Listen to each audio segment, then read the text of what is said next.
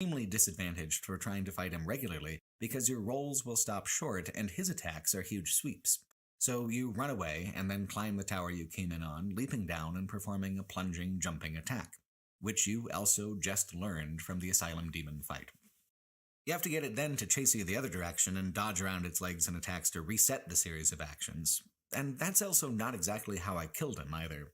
This happens, I would guess, rarely, but the Taurus Demon fight actually taught me something else, too, because of the way that I won it. Posthumously. Trying to get around his tree trunk legs, I was sent tumbling over the side of the castle walls. Seconds later, the Taurus Demon also slips and falls. Victory counts. When I come back to retrieve my lost souls, the winnings from the Minotaur have been added to the stack and he is nowhere to be found. The lesson is this. You are gonna die in some stupid, cheap ways playing this game. It will occasionally do things that seem deeply unfair. You can flip that dynamic. You can use the game's various traps, pitfalls, and quirks of level design to try to murder the hell out of other creatures. Sometimes they'll kill themselves just trying to get to you. So even in its jank, and even in its cheapness, there is an inherent fairness to Dark Souls. All inhabitants of this world are at risk, not just of a glorious death by combat, but of suffering a banana peel pratfall that ends up being extremely fatal. If you choose the black firebombs, if you manage to trip the Taurus Demon into taking a fall, these are unmarked and auxiliary paths to victory, but they're equally valid. I think that's a major component of what's kind of fun about the high baseline difficulty of the games. Anything that gets you through it is a valid choice. I never got quite so desperate to try, but you can even throw piles of shit at bosses to poison them to death, slowly. There's no such thing as a dirty trick in Dark Souls. They're all mean and all dirty. The important thing is that you're trickier than the obstacles being thrown against you. There's an early game boss whose entire job is to truly cement the idea of the difficulty in this game sometimes being cruel and to challenge the player to be creative in their desperation. The Capra Demon is an infamous crucible of progress for the Dark Souls franchise. You have a tiny box to fight him in, he swings wide and he swings deadly, and he starts out with 2 companion dogs whose entire purpose is to force you to panic and catch you flat-footed. It is easy to die in the first 10 or 20 seconds of stepping into the arena. There's a broken staircase, which is the only source of defense. You can travel up the stairs and catch a quick few seconds before the demon follows you. This can also give you an opportunity you need to get the dogs out of the way.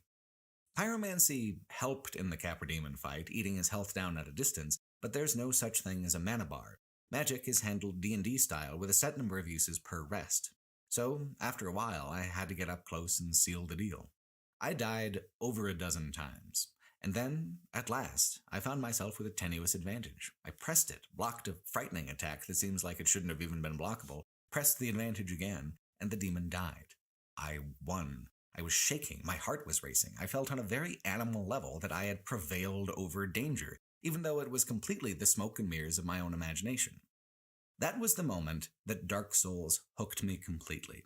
There was a lot I had been enjoying, from the bleak and melancholy tone to the beautiful art direction to the intensely clever level design, but none of it had struck me as completely novel or totally unfamiliar yet.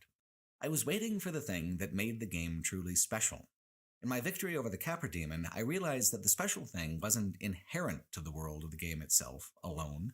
What made it special was its ability to take all those things, the tone of the setting, the opaqueness of the storytelling, the hostility of the environment, and intertwine them into a series of combat encounters that are emotionally provocative in unexpected ways. I feel emotions in games in a similar way to passive media a lot of the time. I relate to characters, I appreciate the visual art, I'm invested in the narrative stakes. In Dark Souls, there is no player character. It's just you. You in this sad, strange, murderous little world, trying to make your way and understand your place in it. Much later on, in the DLC area, you meet an old giant named Hawkeye Go. He mostly does wood carvings these days, but he'll shoot a dragon out of the sky for you for old time's sake. When he does, he reminisces about the ancient war that he fought alongside Gwyn, the boss of the game and lord of this stagnant world, against the mostly now extinct dragons. Go says, "Exhilaration, pride, hatred, rage, the dragons teased out our dearest emotions. Thou wilt understand one day.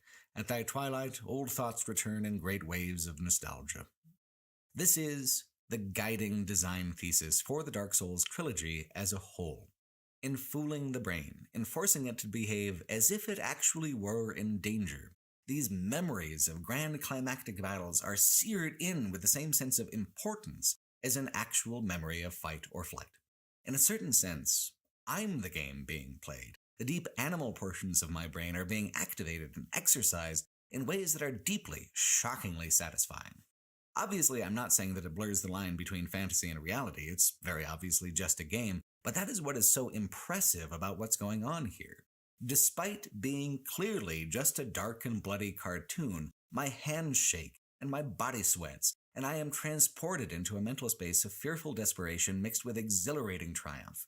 It teases out my dearest emotions. I have never been so shocked to have won as when I beat the Capra Demon. I figured this game was going to be impossible, and the first couple times I fought this guy, I pessimistically guessed that this was going to be the part that I got stuck on and gave up on. Instead, each attempt made me feel like it was more and more possible, despite the loss, despite the failure. I wanted to keep trying, and it worked.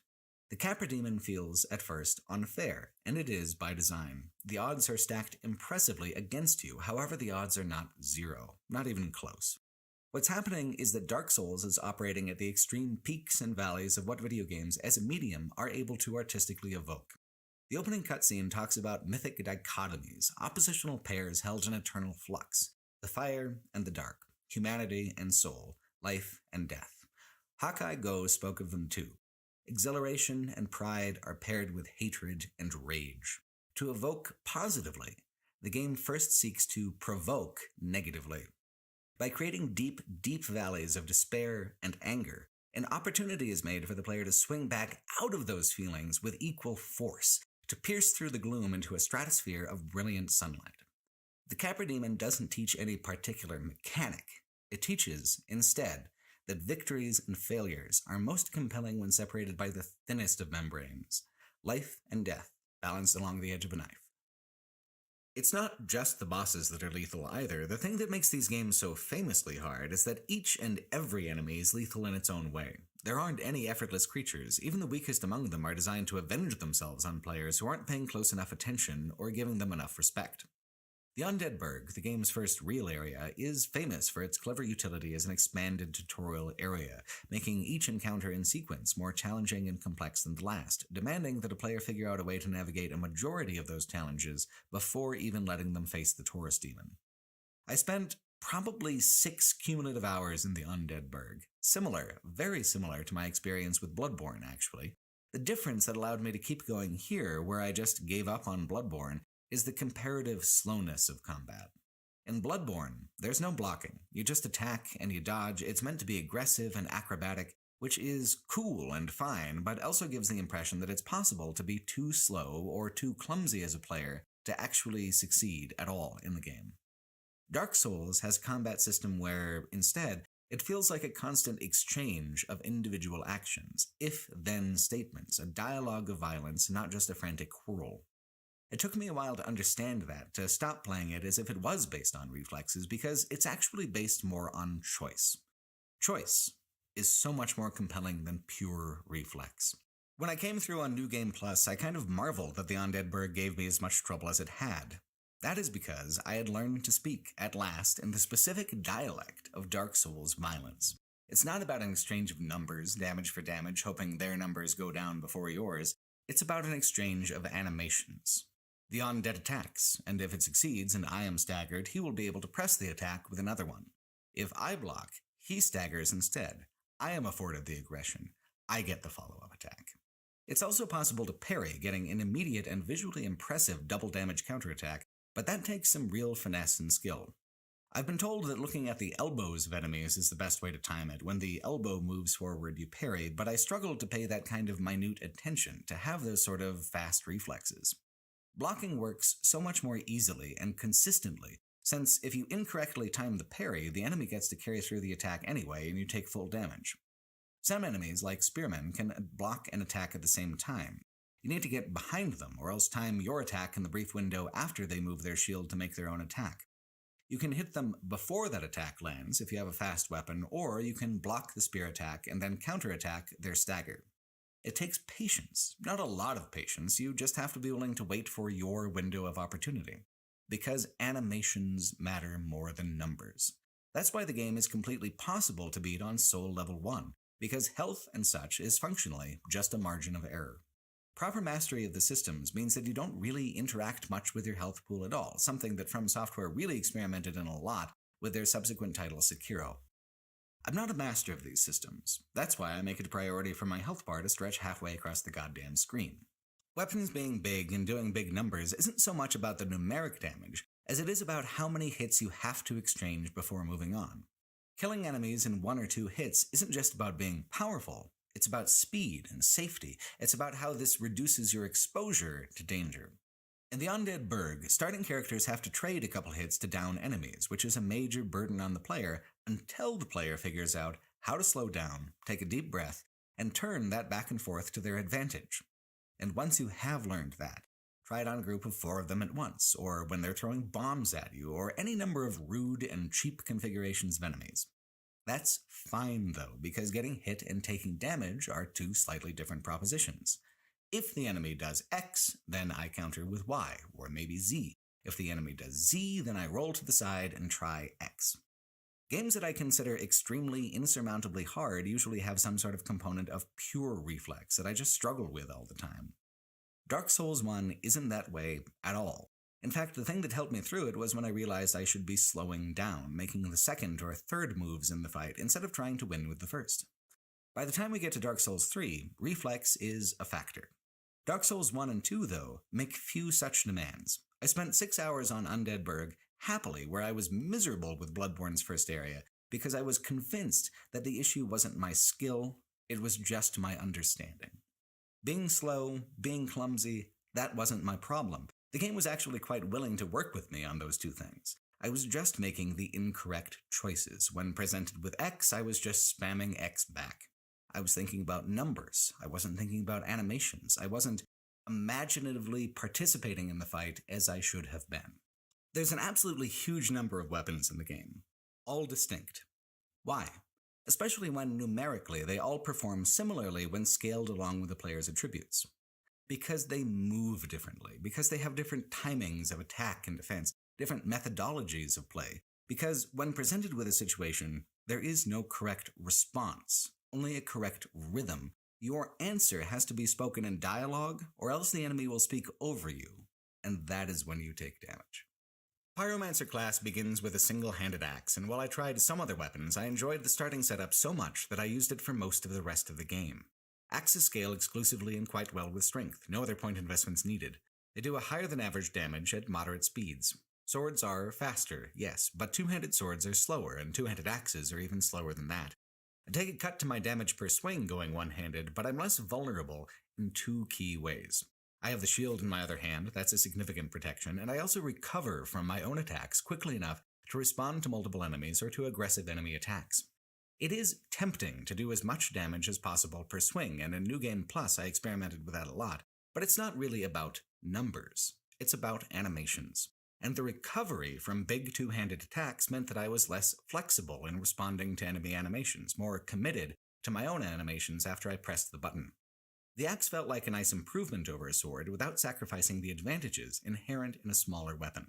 There are no wrong answers across the Dark Souls trilogy, across dozens of answers, and any weapon that scales with strength or dexterity or both can be further modified with elemental damage that scales instead with a casting attribute for the casting classes. Elemental damage is kind of a big deal, something that gets explained early on in a very early boss fight, which also features the first instance of intentional co-op. The Belfry Gargoyles is one of my favorite fights in the game. It's scenic, it's on theme, it's beautifully animated, and it's hard as hell. It's a 2-on-1 fight. First, it's just one extremely powerful flying middle beast, and then it's joined 30 seconds later by another one of equal strength.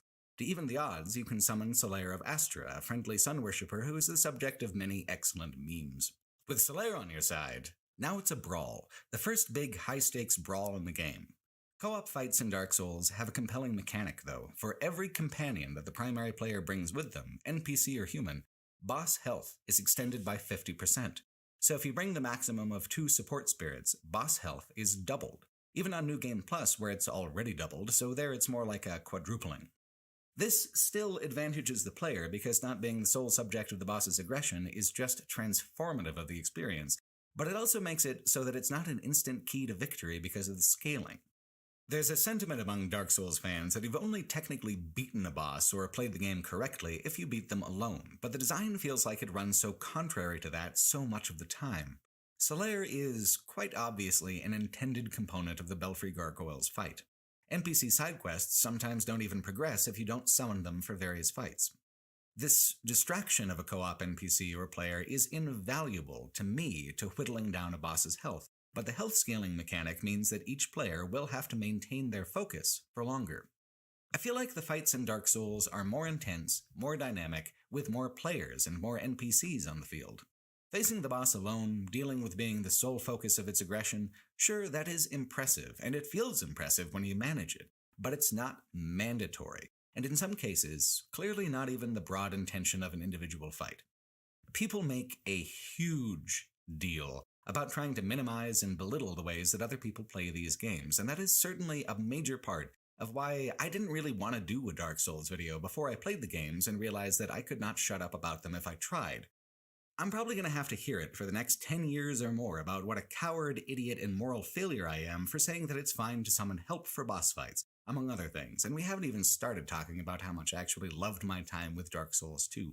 Like anything else in the game, co-op is an optional element that modulates the difficulty. Just like the choice to wield one-handed weapons or two-handed weapons, to use magic or not, to bother investing in dexterity enough to use the bow mechanic. No one is watching you. No one cares. Not actually. Not even the people who scream online about it because they're just scared of having their important victory diminished by other people's more casual joy. When it comes to beating the Dark Souls games, get it any way you can. It seems to me more disrespectful of the developer's intentions to ignore all the help that the games give to players out of a sense of pride than to just, allow a multifaceted game to have as many facets as it pleases. If you fight the gargoyles alone, 2-on-1, it's actually a faster fight. You do more damage, you take more damage. It's over one way or another pretty quick. Co-op style, 2-on-2. Everything's split up and spread out. You do less damage, you have to make more attacks, you actually have more exposure. It's just that you don't have to deal with being the sole focus of two goddamn gargoyles. This is where elemental damage comes into play. These gargoyles are weak to lightning, and a rare item you recently may have found adds that damage to your weapon. If you die, though, that item is gone. You only get a couple of tries to get it right. Is the lightning damage more useful for solo play, to do maximum damage, or co-op play, where it helps eat into the expanded health pool of the bosses? Hard to answer, right? Because it's a matter of choice. There is no better, just whatever makes more sense to you as an individual. You're given a situation. These two flying jerks are going to murder you when you step out on this rooftop. To solve this conundrum, you are given a huge variety of tools, and if one thing doesn't work, come back and try something else. In other later games and boss fights, you'll find people saying some fights are significantly easier when you don't summon because of the health extension. It's all a matter of preference, not a matter of honor. History will not remember your bravery for killing every boss solo, because this is, at the end of the day, a game. We are here to have fun, experience joy on some level. The way people talk about the Dark Souls games made me assume that having fun and goofing around wasn't part of it at all. I shouldn't have listened to the players. I needed to listen to what the game itself told me, where over and over it says, if you need help, take help, get weird with it. To be fair though, there is one encounter that I played where I did feel like I kind of cheated myself out of the experience, at least a little bit. The most famous boss encounter in Dark Souls 1 is the Ornstein and Smough encounter, a balanced pair of bosses where you have a fast, single-focus attacker paired with a giant area of effect bruiser backing him up from behind. I've been looking forward to Ornstein and Smough all game long. They were representative of the entire art style, the entire aesthetic. I summoned another actual player to help me instead of just the NPC because I assumed I was going to get my ass kicked. And then this guy does an outrageous amount of damage. I mean about fully 4 times as much damage per swing as I did. So, really, he killed Ornstein and Smough while I offered my moral support. You can't reset the encounter if you win like you can when you die. This was my one chance to experience this famous battle, and it was over in like 45 seconds.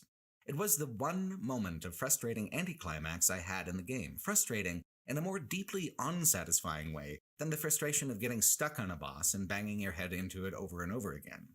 Without a struggle, it didn't really mean anything. I was robbed of both the thrill of victory and the agony of defeat. I just got a checkmark that says pass. Funny thing, though, is that I was paired with this exact player again later in my playthrough, and I was extremely grateful he was there. The longest boss fight in the game, and one of the hardest ones for a build like mine that doesn't do huge amounts of damage per swing, is one of the most narratively interesting. At the bottom of the whole kingdom, not quite the absolute bottom, but close enough, is a drowned city called New Londo. It was drowned because in the depths of this town is a tear in the fabric of reality, a hole to the abyssal void where humanity came from. When they say void, they mean it. The city just trails off into a featureless black nothing. It's kind of frightening. You fall deep into the nothing, and down there are the four kings, ancient lords who sought power and knowledge in the abyss and were lost instead. They hover above a black mirrored plane, one king about every 30 seconds or so, which is manageable if you kill them fast enough, but can spiral completely out of control quickly if you fall out of pace with their arrival and let them gang up on you. There's an NPC summon, but she isn't too useful. She doesn't really do enough extra damage to negate the extra half a health bar that every king has. After 10 or so attempts, and a very annoying sprint through enemies that takes almost 5 minutes to reset the fight, I just wanted out. I wanted done. And here comes Mr. Murderator with his fancy sword, just the hero I need. With this guy helping, we stayed ahead of the reinforcement curve. We killed each king individually as it came, and it didn't feel like cheating. This was exactly the way the encounter is designed to go. I just really wasn't mechanically prepared for it, and this guy was. I had struggled, then I won. I got the full experience. I know I wouldn't have minded the help on Ornstein and Smough so much either if it hadn't have been my first try. I just didn't think that I could take them on my own, so I didn't even spare a single round to try. I might have sold myself a little short there, which goes to show you that any advice you get, and any advice you give about these games, is not 100% true all the time, and certainly not true for 100% of people. Not even my own advice for myself. If you get stuck, there are a lot of things you can reconfigure, many approaches to trying again. Don't be afraid of getting stuck, because there is something much worse than trying again and again and again, and that's not having to actually try at all. When people get defensive and flustered about the idea of an easy mode for Dark Souls, I think it's that flattening of the peaks and valleys of victory and defeat that they're primarily objecting to. The idea that you can make the game too frictionless, and without friction, deny it the weight and meaning that it's capable of expressing. The flaw with that argument is that this is already possible in Dark Souls 1, 2, and 3.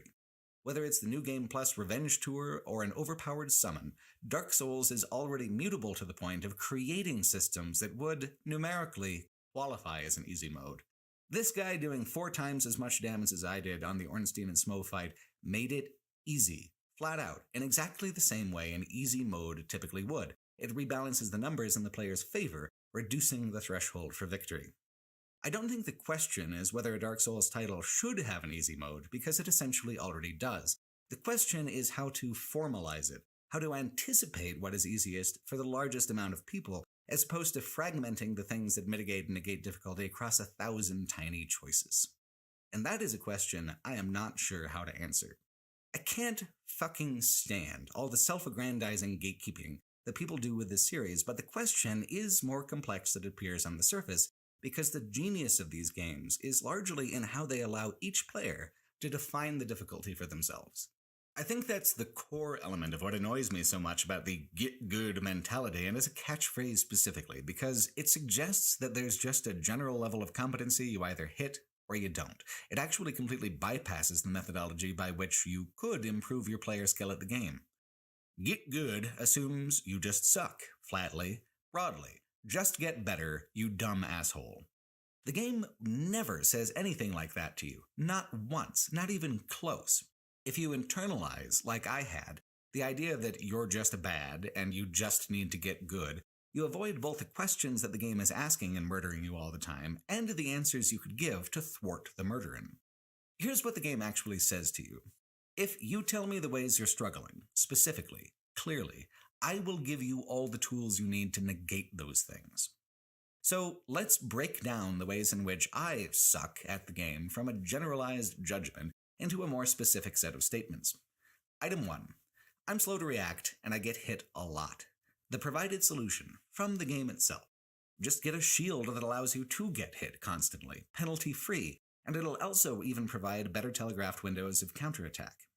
Item 2. I am intimidated by the big guys, and I panic when they pursue me exclusively. The provided solution. Either human or NPC summons who allow me breaks in the danger to regain my composure and to find an advantage in which to press. Item 3. Sometimes the boss fights go on for so long that I get exhausted and I lose focus. The provided solution. Elemental damage bonuses, which can be applied to an item as an item bonus to an unenchanted weapon, or which are an inherent component of spellcasting and spellcasters' weapons, because an extra 25% of damage is, after all, 25% shorter of a fight. Item 4. I just can't stand getting one hit killed by things. It annoys the hell out of me. It makes me not want to play. The provided solution.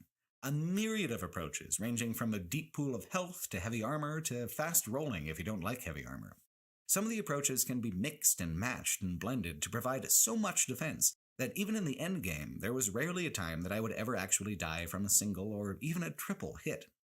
The most important thing is not to get good, it's to identify the ways that you're struggling as specifically as you can, and then use the items and systems already present in the game to simply buttress yourself against your own inevitable mistakes. When you know in advance that you're going to constantly screw up in a certain way, you can plan around that and against that, whereas if you had to broadly get good, that would be impossible. Games that are truly hard are almost universally inflexible in these ways. They demand perfection. Assuming perfection was required was the biggest reason that I stayed away from Dark Souls for so many years, and the biggest shock in actually playing the games. The person like me who does heavy armor, medium rolls with overleveled pyromancy experiences all the same content as the person who does naked level 1 club runs, and both of us are having fun on our own terms, in our own ways. The game is so truly flexible as to accommodate both the style of play that modulates the baseline difficulty towards forgiveness, and the style of play that demands only the most perfectly timed actions. I'm spending so much time on the difficulty conversation this early in the video because, for all the differences in the Dark Souls games, this is the thread that unites them, from here all the way past the end of the trilogy to Elden Ring. This core idea of difficulty being less about broad percentage-driven reductions or inflations in enemy health and damage, but about being able to examine what you as an individual are finding difficult about the games in very minute, specific ways, and then being given a lot of tools to try and help yourself through the frustration you're having. That's what's unique. To play the games in such a way as you're slamming your head against the same situation over and over without trying anything new is the only wrong way to play. Instead, think carefully, ask what went wrong, and then clearly and without self-judgment, give an answer. Could be, this dude boxed me into a corner, or this boss moves too fucking fast, or I'm just not doing enough damage per swing. If you realize that positioning is a problem, a lower armor with a faster dodge roll will let you more easily reposition. If a boss moves too quickly for you, doing range damage and keeping it at arm's length, or using your own fast weapons to try and stagger it and interrupt its attacks, can be very helpful.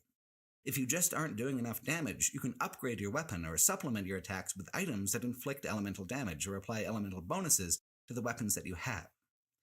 Get good mentality isn't just counterproductive when appreciating the games. It's counterproductive to actually doing well. It places an onus of fault onto the player, a broad condemnation of inherent worth when that isn't even the issue at play. If you're getting killed over and over, it's not because you haven't gotten good, it's because you haven't gotten specific. Like the moment-to-moment combat, the broad progression of Dark Souls is a dialogue, a call, and a response. Rarely ever is getting stuck in Dark Souls a matter of pure skill. It's more a matter of finding the right words, using the language the game is trying to teach you. Get good mentality also completely overlooks how creatively playful and often joking that these games can be. Consider my favorite boss introduction in the game, maybe even the trilogy, the Gaping Dragon. At first, from beyond a waterfall, this snaky little head pops up. That's not the boss, I said to myself, and I was both right and wrong. The little head is just a tendril of the Gaping Dragon's massive, impossible, extremely toothsome physicality. The way the Gaping Dragon moves is absolutely incredible. The teeth, the way it tosses its bulk around the arena, it feels dangerous and weighty and nasty. Every single thing that the design was trying to convey artistically, it conveys mechanically as well. Compared to later dragons or even the earlier optional bridge dragon, the Gaping Dragon isn't really so tough. I struggled with him a lot, though. I didn't quite understand the positioning and timings of how to fight something so large, and that is what is so intimidating at first. Where do you even start? How do you get in close? How do you do damage? It's not a fight about numbers, it's a fight about animations. Sure, it's a little shorter with good damage, but on the educational axis which guides Dark Souls 1 boss fight design, the Gaping Dragon is meant to teach a player how to fight a large creature. Solaire is on offer, a needed distraction for the boss, and once you figure out how to fight the boss, he's not tough.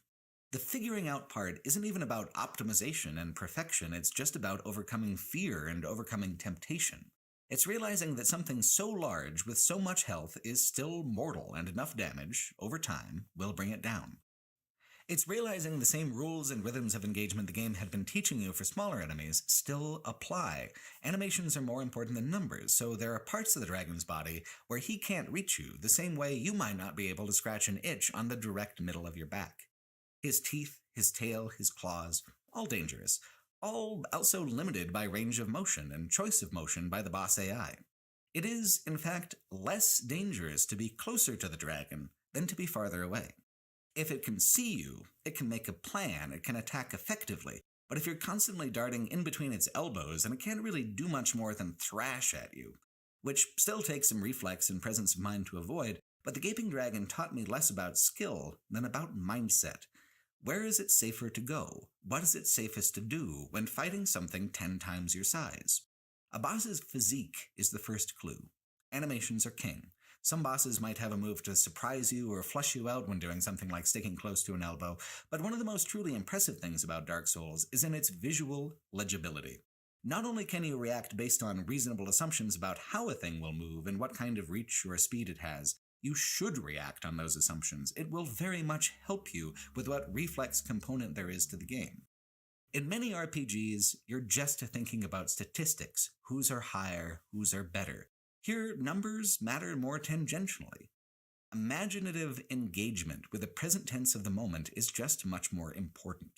To truly believe you are where you are, doing what you're doing, and then act accordingly to the impulses and the anxieties of that situation. Theoretically, it is brave to fight a dragon from the front. Strategically, it is also foolish. The best place for the player in any given boss fight is wherever and however you are most vexingly inconvenient for the particular way that boss is trying to move and kill you. In the Gaping Dragon's case, that joking introduction is also a hint. He's big, he's scary, but he's also got parts of him that are pretty harmless, and if you can hew close to those parts, you've already gotten the better of him. Dark Souls 1 is a game that rarely explains things to a player directly, explicitly. It's also a game that is constantly directing a player's attention to the right answer anyway, through suggestion, through implication, and also through failure and death. Death is never a hard no. A person can kill anything, any way in this game with patience, or skill, or both, but it is often a soft suggestion that it's time to mix up your approach a bit if you do keep dying. Where to go, what to do, how to do it, it can be overwhelmingly vague at first in the Dark Souls trilogy. The more familiar you get with the way these games are actually speaking to you, the less vague it actually seems, the more accessible and explicit it reveals itself to be. And that is more true of the narrative than any other aspect. The opening cutscene is actually kind of simple in how it sets up the general mythology and name-checks the gods of the realm who you have to fight by the end of the game. It is cryptic and cursory. Like a character's attributes, fragments of the story and the setting's lore don't really amount to much when taken individually. One point of any attribute hardly has any tangible effect, but stack 5 in a row and the results can suddenly be felt mechanically. No one line of dialogue, no individual paragraph of exposition seems to make much sense or add much context.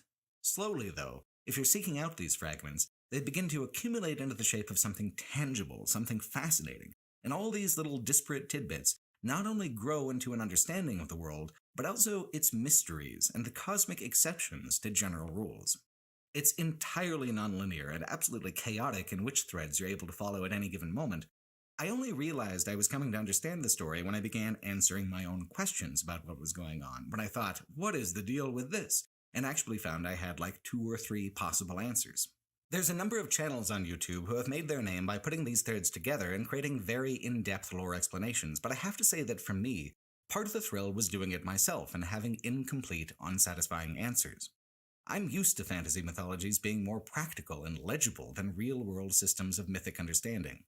Take Dungeons & Dragons. Not only are its gods all named with bespoke domains that don't appreciably overlap, the gods are also arrayed on a vast cosmic wheel that corresponds with the 9-point morality compass of its character sheets. Something like the Elder Scrolls has a little more obscurity and depth to its mythic and religious storytelling, but it is also full of clear, comprehensible events and motivations. Mythology and religion are, in traditional cultures, attempts at understanding the world and its complexities.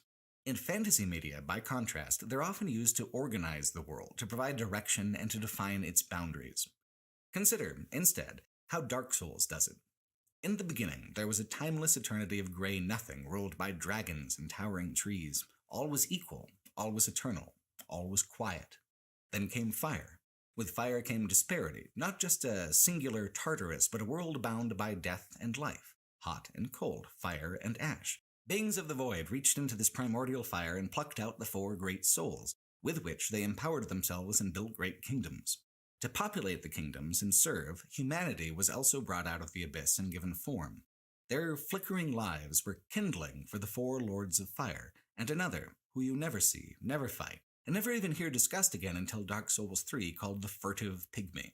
The Furtive Pygmy was given the Dark Soul, the one soul which was partly of fire, of finite existence and burning life, and partly of the abyss, eternal but empty, stagnant, cold.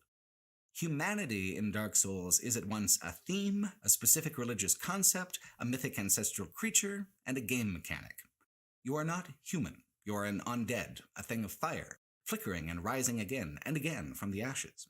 Your fate is to eventually die so many times that life loses meaning, you lose your identity, your memory, the parts that made you an individual.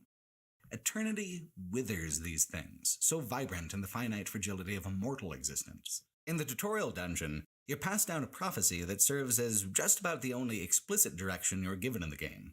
Oscar, Knight of Astra, gives you the Big Pilgrim's Key and teaches you, quote, "Thou who art undead art chosen. In thine exodus from the undead asylum maketh pilgrimage to the land of the ancient lords. When you ringeth the bell of awakening, the fate of the undead thou shalt know." End quote. You begin your pilgrimage as an emaciated zombie in a lonely cell, without a past, without a present, without even an idea of where you are going, beyond the idea that answers lie in persistence. Thou who art undead art chosen. However, time in the lands of Lordran is broken and slippery. Realities pile on top of each other. You are not unique. Each and every player experiencing the game are different, chosen undead. Even the NPCs you meet are often working towards the same ultimate prophesized fate, and as such, you actually have no specialness to your special destiny.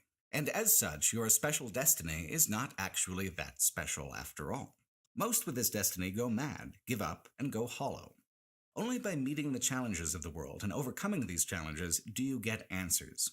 Your hollowing, however, is overcome in a less personal way. There are items called humanity, little black candle flames with eyes, and consuming them restores your character from a zombie to the face you actually made in the character creator, as well as activating all the online components like co-op summoning.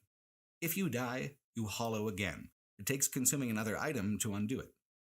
What is meant by this? Is humanity good? Is humanity even human in a way you'd commonly recognize? Is humanity a creature, a concept, a game mechanic, or all these things at once?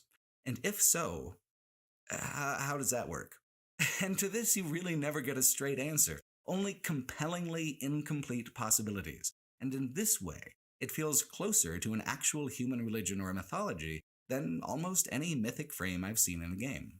Consider one of the central bedrock teachings of Buddhism, the Four Noble Truths. The first truth is dukkha, the truth of suffering, the fact that existence is pain to some degree.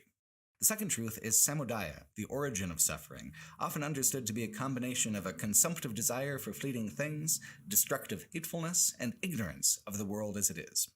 Nirodha is the third truth, the truth of the end of suffering.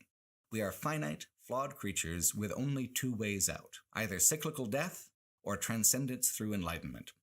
The fourth noble truth, then, is the truth of the path out of suffering, the Noble Eightfold Path, which is the next series of Buddhism's core tenets.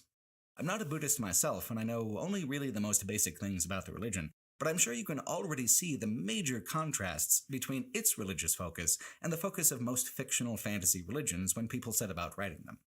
Instead of using pantheons to assign different ideas, objects, and events to different thematically appropriate gods, the Four Noble Truths are grappling with the fundamental question of all real-world religions. Why do we hurt? Why are our lives so full of both beauty and pain, and how can we make some sense out of it? In lacking a concrete answer in our concrete reality, it creates a frame within the world of the unseen and supernatural to hang these questions on and set to the work of connecting the dots in ways that feel resonant, true, or meaningful. The biggest temptation in creating fantasy mythologies and fantasy religions is to actually create concrete truths within the world of the setting. And that can be fun, fascinating. The story of your character in Baldur's Gate, for example, and the choice of whether to ascend to godhood by the end of it or not, is one of my favorite fictional narratives in video game history, but it's also fundamentally a separate experience of religion than living people have, a more practical, a more actionable one. This is true to some extent in Dark Souls. You meet the gods, and often you slay them, and the cosmology as presented is demonstrably accurate to the world, but the cosmology is also obviously poetic and metaphorical to a large degree, and in that allegorically mythic way, reflects back on our own even more cryptic universe and its utter lack of concrete answers.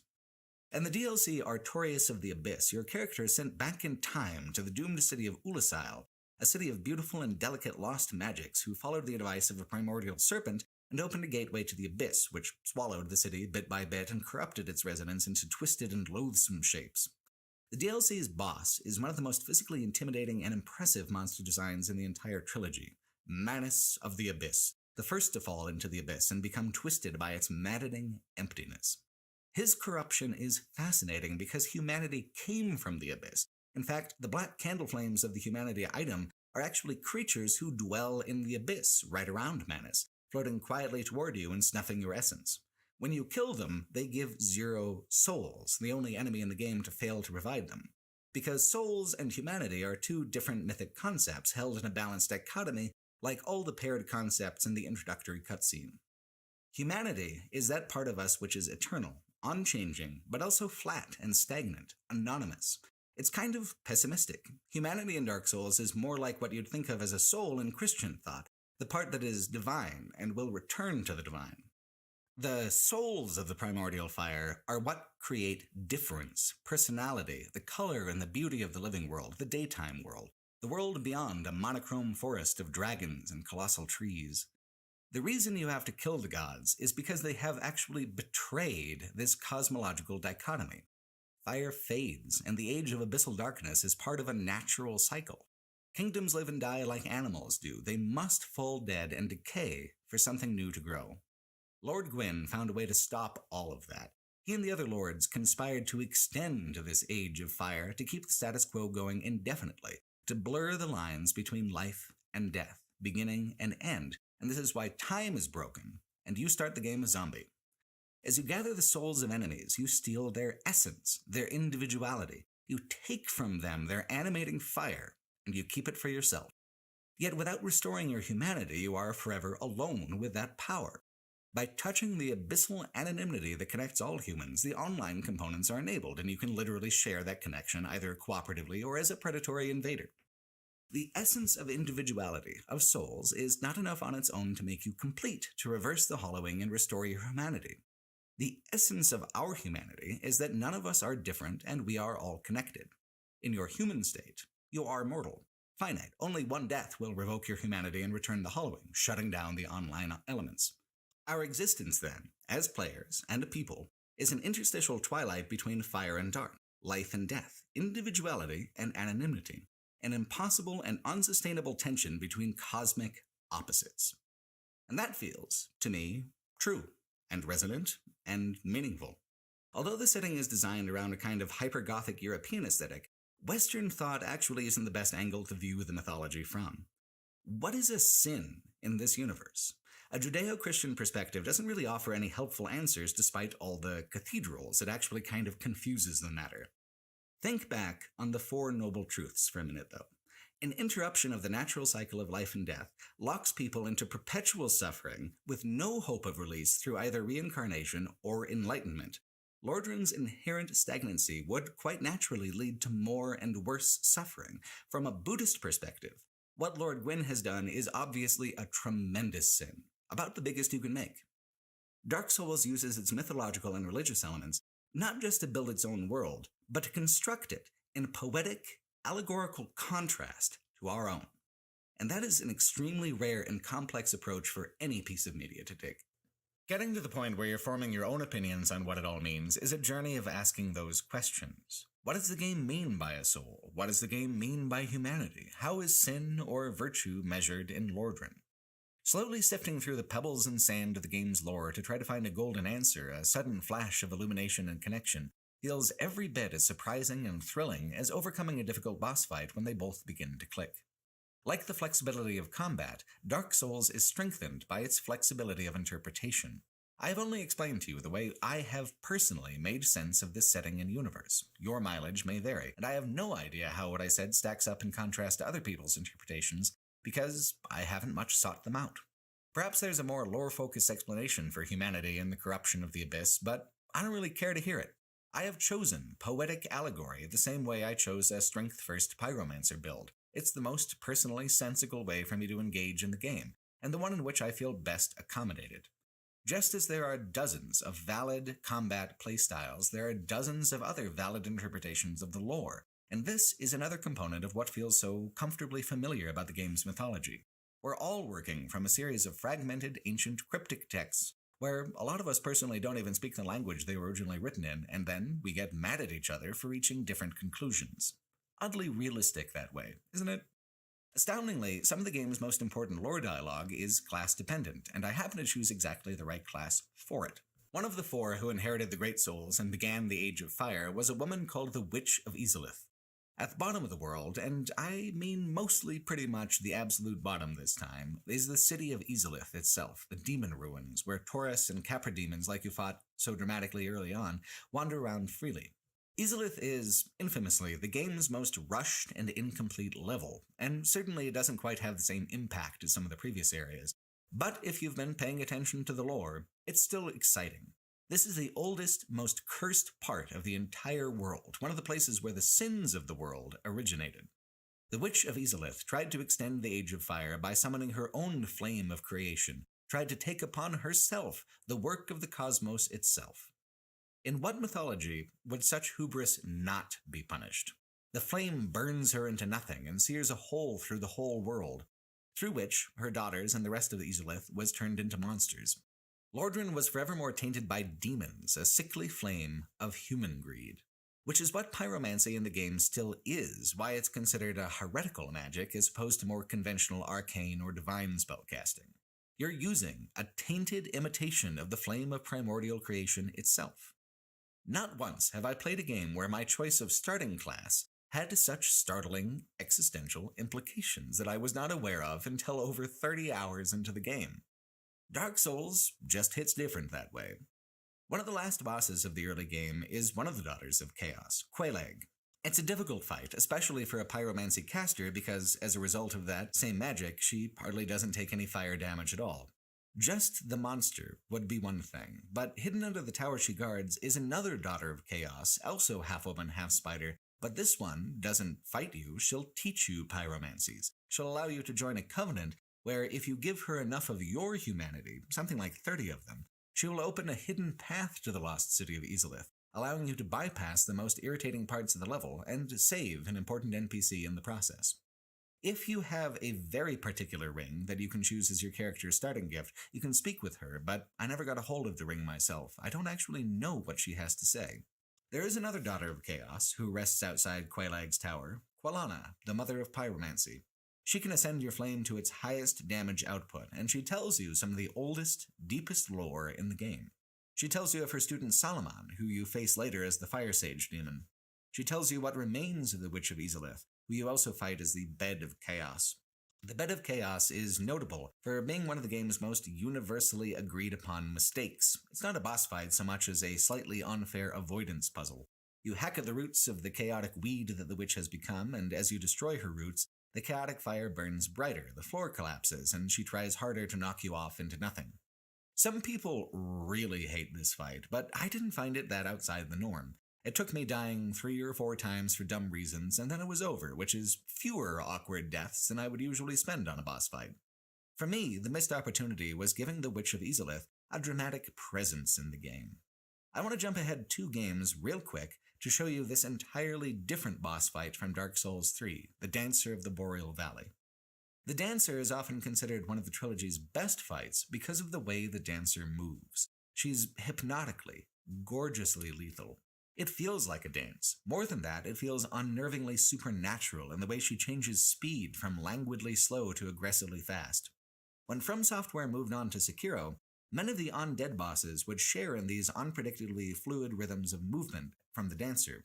The way the Dancer moves, her stage presence as a boss monster, essentially unites the entire experience, mechanically, narratively, thematically.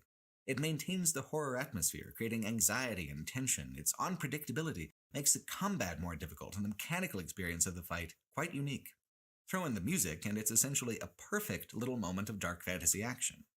Now, Bed of Chaos in Dark Souls 1 is on an entirely different engine, and asking for that kind of fluidity in the animations is asking for a lot, probably too much. But there could have been some kind of in-between area, where even if the older boss can't match the Dancer's mesmerizing flow, it doesn't have to feel as flat and static as the Bed of Chaos feels. As it stands, the Bed of Chaos is just an exercise in high-pressure gardening, which is a real disservice to a primordial goddess who sought to control the powers of creation herself and was punished for it. It's kind of strange, actually, because the Bed of Chaos isn't the only one of the old gods whose presentation is a little dramatically underwhelming. The back half of the game, you're hunting them to fill the Lord Vessel and access the Kiln of the First Flame where the 4 Great Souls were originally found and where Lord Gwyn committed his great sin, what Dark Souls 2 would later refer to as the First Sin. Besides the Bed of Chaos, the actual bosses and the actual boss fights alone, individually, are pretty exciting and mostly amazing. It's the areas leading up to them that can be underwhelming and take away from the drama. The Kingdom of Lordran has one of the most singular, unique physical designs in gaming history. It's shaped like a crystal with a pointed peak, a tapered bottom, and a thick, angular middle. Every single location is layered within the others, not like a Russian nesting doll, more like a doll house, a solid edifice that you can open up from the middle and see all the many little rooms that actually make up the interior space. To even get the Lord Vessel to embark on the Deicide tour, you have to explore this crystal from top to bottom. The thing about the Lord Vessel is that it functions as something all the Dark Souls games end up having, which is a late-game reversal, where what seemed like the climax of the game was actually just a stepping-off point for the serious hard part, which takes another long series of hours and reveals parts of the map that you hadn't even guessed existed. Lost Izalith, hidden at the bottom of the kingdom, is one of those places. But consider the route to Gravelord Nito. Nito's a tremendous character design, a truly excellent and convincing Lord of Death. No fault to him. To get to him, you go down a hole in the graveyard that may have stumped you early in the game. After the tutorial, you get dropped off by a giant bird at the Firelink Shrine, a navigational nexus between the worlds up and the worlds down. One route leads to the Undead Burg and the Taurus Demon, and the other heads all the way down to Gravelord Nito through skeletons who will tear lower-level characters apart. So, delving into the crypt, that's fun. It loops back, it's satisfying, especially with the added mechanic of skeletons that respawn unless you do divine damage to them. After getting to the bottom, it feels like a vindicating accomplishment. What's the best way to follow up a good victory?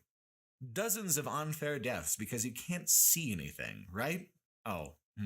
The Tomb of Giants is kind of a good idea, hampered by the fact that it's only really enjoyable on New Game Plus. There are a limited number of items that shine light in this game, and a spell in the arcane discipline, but if you've made it to the Tomb of Giants without acquiring any of these things, then you're in for an extremely unfair time. It's got one path, vaguely outlined with little glowing pebbles in the darkness, on a route peppered with enemies designed to knock you off the path into bottomless pits and multiple enemy murder traps. It is flatly mean. Contrast this spiteful darkness with the other well-known worst area in the game, the Blighttown Swamps. The Blighttown Swamps are a massive poison quagmire that slows your movement speed to a crawl and constantly damages you. Here's the thing, though. All that is manageable. With enough vigor, the drain on your health is very slow. There's enough time to explore and plenty of items to find scattered around. There's even a hidden path to a completely optional area that we'll talk about in a minute. The Blighttown swamps don't instantly kill you, they just constantly harass you, and that is an important difference in the actual difficulty of the environment. There are rewards in the swamp. There are rewards in the Tomb of Giants too, but without light, it is just instant death, any which way you go. With light on New Game Plus, I actually kinda liked the Tomb of Giants. Like everything else about the level design, it is tightly coiled in on itself, with rooms and paths stacking on top of each other and reaching ever downwards. But holy shit, is it genuinely awful, awkward the first time around. Other late-game areas have their own frustrations. For example, the Duke's Archive, where the dragon who betrayed his own kind to usher in the Age of Fire lives and works, is a great level. It's complex, difficult, layered in a fascinating way. The lead up to Seath the Scaleless himself, however, is kind of a soul-crusher. The Crystal Cave is a dense and winding maze of invisible walkways and tough enemies. And you need to go through the whole thing anew every time you die to the boss. It's draining. It's hollowing. Even if the environment is, in this case, a lot more visually interesting than the skeleton cave of the Tomb of the Giants, the environment hostility is equally severe in the lead up to a difficult encounter with the Lord of Lordran. It is just cruel, which is not unusual for Dark Souls, but it is mean in a kind of arbitrarily punishing way that feels disappointing compared to the game's moments of more playful sadism. Which brings us back to the secret tree in Blighttown. Do you remember how the whole world used to be an endless, timeless wasteland of trees and dragons? Well, here's one of the last pillars of that old primordial world, sitting dead in a poison swamp in the deepest, nastiest part of the kingdom that you've probably been to yet. You have to push through 2 invisible walls, and then you find that the tree trunk is hollow, spectacularly hollow. It just keeps going down. If you want to talk about cruel and you want to talk about unfair, trying to make it down the tree trunk is just about the most blatantly sadistic that the game ever gets. Once you're done falling to your death dozens of times, you can enjoy getting turned to stone from the many, many basilisks who nest in the dead branches.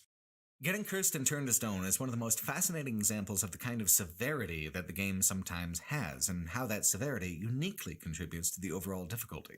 If cursed, death is not the end of your problem. Your health is permanently reduced an entire 50% until you lift the curse, which you can only do by revisiting the tower in which you fought the gargoyles and buying a purging stone from the weird guy in there. It is a status effect that necessitates a whole-ass side quest when it afflicts you. I got cursed that way much earlier in the game, and the journey to try to lift the curse was like a half-hour detour and a considerable undertaking.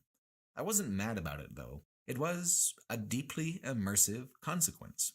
I increased my understanding of the connectivity of the map by doing all that backtracking. I gained a lot of experience hacking my way through enemies who constantly repopulate the areas you've been to each time you rest. I felt like this hadn't been just a passing barb like poison or toxic status. It had been an event in my character's little digital life, a quest as purposeful as any other. So you have to go back to the tower every time you get cursed? Nope. Option B, never stated, always there, is to simply bite the bullet and roll with the consequence. Once cursed, you won't be cursed again. You can still die, but 50% is the maximum reduction. Like the poison swamp, you can grit your teeth and you can just power through. You can also pick up a couple purging stones before you head down the tree, die over and over on your way down, and then just pop the stone at the end of the danger. The most hilarious, iconic little act of sadism in the tree trunk, though, comes at the bottom. There, after fighting your way through all of that, so excruciatingly close to the exit, there's these dopey, slow mushroom people, and you might say to yourself, oh, thank God, an easy enemy, and you'd be dead fucking wrong, because the mushroom men can pummel you to death in seconds, even at high health and heavy armor. They are both insult and injury, on top of being one of the most inoffensively storybook monster designs in the whole game. They're a joke. A mean one, possibly, absolutely at your expense, but it is a funny-ass joke. After the joke, you get something both beautiful and impossible. Down here, at the bottom of the world, the real bottom this time, the absolute bottom, a depth so deep it's absolutely forgotten nowhere land, is a beach, a shore where the old trees stretch into infinity. Across the long and winding beach is the last of the dragons. He won't fight you. He simply is. You can even cut off his tail to use as a weapon, and he's undisturbed. He doesn't speak. Like the trees, the dragon is a timeless, eternal constant. You are nothing to the dragon. There are dragons who interact with you in the overworld, but I think what's so special and memorable about the Hidden Shore is that it is out of step with the overworld, a place out of gone-away time in the universe, only really accessible because of how slippery time can be in Lordran. None of this is explicit. It's all presented flatly, cryptically. But once you're familiar with the pieces of the lore, there's so much there to try to thread together. The dragon, I feel, won't fight you for the same reason that the tree won't fight you. It's just an eternal part of nature and not truly a part of the Age of Fire or the Age of Dark, the way the other dragons are. Quite an optional area, isn't that? You get some extra experience, you get some bonus items, but the biggest reward is an existential conundrum you have no hope of completely solving. One of the game's most remarkable hidden revelations is paired with its most iconic and impressive level, Anor Londo, the cathedral palace at the top of the world. Bathed in waning sunlight of an endless late afternoon, it's the hinge between the middle game and its god-hunting back half. The proportions of Anor Londo is what makes it so remarkable. It's willing to use vast, almost empty negative space areas to create a genuine impression of scale.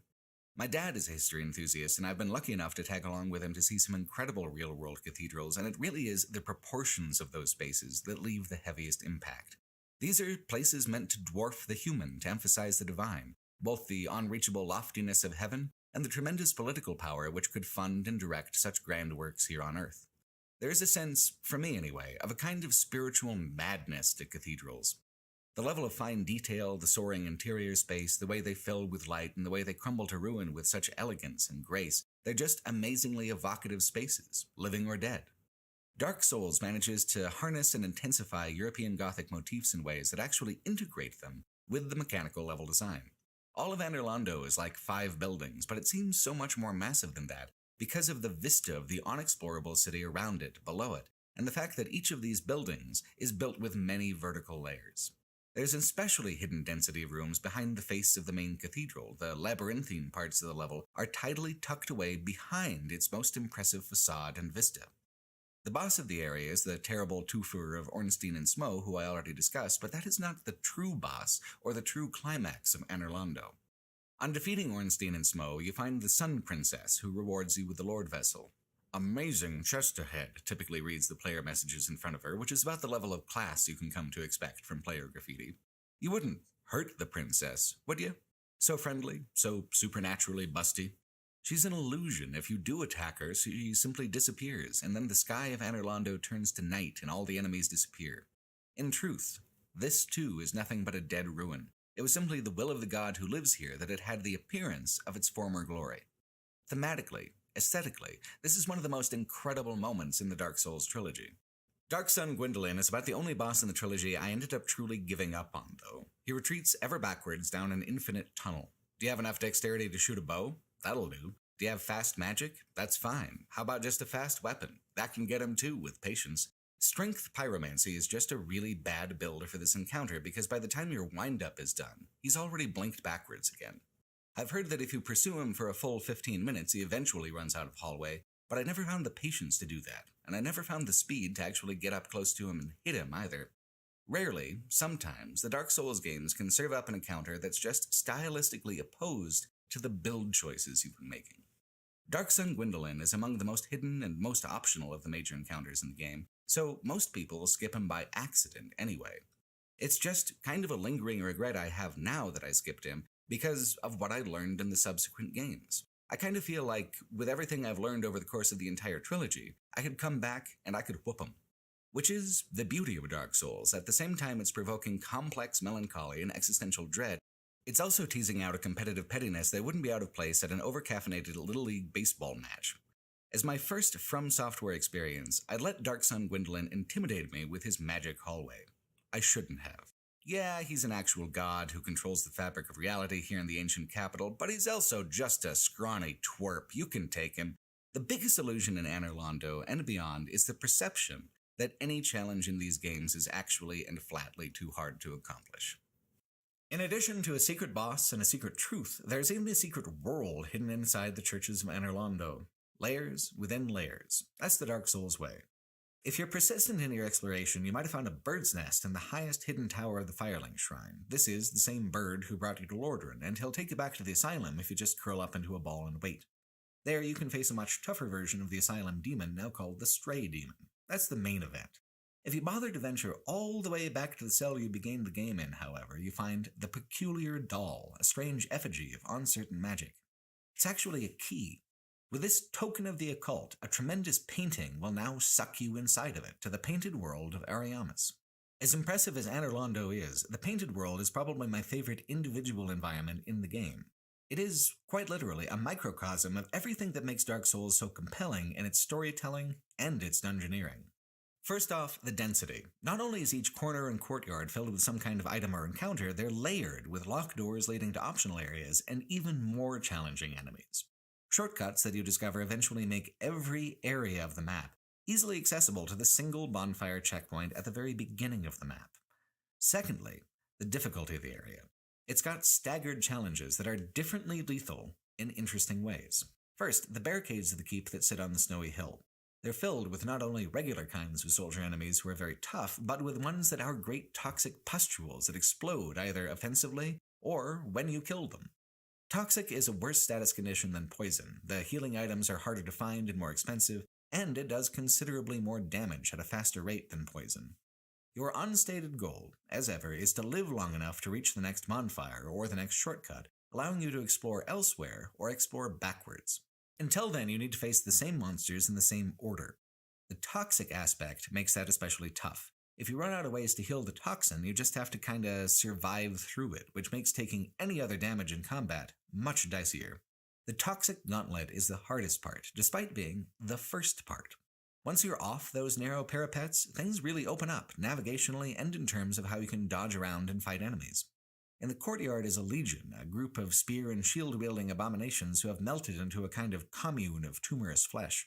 They are intensely dangerous head-on, but slow and not dangerous at any other angle besides head-on, which makes them basically the best soul farming spot in the game.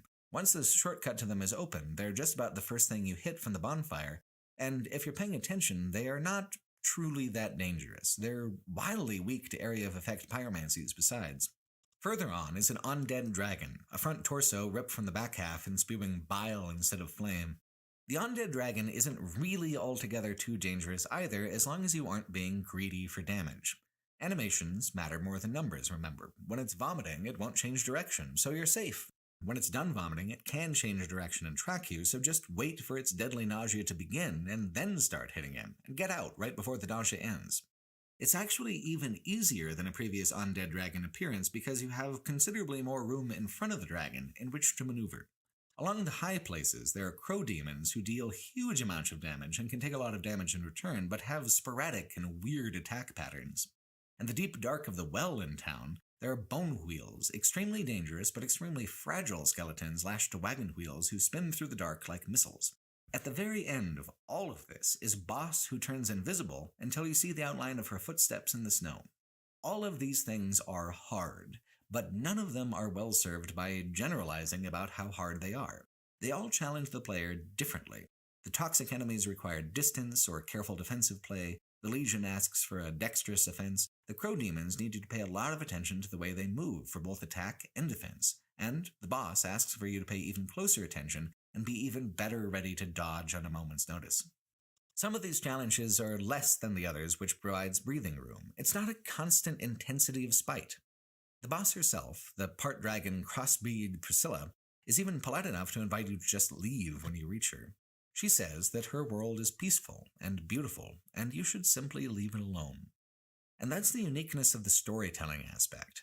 For whom is this world beautiful? For the twisted, agonized zombies of the courtyard and parapets? For the skeletons in the well? For Priscilla, the one single creature of grace and dignity in this world that's even more stagnant than the one you came from?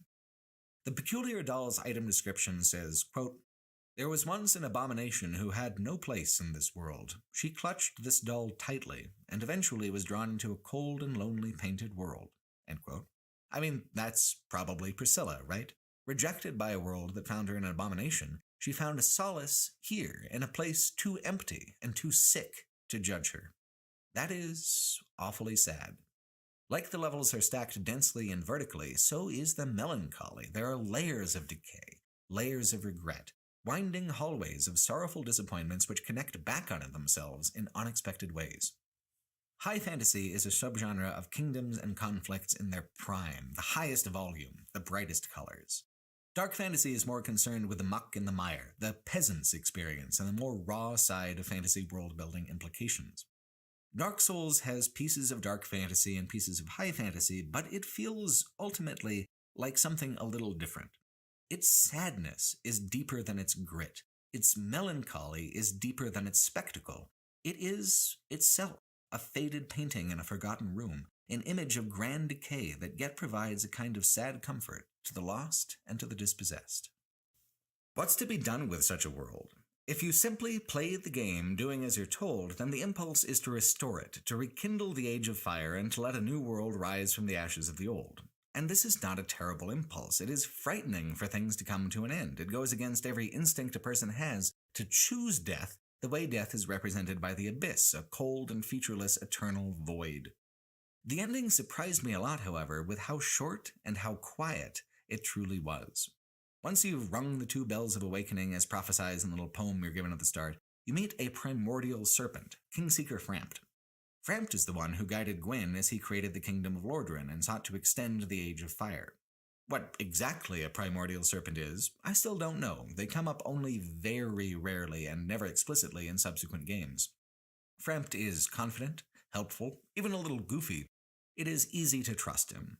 He helpfully tells you, "Chosen undead, your fate is to succeed the great Lord Gwyn, so that you may link the fire, cast away the dark, and undo the curse of the undead." End quote. All good stuff. Except the curse of the undead is a direct result of what Lord Gwyn had done.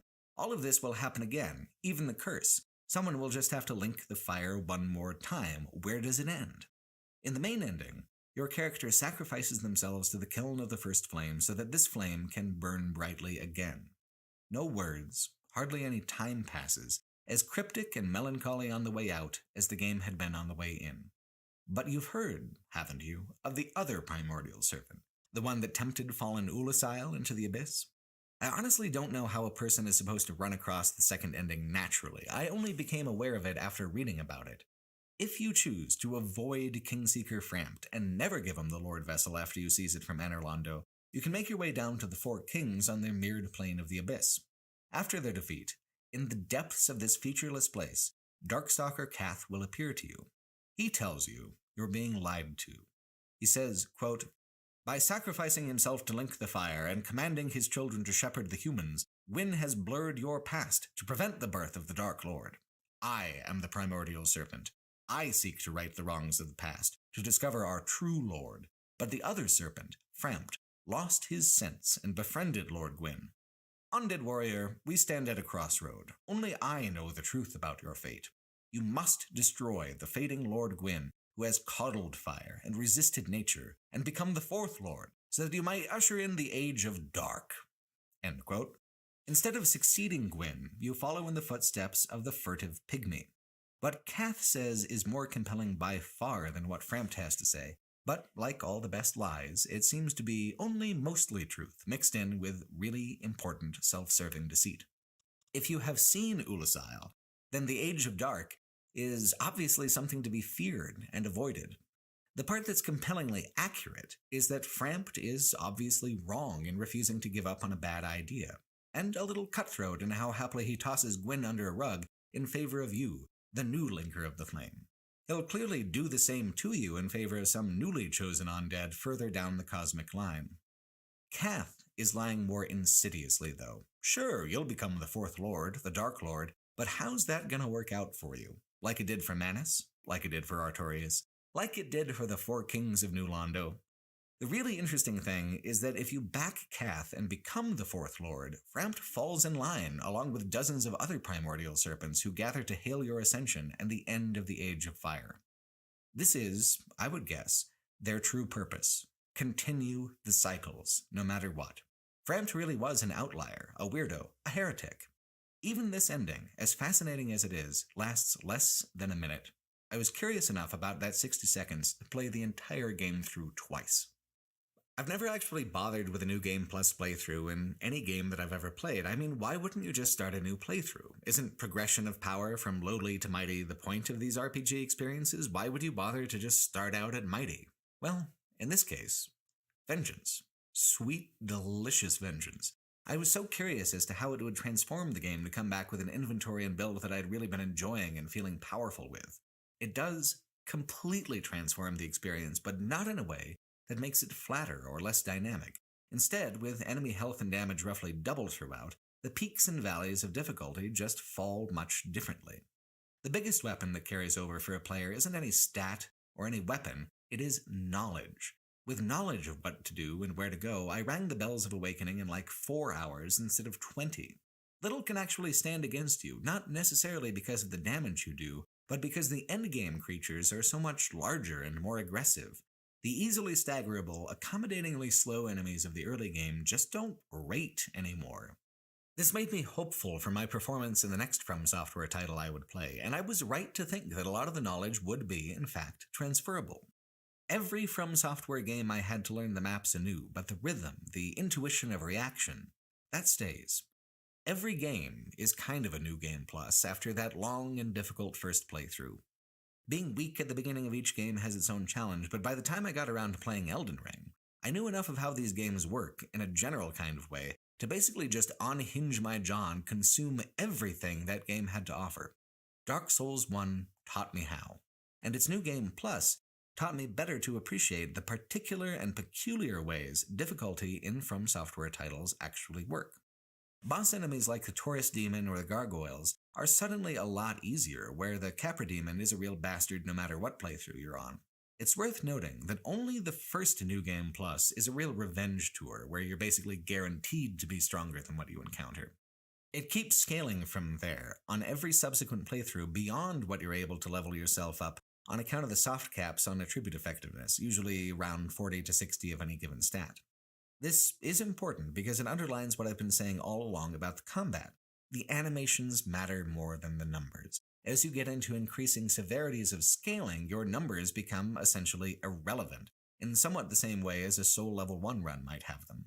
So the Belfry Gargoyles are always somewhat simple, and the Capra Demon is always somewhat unfair. On New Game Plus 1, however, the numeric pendulum is swung dramatically in my favor, and I do enjoy it that way. Almost like it's on the tip of my tongue, in easy mode. Having the game balanced around the idea that I have more health and stronger inventory starting out doesn't mean there's no friction. It means the friction at the beginning is significantly less, and the middle game around Sen's Fortress through Anor Londo is still tricky but doable, and then the last third of the game feels basically the same in terms of difficulty and time investment to complete. Much easier to be completionist this way, to find items and NPCs you may have missed the first time around. And if you did the completionist stuff already on the initial run, you can just speed smash the entire experience, which is mightily satisfying. I feel like this begs the question, though. If scaling conditions from New Game Plus 1 through New Game Plus 7 were available from a menu or the start screen, is this not exactly the global difficulty gradient that people are looking for? The only thing missing from the paradigm is the fact that so much of the experience is starting from zero and making the slow climb through the first playthrough. New Game Plus doesn't require half the work of the thing, or half the time, which is essentially what an easy mode is supposed to be about. I'm being paid to be here. This is my job to play these games and write essays about them. But for people who have major commitments in the real world, this kind of Gamer's Digest version of the experience of Dark Souls is precisely what they're after. There's a fair debate to be had over what would be lost from the experience by playing a New Game Plus 1 style character before putting in the sweat and tears of a from-scratch playthrough, but it's pretty foolhardy to say it's inconceivable to think of what these games would look like with an easy mode. Here I am, doing it now, with tremendous joy and no remorse, bonking bosses on the head like the name of the game is actually whack-a-mole. In subsequent Dark Souls games, I got deeply into the New Game Plus part of the experience as a way to experiment with and re-experience the difficulty curve in a new way, but I didn't quite get how meaningful the second playthrough can be in cementing your understanding of the Dark Souls games when I played the first Dark Souls. It is the only one of the trilogy where I did not go back and replay the DLC on New Game Plus, since I thought that reaching the hidden ending was my goal and I didn't really slow down in trying to reach that goal. Which I regret in retrospect, because the Artorias of the Abyss DLC is one of the best of all the various DLCs in the trilogy, and certainly the one with the most coherent and exciting plot. While we've already discussed the fate of Ulusail, another wrinkle is added by your relation to the legend of Ulusail's fall. Most everyone in the kingdom knows that the one who fought the Abyss, sacrificing himself in the process, is the legendary knight Artorias, the greatest swordsman the kingdom has ever seen. As part of the main game, you fight his dog, Sif the Great Wolf. Sif has stayed resting at his dead master's grave for hundreds of years, and has the most absolutely badass introduction of the game as he pulls the sword of Artorias from the ground and attacks you with it, blade in his teeth. What a good boy. What a great fight, and what a cool climax to everything you accomplish in the DLC. Bundled with the Dark Souls Prepare to Die edition and every copy of the remastered version, the DLC is integrated far more closely with the original content than I've come to expect from post-release content in general. It honestly does not feel like a complete game without it. Unlocking it is also wild, involving freeing a trapped NPC from within a golden golem, and then finding a subsequent golem with a key item that'll attract the notice of Manus, who opens the time portal and then pulls you through. In fact, a puppy version of Sif, still doing the sword teeth thing, is the only summonable NPC for the fight with Manus, provided you save him in a semi-hidden part of the caves leading up to the fight. So, if you helped him back then, why does Sif try to kill you in the present? Maybe he doesn't remember you, or maybe he figured out that you're the one who killed his master earlier in the DLC, and he spends the interim centuries bulking up on the Alpo diet to take his revenge. The fight with Artorias is, hands down, the most amazing and complex boss fight in the game. Too complex, for me, ultimately. I could not beat Master Swordsman Artorias. I'm not a Master Swordsman. I'm an idiot. So, how do I kill him anyway? Well, remember when I said that nothing about Dark Souls is consistently true, including my own advice to myself? Here is a great instance. Yes, this game is about animations over numbers, unless you use your numbers to negate and bypass the animations. Poise is by far the most neglected and most powerful secondary statistic in all the games of the trilogy. By combining the heaviest armor in the game with a ring that adds nearly that much again, you can get the poise score well over 100, and at that point, you don't flinch. Artorias has a lot of acrobatic, destructive moves. You can approach the fight normally and try to dodge and dance around them, do the thing where you're fighting as equals, or you can kick your poise into overdrive and just stand there, taking it, swinging back with impunity. Artorias is prepared to kick the ass of a lot of builds and a lot of playstyles, but he struggles with it when you make yourself a statistical boulder. Is this dishonorable? A cheese tactic? Sure, why not? Such is the mutability of the game. You can spend a lot of hours trying to fight him the correct way, the cinematic way, or you can just accept that you might not be that cool and beat his ass in a more underhanded way. This isn't frictionless, mind you. It took me a full hour of trying not to die to him, even using this method to get it done. That is 1 hour with Artorias, though, not 8. I'm going to get up to that 8-hour mark, but not yet. Not here. Not with Master Swordsman Artorias. The DLC also features a slightly hidden boss who's got a reputation for being even harder, Kalameet, the Black Dragon. He's the one that Hawkeye Ghost shoots down for you. Could I beat Kalameet on my own, alone on the field of honorable combat? Hell no. So I used the co-op system to summon help. It took about 4 tries, but me and 2 other strangers managed to group up into an essentially impromptu D&D party of me as a heavy tank, plus a light armor rogue sort, and a wizard. Although 2 players doubles the boss health, having 3 complementary playstyles, all applying damage at the same time in different methods, just melted that extra health away. It was a spectacular way to end my time with the DLC, felling an impossible foe by simply asking for help and being lucky enough to receive not only practical help, but thematically appropriate help. It was a culmination of a lot of things that I loved about Dark Souls as a whole. I loved the openness of the design, how many different tools and approaches there are. I love being able to ask for help and receive it so generously, whether through NPC summons or player cooperation.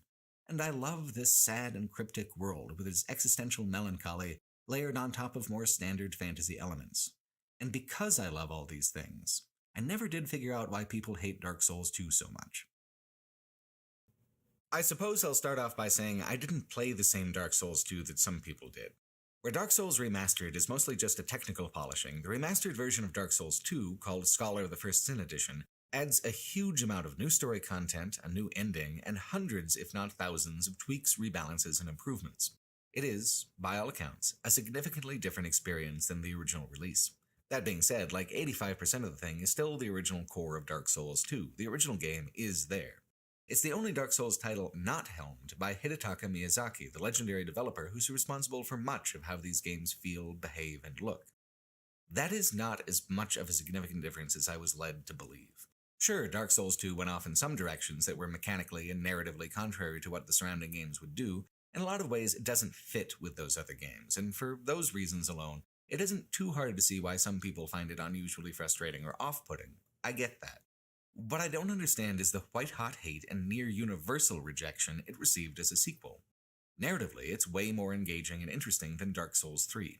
Mechanically, its only real crime is doing something that video game sequels have been doing since the dawn of time, trying to be a bigger, more prolonged, more impressive experience than its predecessor, and failing. Dark Souls 1 has an especially beautiful game world on account of its intricate density, how it all fits together as a single piece.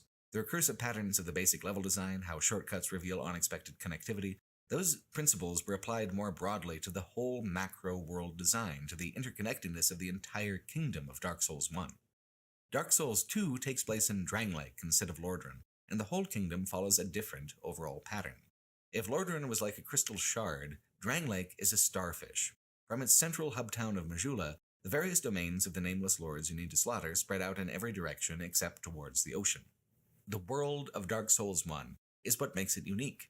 Dark Souls 2's world map doesn't have that same clever personality, not at all. But neither is it a total failure at what it sets out to do. It simply sets out to do a completely different thing, which is to create a sense of vast scale. Drangleic is meant to feel like a sprawling, dying kingdom of rot. The DLCs contribute to this by taking the player on a tour of 3 distinct kingdoms and even more far-flung parts of the world, on a hunt for 3 crowns that will name you the highest monarch of them all. If all of this was done densely, recursively, as the first game was, there is a risk that it just wouldn't live up to the high watermark of the first game. The world map of Dark Souls 3, for instance, despite being a compacted and dense world like the first game, also is not nearly as dramatic or impressive in the ways that it connects. Instead, it simply feels like an oddly small place with an extremely large castle. Dark Souls 2 might take a more standard approach, but it is a sturdy one. From Majula radiating outwards, Drangleic has a personality that I found just as strong as Lordran. It's a land of intense melancholy and decay, where the existential discomfort of living in a place where time is slippery, a place where both life and death have lost their meaning, is more daunting than the peril of danger. There's a vagueness and a meandering quality to the way the map unfurls. Without so much regard for connectivity or continuity, it spreads out in its various directions on, an odyssey of melancholic danger. It contributes to the dreamlike quality that the entire trilogy shares, where nothing about the physical construction of the world stands up to the scrutiny of realism or plausibility. These are impossible spaces, explorable though, which is the magic about video games as a medium. Lordran is flatly impossible. Drangleic is less so. However, instead of leaning towards naturalism in any way, it mostly uses the extra space to set up vistas, these incredible framing views that set the tone for an entire region. The thrill of travel, the curiosity of discovering the map, is perfectly intact from Dark Souls 1. Dark Souls 2 doesn't have the best world map in the trilogy, but it does have the best atmosphere, the thickest, most impenetrable fog of dread and misery. In sharing and intensifying the mood of the games before and ahead of it, Dark Souls 2 earns its place in the trilogy in the category that matters most when it comes to what makes these games such artistically unique experiences. One point of complaint about Dark Souls 2 is that it has absolutely no bearing at all on either the events or the cosmology of Dark Souls 3, which is true, but I personally blame Dark Souls 3 for that because it refused to follow up on some of the most gorgeously, thrillingly bleak world building in the trilogy. Interestingly, the differences in lore between Dark Souls 2 and 3 as a sequel can be quite tidily traced back to the 2 different endings of Dark Souls 1. In the third game, Lothric has replaced Lordran as the name of the kingdom, but there's a tremendous amount of continuity for names, faces, and places.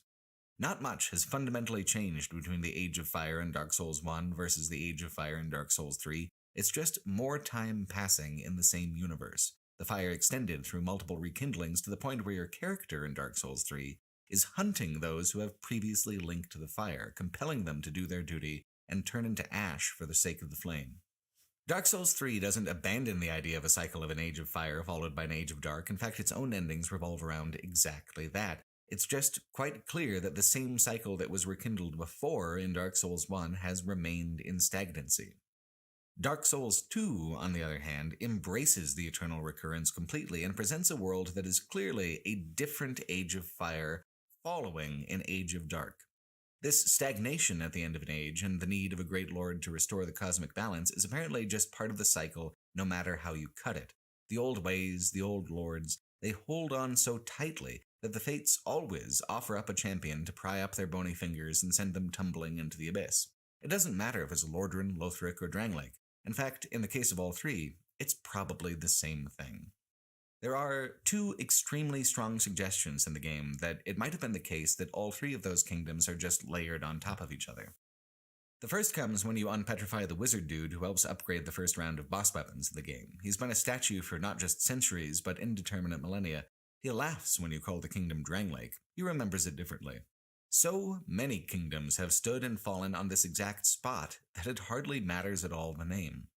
The second major suggestion you can only find on New Game Plus. In any playthrough, your early goal is to seek the four great souls and with them open the path to the long-missing King Vendrick.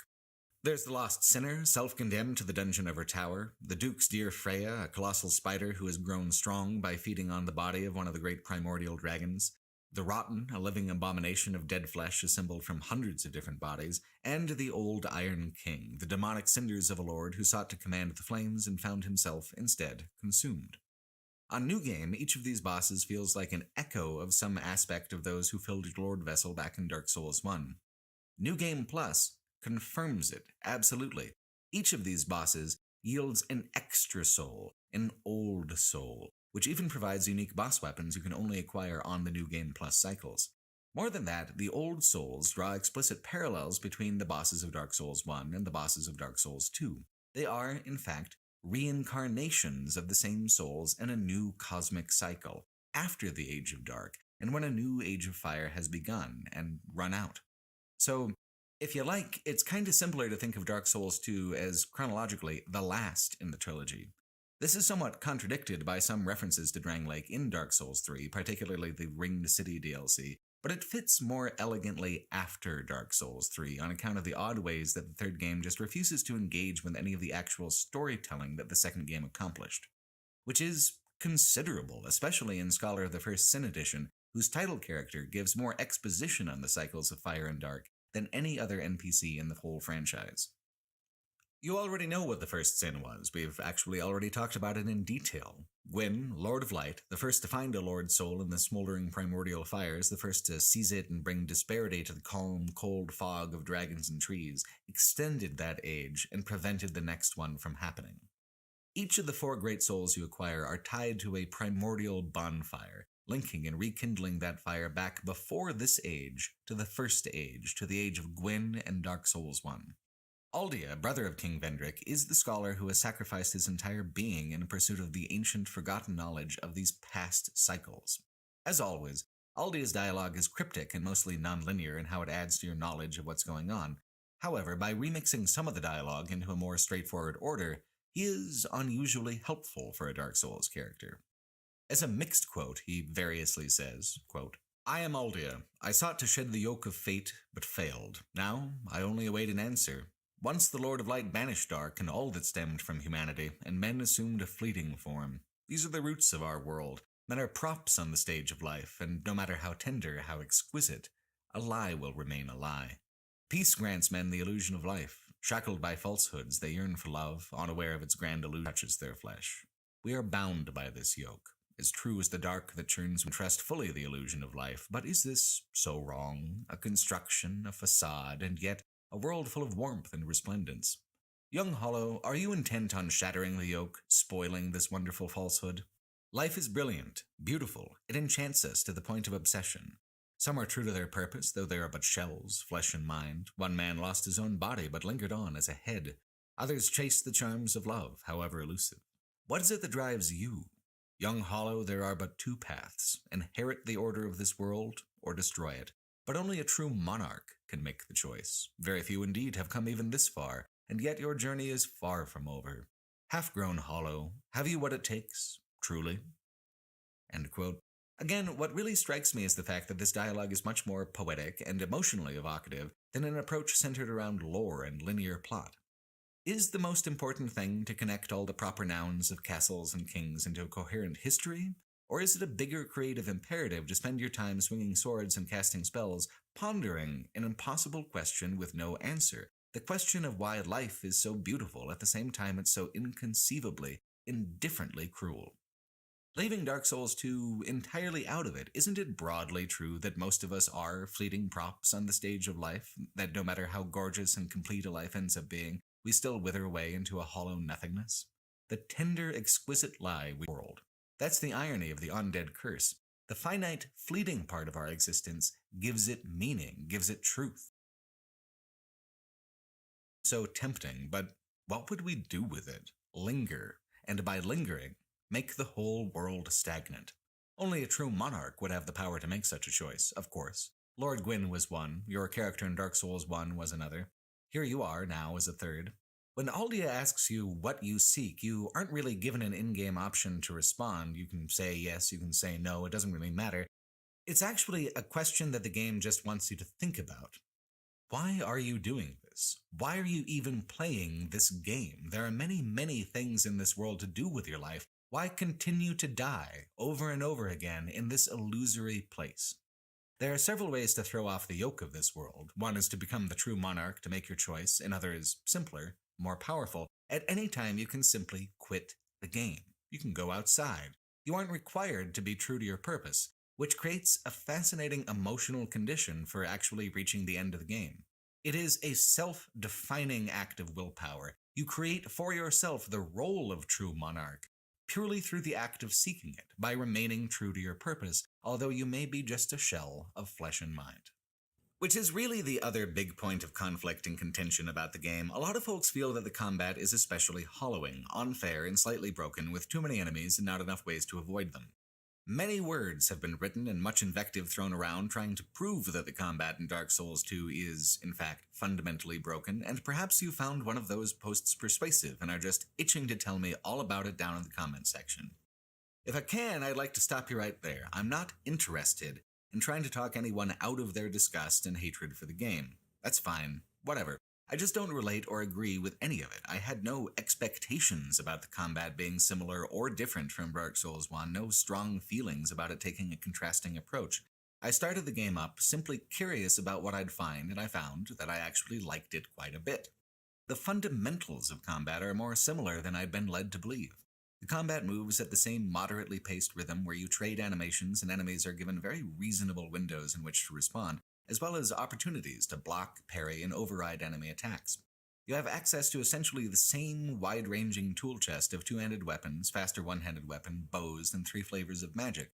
You can still upgrade these weapons, and you can also upgrade your armors. The way your power increases is still done in an extremely slow, granular way, and that is where Dark Souls 2 commits its numerical heresy.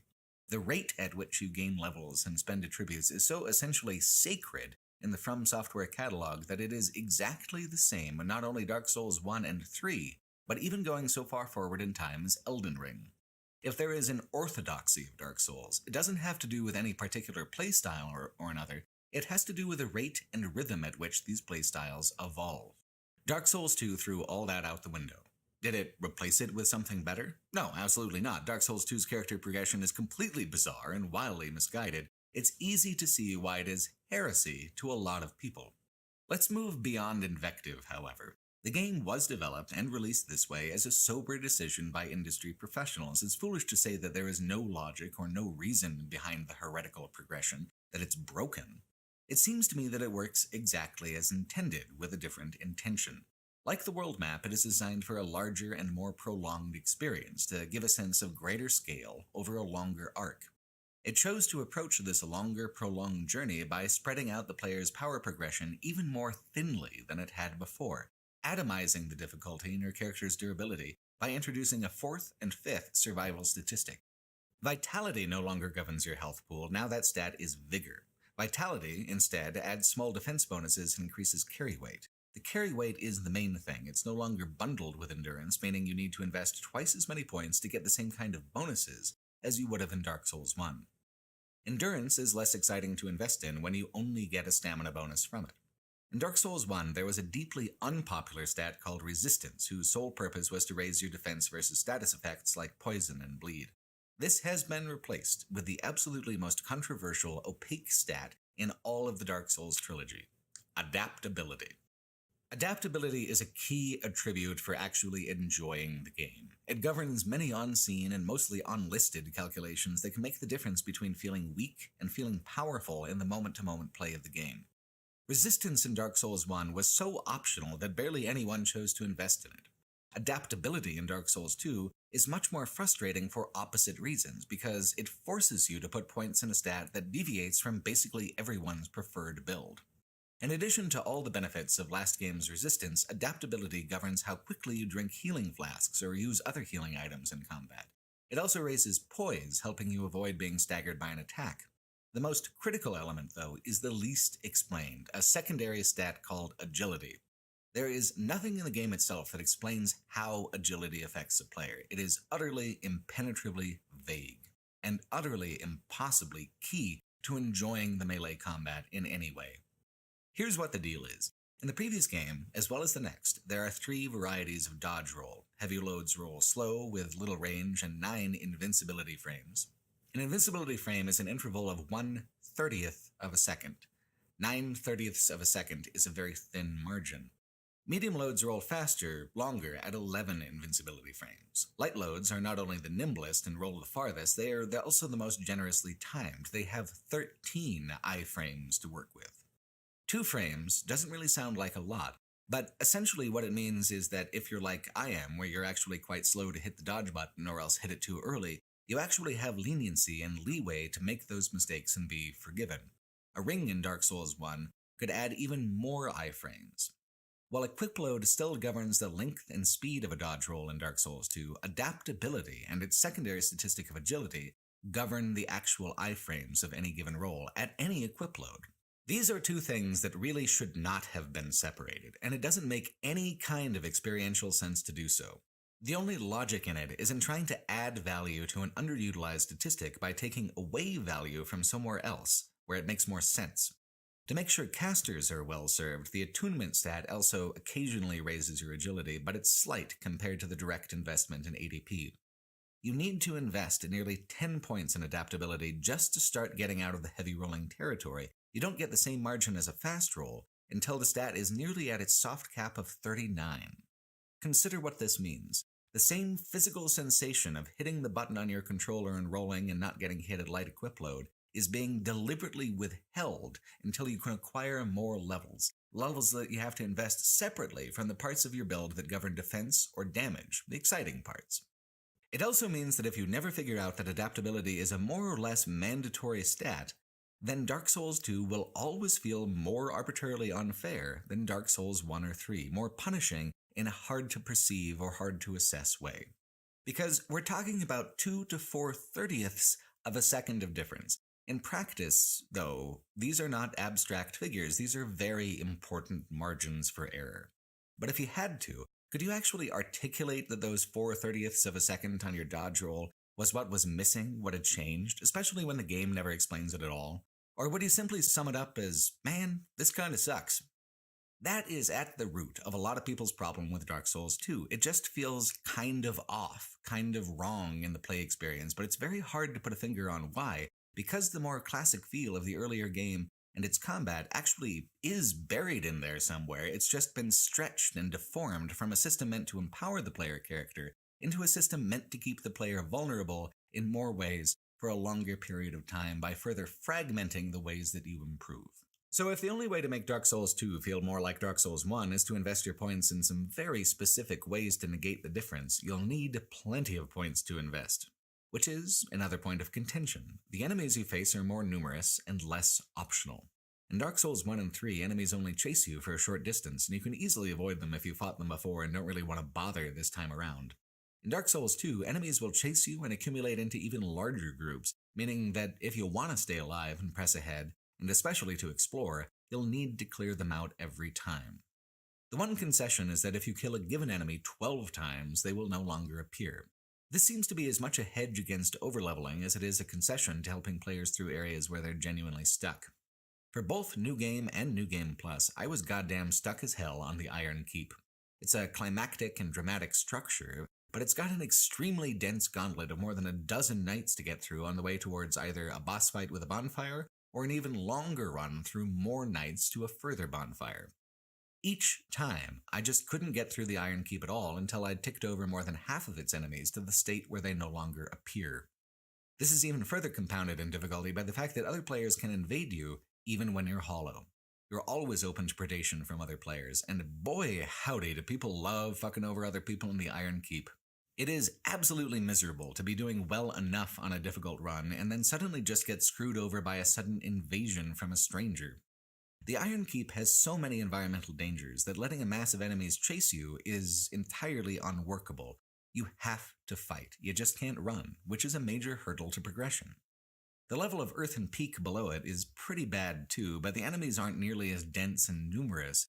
It was a very difficult murder maze, but it's an echo of Sen's Fortress from Dark Souls 1 and felt in keeping with enemy placement patterns that the first game helped establish.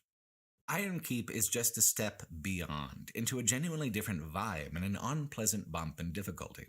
Another area which crosses the line from fun to frustrating is Heidi's Tower of Flame. Its narrow walkways and well-populated atriums also prevent most running through and around the enemies, but the enemies in this case are extremely large metal golems with even larger weapons, which they swing in huge arcs.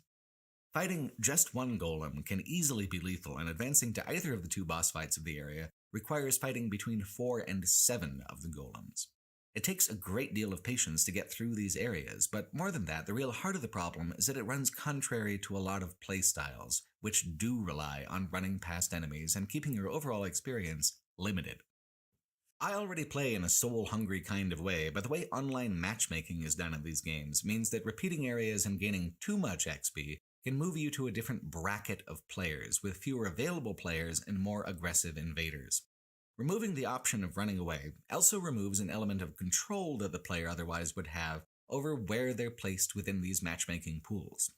I wasn't especially perturbed because killing everything every time is typically how I would have done it anyway in these games, but in the case of Heidi's Tower of Flame and the Iron Keep, I wasn't even really given the option of changing in my mind due to frustration or impatience.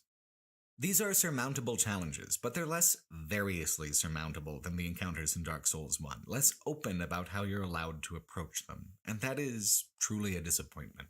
A good final example would be the approach to the Undead Colosseum and the optional boss fight there. There's a gauntlet of enemies to get through who are absolutely murderously difficult. The game actually gives you a co-op NPC summon for the approach to the boss fight instead of the boss fight, because the approach is considerably harder. Once you're actually inside fighting the chariot, the encounter is less demanding and less aggressive than the slog to just make it to the entrance. More than either of the other Dark Souls games, some areas seem to have been developed with co-op in mind, with little regard for solo players, which is also kind of an odd heresy for a Dark Souls title.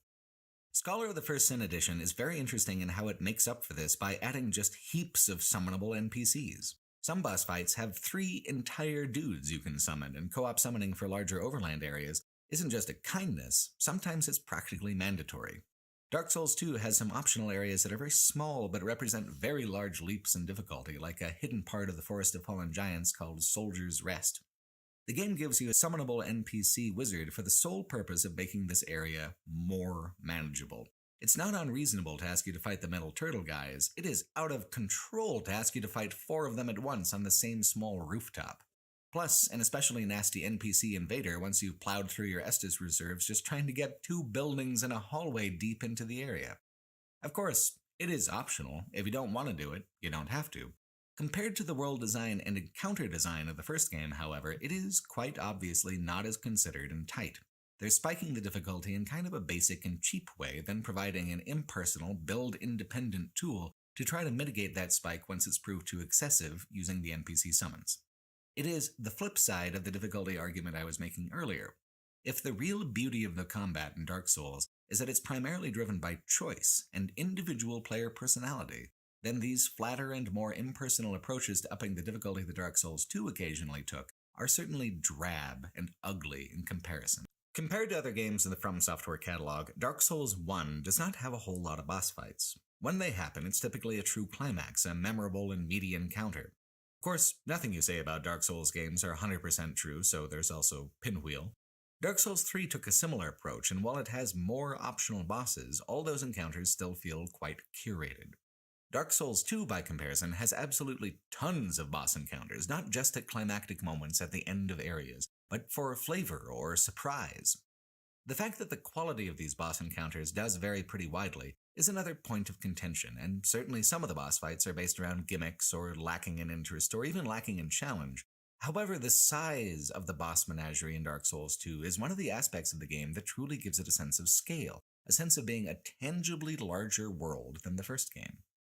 What's really fascinating about Dark Souls 2 is how much of its design ended up carrying over to Elden Ring so many years later. Elden Ring doesn't have the dense, recursive design of Dark Souls 1, but it has echoes of it scattered across its much more gigantic, vista-driven kingdom.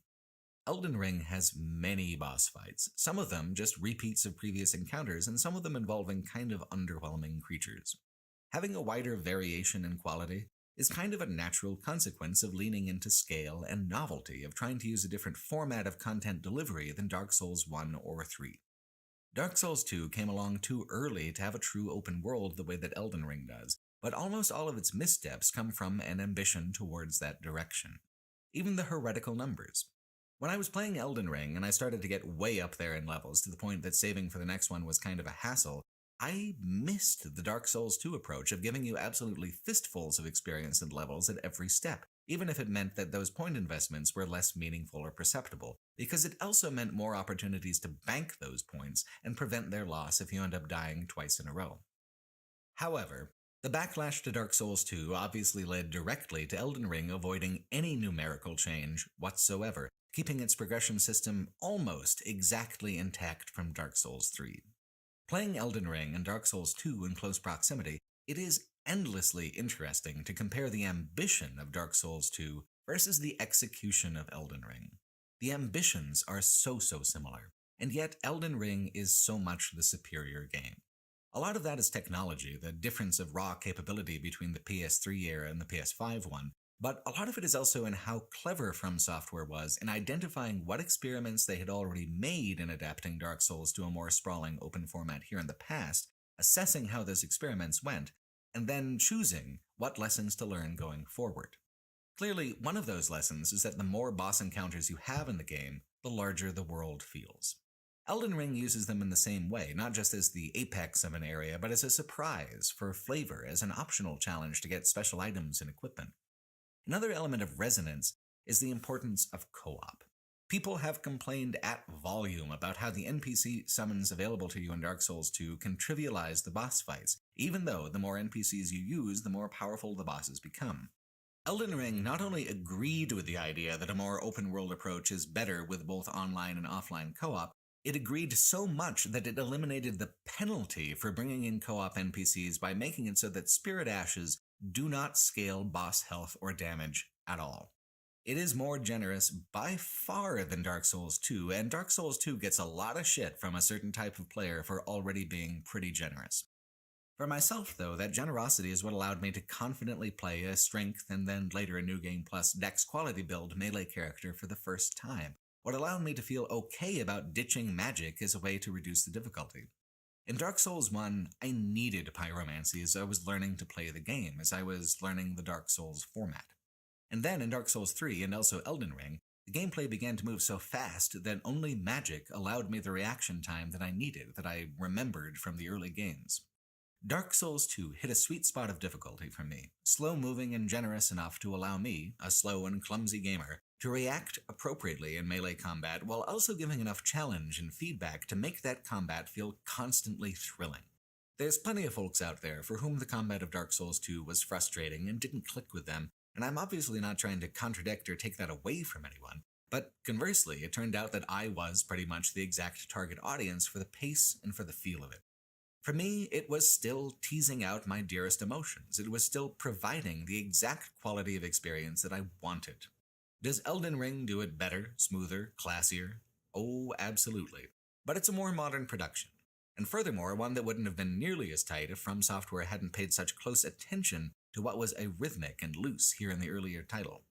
It's like watching a modern fantasy epic and then going back and trying to watch an 80s Dino De Laurentiis production that might have inspired it. The older media is likely cruder, cheaper, shorter, more awkward, but the core emotions, art, and mood are still there, perfectly intact. The 2011 Conan the Barbarian looks different, hits different than the 1982 movie. But ask either Conan what is best in life, and you'll get the same deeply satisfying answer. Dark Souls 2 also deviates from some of the core assumptions of the trilogy by attaching new consequences to death and hollowing.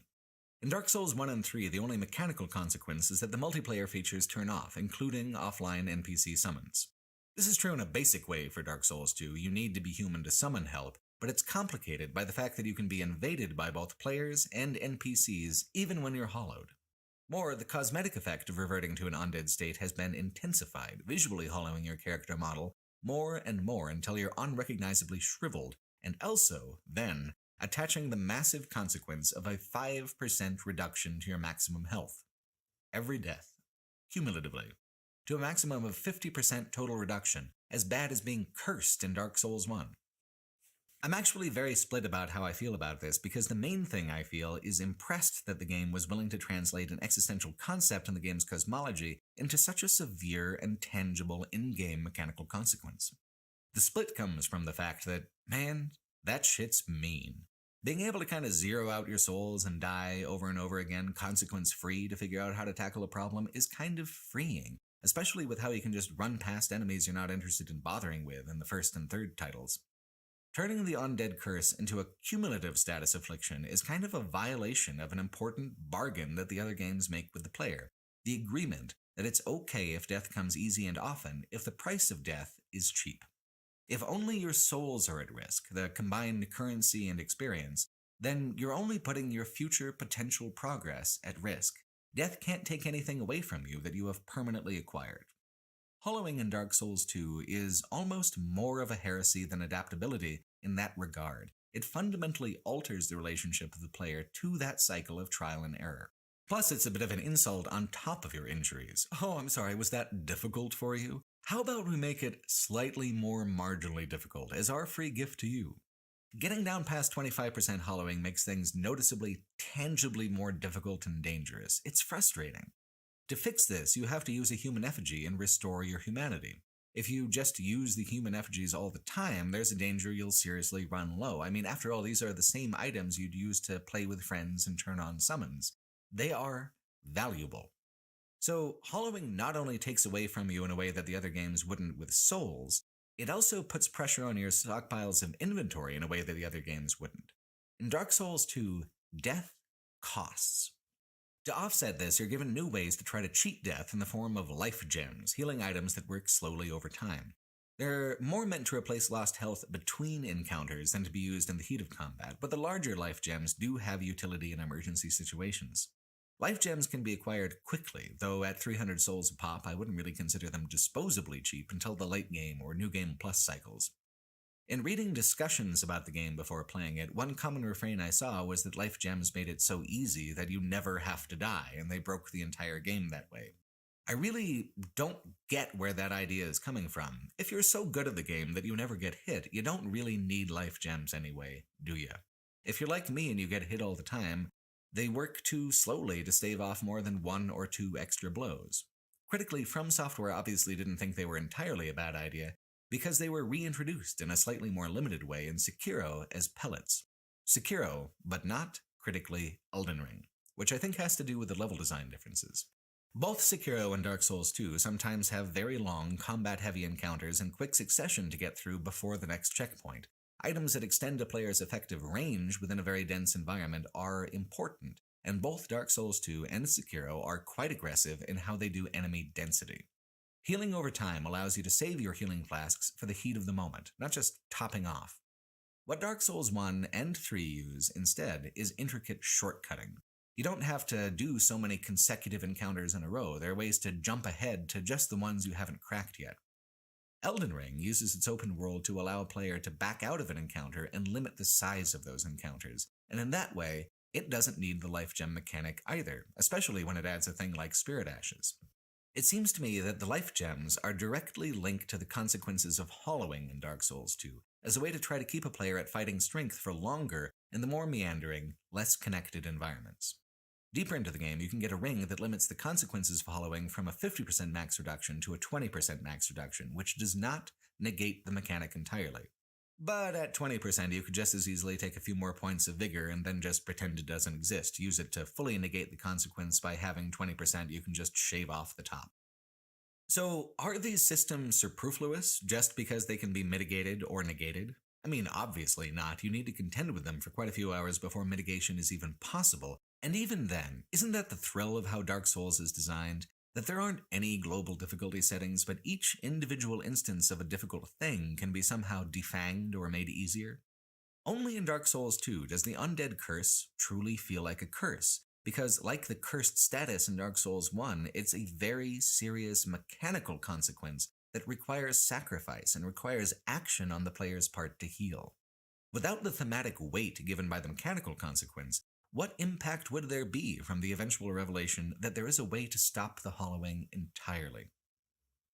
I don't think there's any character in the Dark Souls trilogy quite so memorably tragic and sad as old King Vendrick. The plot of Dark Souls 2 is very oddly constructed because it doesn't really get going or make any sense until you get into the late game and the 3 climactic DLC campaigns, all of which form a kind of final unifying narrative, one that actually goes back to Manus, Father of the Abyss, from the DLC of Dark Souls 1. The fragments of Manus' humanity became kind of like an inverse of the 4 great souls, manifesting as sentient beings who went out into the world of fire to seek comfort and purpose. These 4 beings took the form of women, although their true forms are monstrous and strange, and sought 4 distant kings. One that calls itself Nashandra came to King Vendrick and convinced him to make war with the giants across the ocean. The giants retaliated and destroyed much of the kingdom in a last doomed assault. In fact, the very first boss of the game is the Last Giant, a hollowed leftover from this millennia-old battle. He's a little preview of King Vendrick, who is hollowed even worse, beyond aggression, into a kind of catatonic apathy. I love the design of the giants in this game. They feel alien, strange, and in the memories you eventually get to explore of the war with the giants, this gets much intensified. King Vendrick offended not just a far-off kingdom, but an enigmatic primal force, like how Lord Gwyn went to war with the primordial dragons. Gwyn linked the flame and immolated himself. He transcended his own kingdom. Vendrick hid himself from it. He locked himself away in the catacombs beneath his gorgeous and cold palace. He chose neither the age of fire nor the age of dark. He chose sadness. He chose regret. He chose stagnation. He chose eternal hollowing. You fight all the way through his castle, his catacombs, his last honorable knights and defenders. You don't fight Vendrick, though. He's too far gone to even recognize that you're there. If you attack him, however, you'll find that he still possesses all the strength that he stole from the giants so long ago, even though his mind is completely burnt out. He is the closest thing the trilogy has to a boss that is numerically invincible. Unless, of course, you've collected the giant souls who still hunger for revenge. Each giant soul in your possession decreases his defense down to the point where he can reasonably be killed. This is an extreme endgame kind of event, and yet that is where the plot just gets started. Just as you can venture into the memory of the war with the giants, you can enter the memory of King Vendrick himself. He'll converse with you there, kindly, sadly, about his failures and your choices. I'll remix some of his dialogue like I remixed Aldia's. Cumulatively, Vendrick says, "I am king of this wretched, unraveled kingdom. I subdued the giants and claimed their strength so that I might step closer to fire. I'm no king. I'm more fit to be a jester.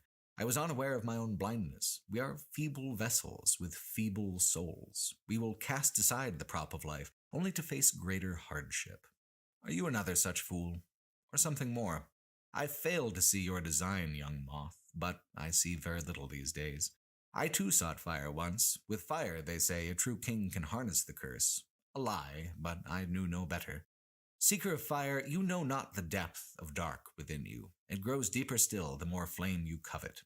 Drangleic will fall, the fire will fade, and the souls of old will re-emerge. With dark unshackled, a curse will be upon us, and men will take their true shape. Men will be free from death, left to wander eternally. Dark will again be ours, and in our true shape. We can bury the false legends of yore. Only is this our only choice? End quote. Vendrick is leaning towards choosing an Age of Dark ending, but he just can't commit to it. It's too much. It's what Nashandra wants from him, but he hid down here and locked himself away so that he would not actually have to make the final choice that you make at the end of all the Dark Souls games. He even hid his own soul from himself to prevent this. When you kill him, you don't get anything but a key. Hidden away, somewhere elsewhere beneath the castle, is a tiny, undecorated room with nothing but a plain wooden chair. Vendrick's clothes and his soul are still there, safely stored in obscure darkness. The only clue that they're down there at all is the presence of one of the king's royal dragon guard outside of it. In the memory of the king, he still has his armor, his shield, but in the present tense, he's left those things to rust in a heap. He paces near naked in an endless, pointless circle as he drags his old sword along the uncaring stones. It is so wonderfully, beautifully bleak. And there's one hidden memory that is even bleaker, the memory of the dragon that the giant spider who held Siath's old soul was eating. Inside its memory, you are transported back to a kind of version of the base of the world trees, like the hidden area in Dark Souls 1, but shrouded in the monochrome mist of the primordial world, before time, the Age of Dragons. In this memory, the trees are all shattered and the dragons are all dead. Even what little remains of the very beginnings of the universe have been used up and destroyed. They've been corrupted and exploited by the many, many ages of fire and men and the way they hang on to themselves at the world's expense. And I look out on my own world of the same 3 strip malls repeated endlessly across a once beautiful landscape, and I can't help but think that yes, this is also something true and something real, even though it's just a fleeting fantasy of dragons and fog. The melancholy of Dark Souls 2 isn't just pervasive, it's crushing, and I love the game so goddamn much for that. It makes it completely unique among any RPG I've played, unique even within the trilogy itself for how thoroughly it's committed to misery as a thematic and narrative anchor. From the very opening cutscene, where other openers tend to lean towards a dramatic recitation of the boss list, this one opens by talking about how utterly fucked you are. You have the curse. Whatever life you had, you'll break. Whatever love you had will fade. You will be pulled inevitably towards Drangleic and away from the broader world. And there you will suffer again and again, a moth burned by the flame. In fact, one of the most powerful items in the game is a bright bug, one of the mystic insects that opens the gateway from the living world to Drangleic. It'll raise your attack by 20% and reduce incoming damage by a full across-the-board 20%. It is a tremendous and rare help, but you can only use it alone. And in terms of the lore, this makes sense. The bugs live in the swirling transition between life and death and on death, taking in their essence, burns yours more brightly.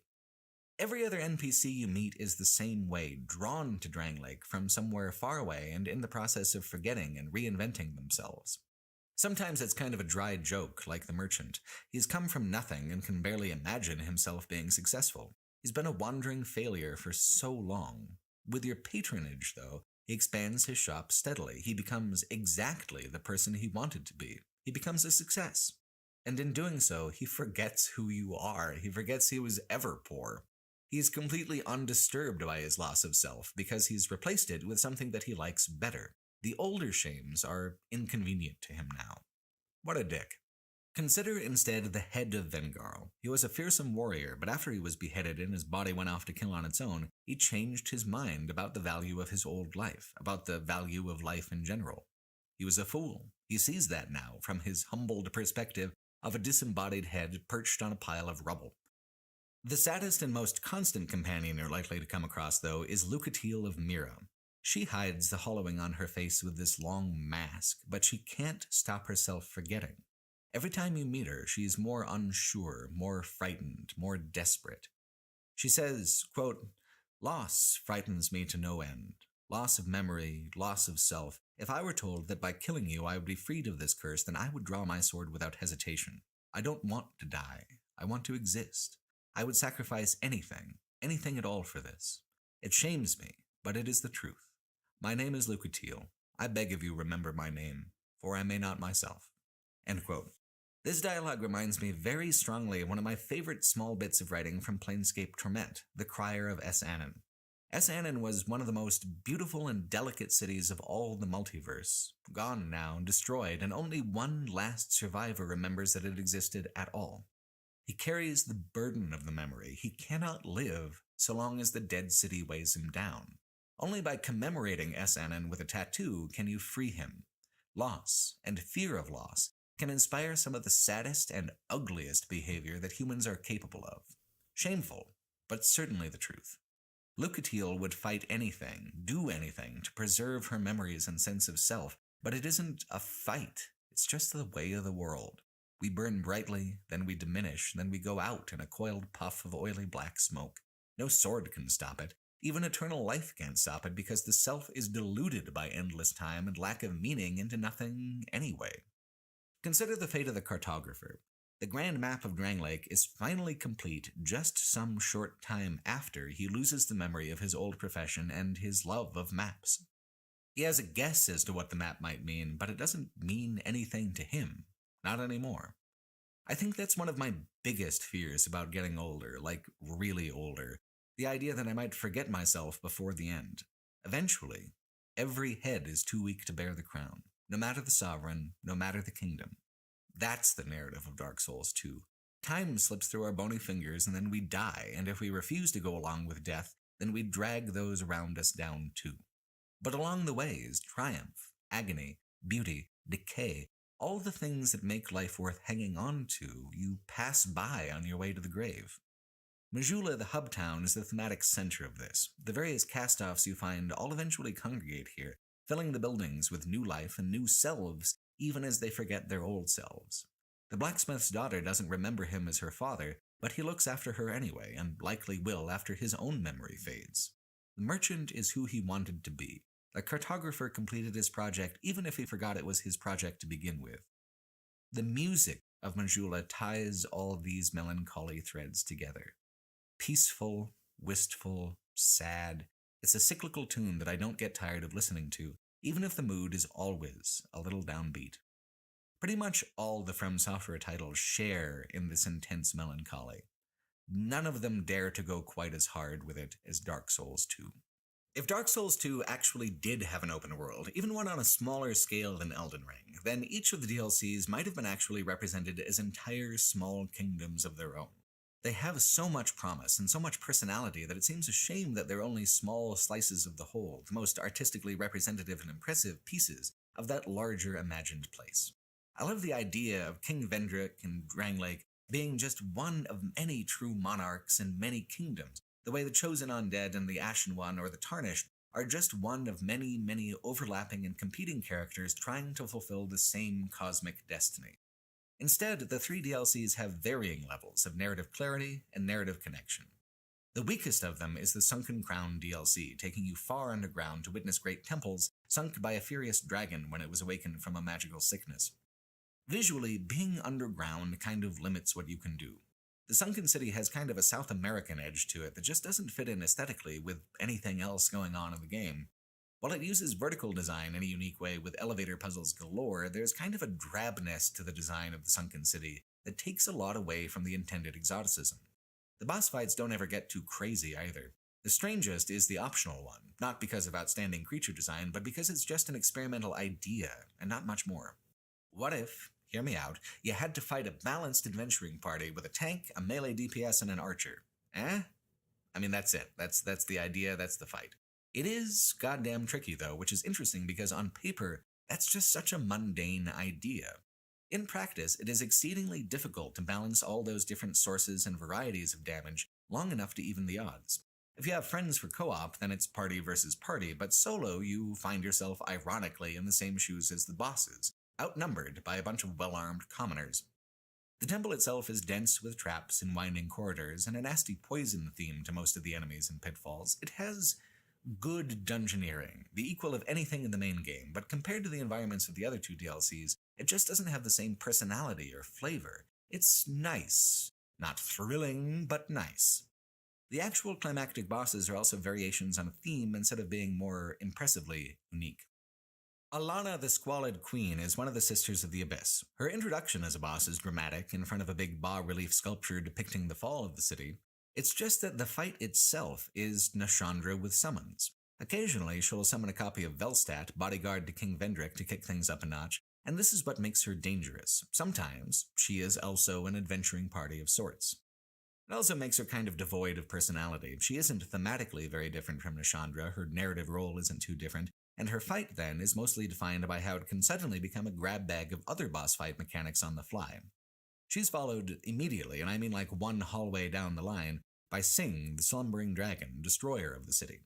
The Sunken Crown DLC has almost no dialogue at all, and a lot of the plot is only relayed posthumously through the boss soul item descriptions. It's an example of where the obscurest approach to storytelling can really backfire, robbing a climactic scene of the weight it might otherwise have with just a little more context. I mean, it's a good dragon fight, but there have been others and there will be again. The Artorias of the Abyss DLC for Dark Souls 1 was so remarkable in the massive amount of lore it added, as well as the extremely memorable distinct boss monsters. Dark Souls 2 is famous for those things as well, just not specifically the Sunken Crown adventure. The entrance to each DLC is a portal marked with tablets, and some of the tablets are the same for all 3 DLCs. The best of these repeating tablets is, "Trespasser will face adversity befitting a monarch." Not only does that basically flat out tell you this is endgame content, it doesn't even begin to suggest how wicked difficult these areas are compared to the main game.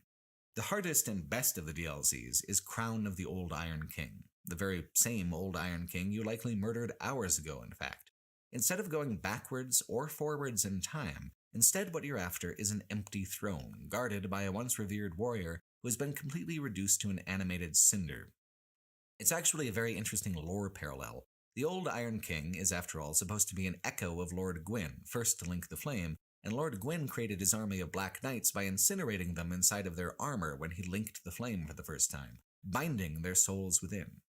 Gwyn is gone, his legion of Black Knights are gone, but at the foot of his echo's long-abandoned seat of power is a singular version of the Black Knights, more individually powerful than any of them ever were, more powerful and more fierce, really, than Lord Gwyn himself. The Fume Knight, the famously fatal Fume Knight. But to even get to him, you have to reactivate and descend the Broom Tower, a dungeon contraption that looms thousands of feet over a burning plain. Nothing here is alive. Everything is fire and ash for as far as the eye can see, and it's some of the most scenic destruction in the entire trilogy. Where the Sunken City felt claustrophobically drab, the Broom Tower is a truly gorgeous bit of digital art. The best fantasy art, I think, challenges a person's ability to conceive of a scene in detail and depth. The best fantasy artists add new concepts and words to the visual language of a viewer's imagination. Say, a dragon, or a castle, and we can all do some amount of imaginative lifting, but talented fantasy artists are just on a completely different level with this stuff in a way that actually kind of rubs off on a viewer, even if just a little, as you carry those images back into your own dreams, your own imagination. The sense of place and proportion at work in the Broom Tower, for instance, is beyond what I ever would have arrived at just by description. The massive rusting chains to walk across from tower to tower, the way the entire level actually fits within the dimensions of the tower with no false proportions, the construction of the tower as a colossal furnace beyond any kind of reasonable industrial scale, the way it sits above the burning wasteland, an empty throne for an empty kingdom, where the enemies burst out of piles of gray ash to ambush you. It's gorgeous, and more than that, it's emotionally evocative on several levels. It's thematically evocative, oriented towards the same artistic motifs of fire and decay as the whole trilogy pivots on, narratively evocative in how it exists outside the arc of the Iron King himself, an artifact from the time before he built his Iron Keep, lingering on to the time after the Iron King has been slain and removed from this world, and even mechanically evocative in how it presents the entire general progression right away as a series of vistas. On the inside, the Broom Tower is about as densely fiendish as the trilogy ever gets, on par in difficulty, I think, with the Ring City DLC for Dark Souls 3. The verticality that the Sunken Crown DLC had been playing around with is much intensified. Different elevators create hidden floors, and unusual paths move up and down as they meander through walls and make the most possible use of the available space. Everything enjoyable about the macro world design of Dark Souls 1 seems to make a return in miniature with the complexity of how the Broom Tower is interconnected. There's even a hidden boss, Sir Alon, who you actually do go back in time to fight, delving into the memory embedded in his long-abandoned suit of armor. This vision of the Broom Tower at a greater height of beauty is the thing that artistically really seals the deal on the whole thing. The only thing missing so far was the suggestion of a glorious heyday. Being able to glimpse it in a hidden magic corner of the tower intensifies the melancholy of the rest of the experience quite considerably. And if art isn't your thing, how about that treasure? The Broom Tower is much denser with precious items than either of the other two DLCs, and they're hidden behind all sorts of walls and secret doors, in addition to all those hidden paths and optional hallways. It is top-notch dungeoneering. Some of the combat encounters are extremely difficult, adversity befitting a monarch and all that, to the point that the Iron Crown DLC was the only one that I found equally as difficult on New Game Plus as on New Game, or even more so. And in the case of the Fume Knight, much more so, more difficult than I had even pictured possible up until this point in my Dark Souls experience. Everybody gets stuck sometimes, and I had an idea of how difficult the Fume Knight would be. It's just that on my first playthrough, I got some excellent help who allowed me to sidestep exactly how difficult the guy truly is. I lost to the Fume Knight around a dozen or so times on my first playthrough, but I lucked into 2 glowing gold summon signs. Covenant factions in the game work like PvP teams, some offensive, some defensive, some based on locations, but one faction is based solely around getting summoned by other players for help with the bosses. The community calls them Sun Bros because of their helpfully golden summon signs. You can rely on them to be courteous, professional, and knowledgeable, which is a pretty cool thing to be able to generalize about any group of players. So, here were 2 folks who knew the fight well, and I got through the DLC without too much suffering thanks to their help. On New Game Plus, though, the Fume Knight is tougher and he hits harder, and I wasn't so lucky as to have human summons this time around thanks to my overleveling. It put me in a different category of player like I was talking about earlier. This is where my troubles truly began. I didn't know what stuck was until I hit the Fume Knight on New Game Plus, which is something that really surprised me. I'd heard all sorts of people talk about having to spend an entire day on a boss, and it hadn't happened to me yet. Part of that might be because I actually like the summoning and the co-op elements and use them freely, where a lot of people, a surprisingly huge amount of people, completely refuse to engage with the co-op mechanics even when they're struggling. Using literally everything at my disposal to get ahead and survive in these games, I had certainly had bad points of friction, places where I had to spend an extra half an hour or an hour, maybe even a couple hours on a single boss to get the hang of them enough to blunder my own way through. I persisted because not once across all of Dark Souls 1, going through it twice, and almost 2 playthroughs of Dark Souls 2, did I feel like something was completely impossible. I either hadn't figured out a way to beat him, or I hadn't figured out a way to cheat him, like outpoising Artorias. All I had to do was keep at it until one method or the other made sense. Even the first time around with the Fume Knight, I just dialed 1-800-SUNBROS and got to continue my merry way. I guess, then, I was due a comeuppance. The Fume Knight is, according to some older statistics released by From Software, the most deadly boss in the game and wins 93% of all encounters with players. Less than a 1 in 10 chance of victory. For most. For me, I fought him well over 130 times over the course of 8.5 hours. It was, hands down, the most maddening and miserable gaming experience of my life. I only kept at it because I was literally being paid to do so. I sang songs to keep myself from screaming. I left to respec my entire character and min-max my way through the encounter 8 separate times because that didn't work either. I used 92 human effigies. I ran out of them entirely and had to go on a fucking side quest to reverse my maximum hollowing. I was goddamn fucking stuck in a way I had hoped very dearly was just a myth. The Fume Knight is resistant to all forms of magic, immune to status effects, and only really takes damage from straight steel-to-steel combat. He's like Artorias that way, a designated dueling partner. But unlike Artorias, he does too much damage to simply outpoise. He'll 1-hit kill you, or maybe 2 hits, no matter what armor you're wearing. Only reflex matters, and that's not something you can buttress with an item or a statistic. Not even agility matters much on account of the length of his blade sweeps. If you dodge the wrong direction, it doesn't matter. With one very long sword and another backup blade, the Fume Knight has a huge and unpredictable moveset. It's not like doing rock, paper, scissors, just 3 inputs and 3 responses. You're playing rock, paper, scissors, stapler, wheelbarrow, microwave. Even if you remember correctly how to dodge one thing, it is only a slight likelihood he will act exactly that way again when you play him next time. There are 2 NPC summons who can help you, but the extra defense the Fume Knight gets isn't much negated by the help. These NPCs die extremely quickly if allowed to face off against him directly, which is, like their whole job in the first place. Still, I got farther with the summons than without, because if I only get 2 wrong guesses before I die with the Fume Knight one-on-one, then I'm probably going to die in 3 guesses. In the first 2 hours, I got heartbreakingly close. Here, look at this. Just look at this. 1 hit left. And instead of rolling away and keeping that edge, instead of actually being patient and murdering the guy, I just froze, shocked, and in that moment's hesitation, I was dead again. I wouldn't get that close to killing him for over 6 hours after this point. I tried everything, including stripping off all of my armor for the maximum stamina regeneration bonus. Nothing worked. I mean, it all worked, but I just couldn't keep it up long enough to actually kill the guy. I couldn't maintain long enough not to die and have to start over. It was everything I had always been afraid of happening with this game, all the bad shit I expected when I heard about its legendary difficulty, a situation so dependent on me just being a better innate player than I was, that I was simply outclassed by the encounter and I would never progress.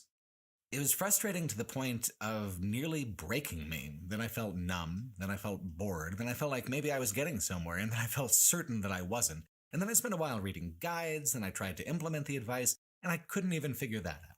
You can skip right to the second phase of the fight by wearing the helmet of Velstadt, Aegis of Vendrick, because the Fume Knight and him beefed once upon a time, and the Fume Knight is like, "Oh, not this fucking guy again," the moment he sees you and pivots from 2 swords down to 1 flaming sword and a more simple set of moves. The trade-off is that he does more damage and also casts Area of Effect magic now. In the end, only one thing got me through. Another Sunbro. God bless him. In the end, the only thing the Fume Knight is actually weak to is patience. I made exactly 1 hit, then I back off. Then the co-op companion makes exactly 1 hit, then he backs off. Round and round until it's over. Managed risk. I'm sure it's very important for some people to point out that this means that I have never beaten the Fume Knight, but so what? If the point is to struggle, I fucking struggled, that much I know. And it wasn't fun, it wasn't joyful. I felt, for a length of time longer than it took me to beat the entirety of Resident Evil 3, just completely cut off from the aspects of the game I had been enjoying and connecting to. I was stuck in every sense. I couldn't move forward, I couldn't move back. It was an interminable purgatory of my own clumsy failures. For some people, this is, oddly, what they love about Dark Souls, a sense of absolute impossibility that they actually can, at some point, overcome. For myself, and many others, this is a point of friction so intense, it shears us entirely away from the experience, a quitting moment. For all its similarities to Dark Souls 2, I never got stuck like this at all in Elden Ring. Not once, and I think that's very much deliberate. Hard stuck is not a desirable state of being. It's only the self-aggrandizing get-good crowd invested in making it seem that way. Keeping it something until you're satisfied is one thing. That's good. That's the game. Feeling forced to push past that point into a resentful repetition, that is less good. The Fume Knight is not impossible, but the Fume Knight was certainly beyond what I could accomplish alone. The Crown of the Ivory King DLC is actually a fantastic counterpoint to the idea that co-op is somehow a forbidden, lesser part of the Dark Souls experience, because the entire arc of the Ivory Crown is setting up a dramatic confrontation of armies where you fight on a team of up to 7 cooperatively. This DLC is set in the frozen city of Eliam Lois, by far the largest area out of all the DLCs for Dark Souls 2, spread across 3 sprawling levels of a city built into an enormous defensive wall. The reason for Eliam Lois being frozen is fascinating. It sits on top of a howling maelstrom of chaos, a false flame of creation like what destroyed Izalith. The Ivory King descended into the fire to save the city, sealing it with an eternal storm. Now everything is frozen, frozen by the winds, and frozen in time. Eliam Lois holds no purpose in the world now, besides as a kind of radiator cap on top of a high-pressure geyser of magical chaos. To get to the boss, to face adversity worthy of a monarch, you're going to have to take off the cap and let that chaos free. Eliam Lois unveils itself to the player in a very clever, staggered way. You can only make a very basic circuit of the map the first time, trying to find the eyes that will let you see the Guardian of the Cathedral and make your way into it. Ava, the Guardian, is a giant snowcat who's almost completely invisible until you make that full circuit, Although, in typical Dark Souls fashion, you can insist on fighting Ava while it's still invisible if you're stubborn that way. Once in the cathedral, you find an unseen speaker, one of the 4 daughters of the Abyss. Instead of counsel towards oblivion, however, this one fell in love with the Ivory King. She seeks only to preserve his legacy and asks that he put him out of his misery now that he's become corrupted by the primordial wellspring down below. To facilitate this, she commands the winds to cease, the storm dies down, and now many new wings of the dungeon are open to you. Eliam Lois is so large that it feels like an actual city in a way that the previous 2 DLCs really did not. It is every bit the equal of Anor Londo in terms of complexity. In fact, it surpasses Anor Londo by being twice as large. It's almost like a strange halfway point between Anor Londo in Dark Souls 1 and Irithyll of the Boreal Valley in Dark Souls 3, the snow-capped reimagining of the lower parts of Anor Londo that you couldn't access, which features so prominently in the 3rd game. It feels just about as large as Irithyll does, which is quite the compliment. And it abides by the Dark Souls convention that if you see something that looks explorable, it somehow is, even if you need to wait quite a while to figure out how to get to it. For example, a high church steeple on a hill past an insurmountably broken bridge. There's an entire wing of the map to get through and find the other elevator, but you can, and in the church is one of the Lois Knights who have patiently awaited the day they are to be of service to Eliam Lois in closing the portal for good. At the end of each of these optional dungeon wings is another Lois Knight, 3 others hidden in the icy corners of the city. With 3 NPC or player slots available, that makes 7, and you make 8 for the final confrontation. It's one of the most interesting fights in the trilogy, both visually and mechanically. After dropping down to the mouth of a whirlpool of fire, you fight a constant stream of burnt and corrupted knights from 3 portals. One by one, your Lois Knights sacrifice themselves, hurling themselves into these portals and freezing them shut. If you didn't arrive with enough knights of your own, these portals will remain open even after the Ivory King himself joins the fray. The 4th knight is a freebie. If you bring him, you get a bonus hand in fighting the king. If you don't, that's one optional branch of the dungeon you can just skip for time or because you just don't want to bother. Eventually, the Ivory King steps through the most impressive portal of them all and has at you. He does a lot of damage, he's quite quick, but he isn't as insurmountable as the Fume Knight, not at all. You've got a much larger arena, and the help you bring in does much better surviving against his attacks. It's a good fight, difficult, long, but much more generous in nearly every way than the Fume Knight fight was. And in an even larger contrast, I found the Ivory King much easier on New Game Plus than the first time around. This kind of fight is more my speed. This is more my comfort level with the game. Give me visual drama, give me thematic resonance, give me a small army to assist me in the endeavor. The Crown of the Ivory King DLC has the most narrative content out of any of the 3 and builds towards its climax with the most strength. I think the Crown of the Iron King might be a bit more of an impressive dungeon and a more robust combat experience, but the city of Eliam Lois is an even more impressive bit of level design. It truly does add another kingdom to the collection, and if you're thorough, it even features what's generally regarded as the worst area of the trilogy as well. I missed the Frigid Outskirts the first time around. I found the key, but then I just plain forgot about going there, and for that, I'm pretty grateful. By holding off until New Game Plus, I got to skip one of the absolute worst boss runs in the game by coming in powerful enough to just get it done in one. The Frigid Outskirts are an idea more than a coherent map, an idea that basically gets repeated in Elden Ring as the Consecrated Snowfields. The idea is this. As a hidden, extra difficult corner of an open world, there ought to be a disorienting snowstorm where you can hide surprise boss encounters and tough enemies. It works in Elden Ring.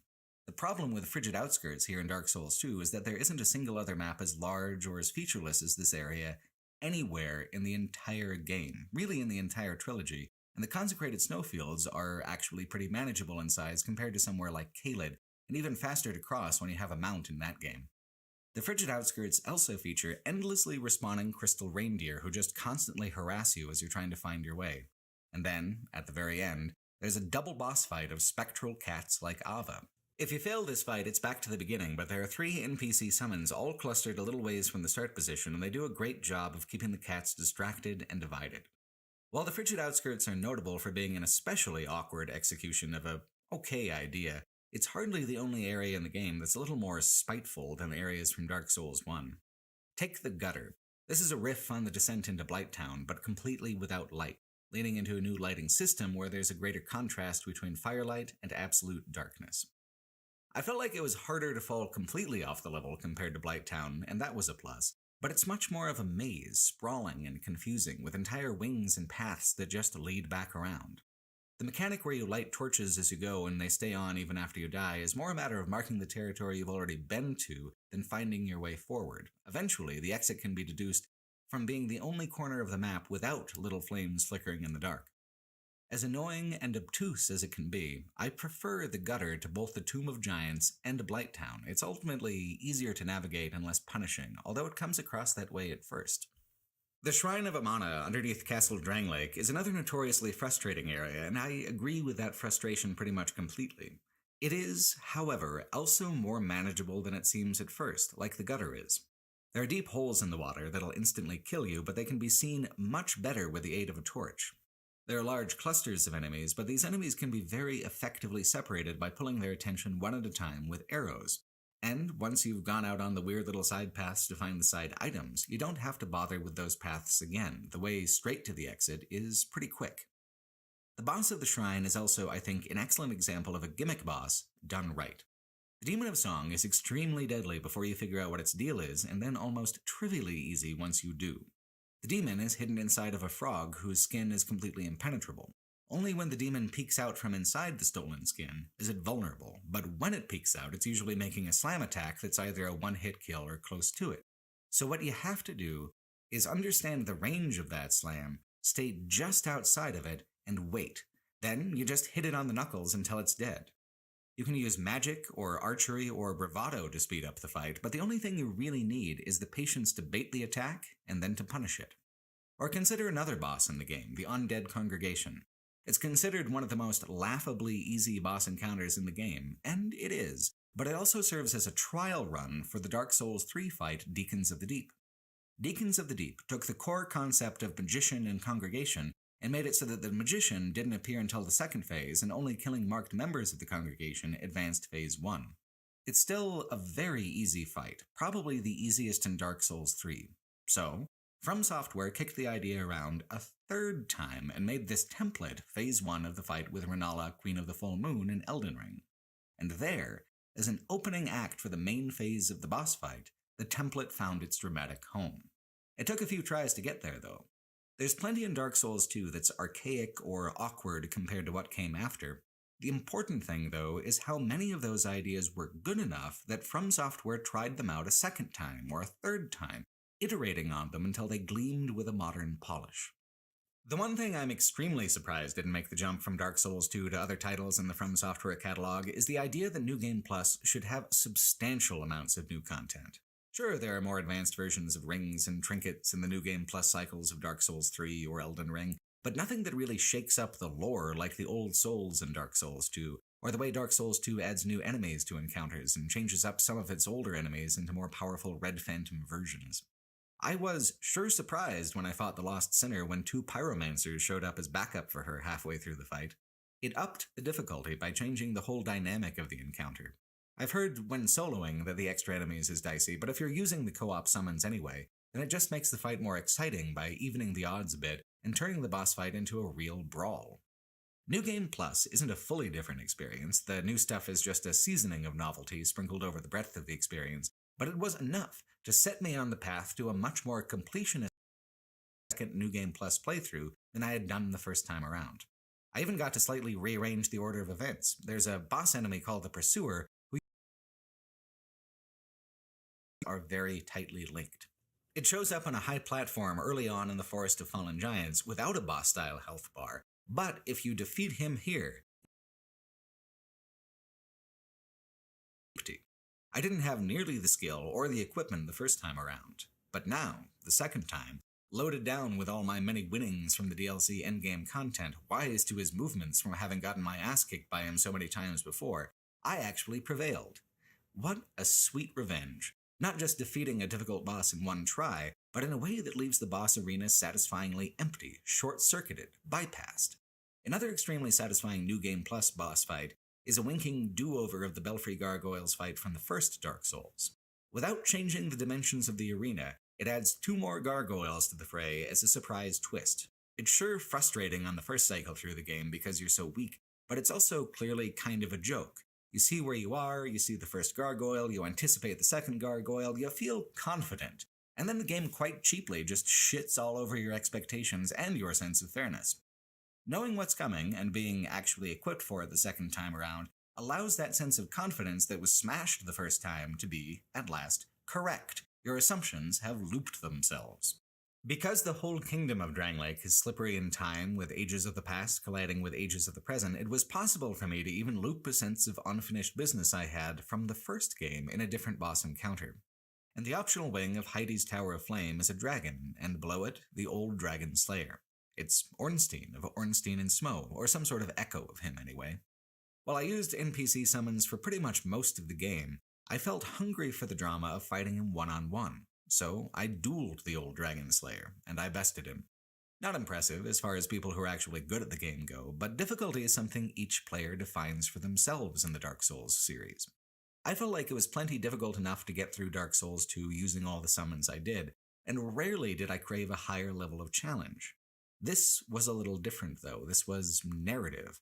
Not just because of the way the same characters and motifs loop through the Ages of Fire and the Ages of Dark in these games, but also tied to the personal narrative of my experience through the trilogy.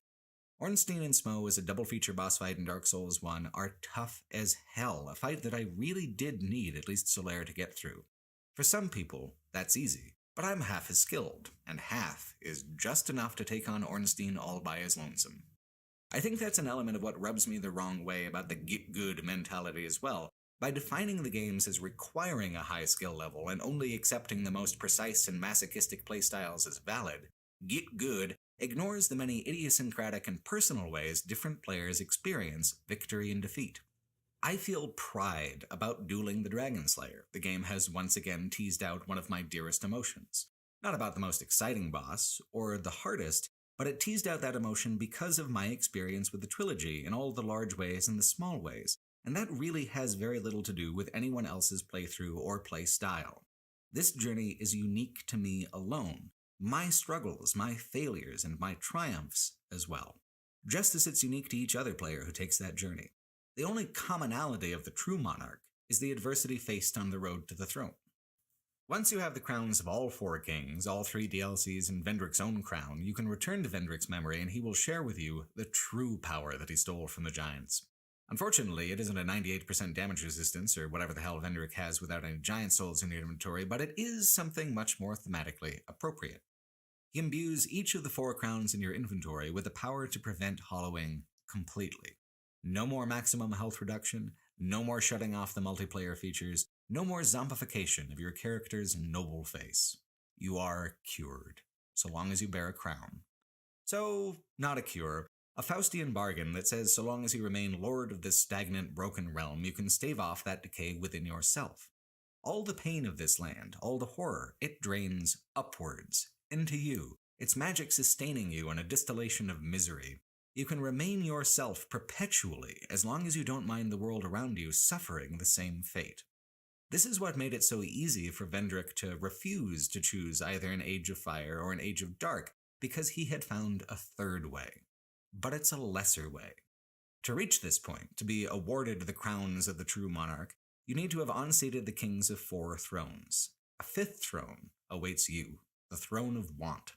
On the game's original release, it only had one possible ending, and if that's what I was met with at the end of the game, I would be kind of frustrated, because this ending honestly doesn't work very well at all narratively without an element of choice.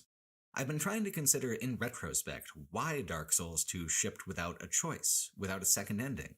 What was it trying to say? So let's consider the original ending 2 ways, both as a matter of choice, how it is in Scholar of the First Sin, and as a matter of predestination and fate, how it was originally.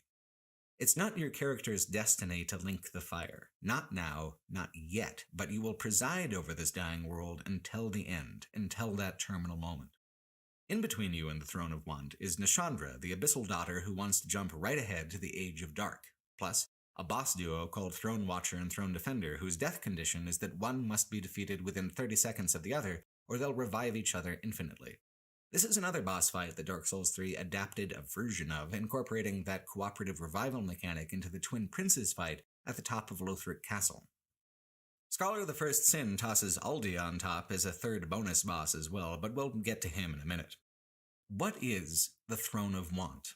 Well, exactly what it sounds like. Your desire as a player to beat the game and master this world necessitates a throne to accommodate you. And then what? In the immediate future tense, your victorious monarch commands the golems of giants to bow before them, forming a path to the throne. The doors open, you take your seat, and the doors close again. End of game. Thank you for playing. As a straightforward narrative beat, this is an extreme anticlimax. As a meta-commentary on the act of playing the game itself, this is actually quite literally the fate of not only this, but most RPG characters. You reach the top, you beat the game, you seize the throne, and then you shut the game down and you go about your merry business, closing the door on them and leaving them in an endless, purposeless darkness forever. As meta-commentary, it's less anticlimax and more a scathingly accurate portrayal of how these stories always end from a digitally literalist perspective. What else do you expect from an endgame that takes place somewhere literally called the Throne of Want? Without choice, as the only ending, the irony is sharper. It's funnier in its own dark and bleak little way. It's also just not satisfying to end 60 to 90 hours of desperate struggle and tremendous emotional investment with a wry joke about how you get to go on as a human being and leave your sad little warrior behind. With choice, however, it's something a little different. A more satisfying angle on the situation can be found. If you've been paying attention, you know what ascending the throne means. You saw how well it worked out for King Vendrick, hollowed beyond hollow, empty.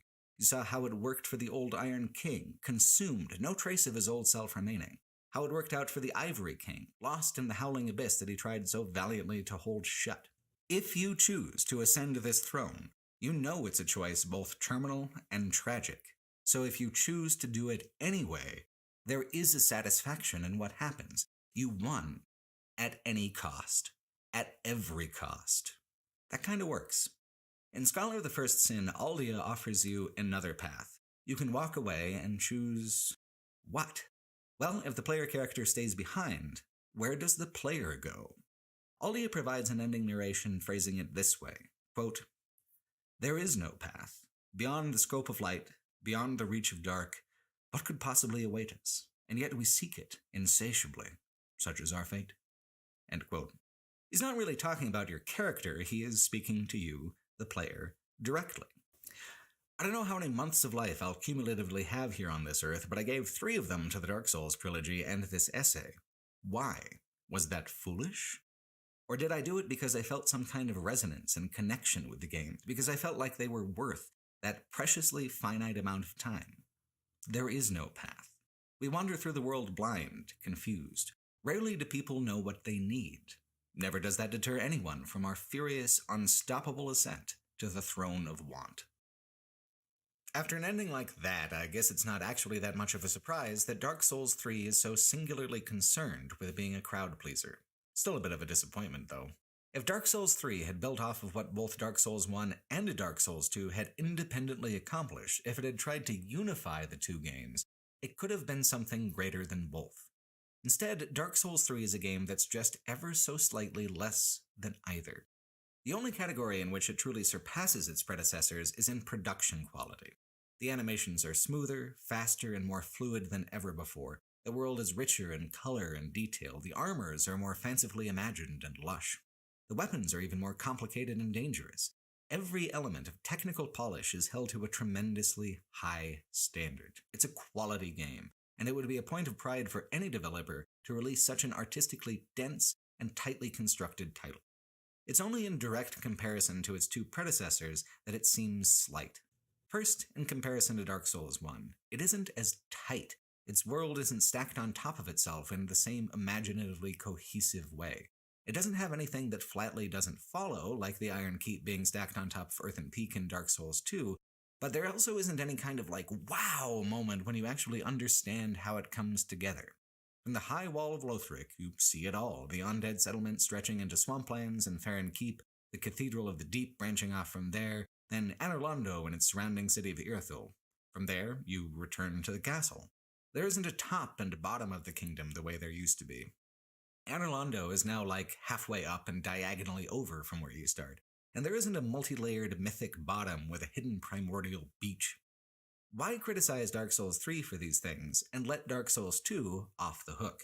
Well, because Dark Souls 2 wasn't actively trying to recontextualize the exact same locations.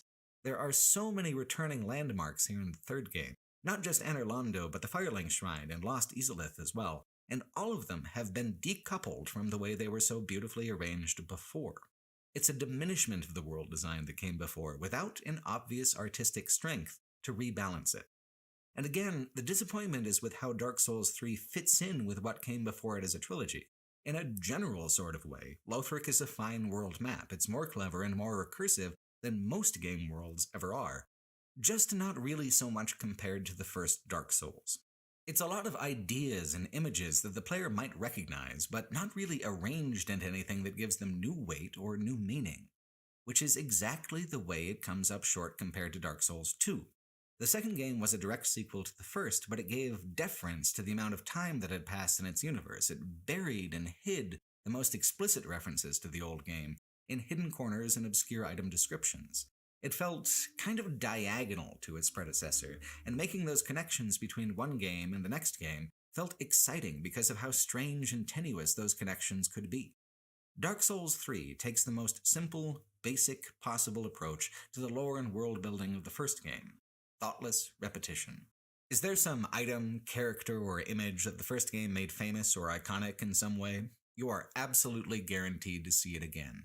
Not in a surprising, thoughtful way, almost like a theme park take a photo with your favorite character kind of way.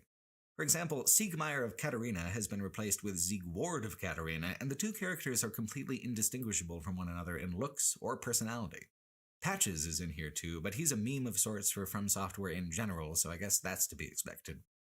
Consider instead Aldrich, the Devourer of Gods, a late-game boss who's taken up residence in the Anor Londo Cathedral. The foreshadowing is all fascinating. Multiple NPCs talk a little about Aldrich and how he's become a revered Lord of Cinder not because of a kingdom or a skill, but because of his ravenous hunger and the raw power behind it.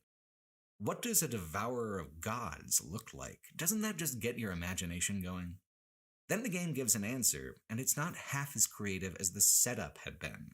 Aldrich is just like kind of a black slime animating a hand-puppet version of Dark Sun Gwyndolin, shaking the old god's corpse around like a little marionette and squeezing out all the magic that's left to try to kill you.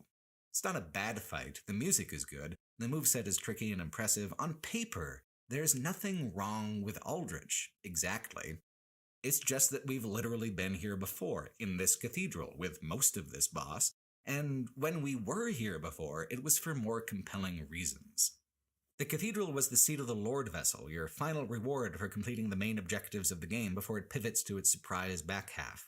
It was more narratively meaningful then, both in terms of lore and player journey. Dark Sun Gwyndolin was a surprise secret boss, something hidden, something special.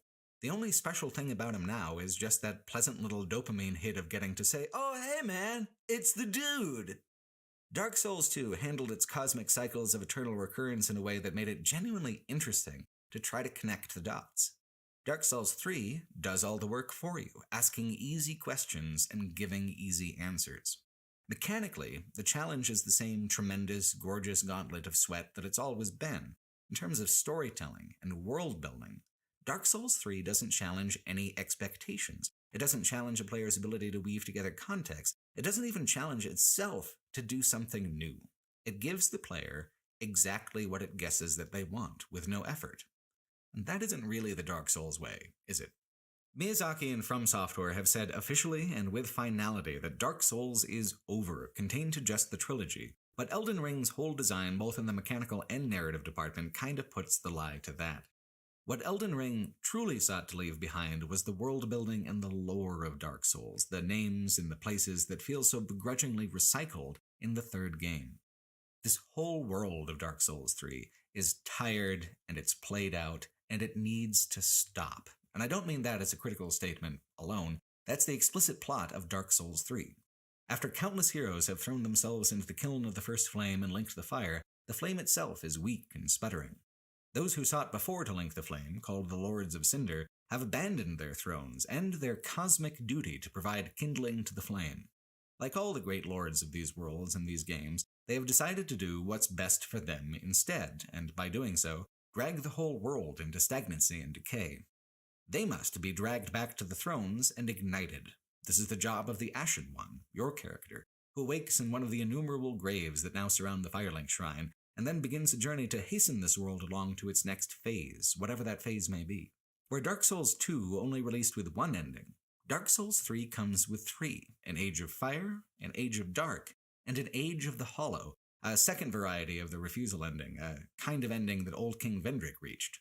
We'll talk more about the endings in detail later, but I think it's interesting to keep in mind going forward how foolish of an idea it feels like to continue this cycle, to listen to the orthodoxy of the Firekeeper and link the fire one more time, perpetuating this awful dim twilight for further eons. This is a world, a whole world, crying out for an ending. And that's what makes Dark Souls 3 a compelling end to the trilogy, despite its otherwise kind of shallow approaches to world building. If you are tired of seeing these names, these places, if it feels like it's all starting to blur together and lose importance or meaning, that creeping sensation is actually incorporated into the arc of its own narrative. It's actually a major driver for what can motivate a player to reach the end of the game. If you play Dark Souls 3 and think to yourself, man, they can't keep just doing this over and over and over again, congratulations, you're now thematically in perfect sync with the Age of Dark ending. Let it all fade. Let it all go. Free from this world, not only the player but the developer also can go on to fresher, newer experiences, forward to Sekiro, forward into Elden Ring. It's interesting that what's slight and frustrating about the lore and storytelling in Dark Souls 3 actually fits in so well with its larger connective themes, because it makes me want to almost forgive it entirely for it, brush off these repetitions as something fully intentional. The only thing that stops me is how Dark Souls 3 ignores mostly everything about Dark Souls 2, but not absolutely everything. If it had completely ignored the second game would fit much tidier with the cosmology. It would much more clearly fit in as chronologically the third game in the trilogy, a new Age of Fire, sometime long after you choose the Age of Dark ending here in Dark Souls 3 or Dark Souls 1. Instead, Dark Souls 3 scoops up a random assortment of item and character references and dusts itself with them, coating itself in a thin layer of references that don't actually mean anything, but sabotage the potential continuity of the previous game. Wasn't Lucatiel cool? Here's her armor. Boy, the Fume Knight has a cool sword. Let's make sure the player can find a copy of that. And oh man, Vendrick's shield wand, that's pretty iconic. Why not toss that on a random corpse at the bottom of a ravine? These are references without continuity, connections without purpose. They only do one thing, and that's repeat a small piece of content that might have been popular with some fan at some point.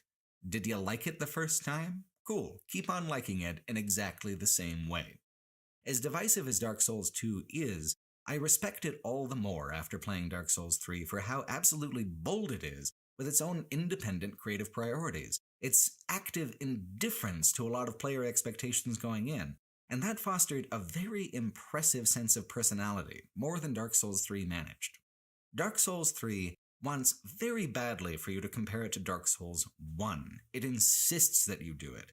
It spent so much energy making sure a given player would find the game similar, it had almost nowhere left to go in figuring out how to make itself better.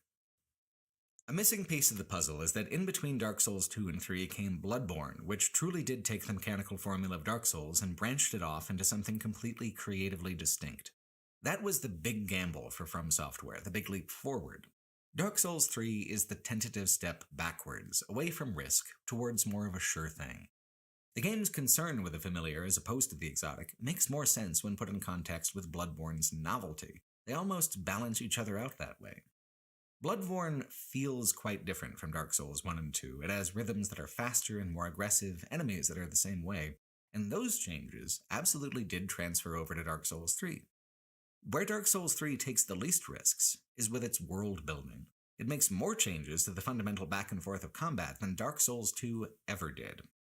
Dark Souls 3 moves a lot faster than any of the previous Dark Souls games. It's untrue to say that the back and forth is gone, that the if this then that combat has been mutated.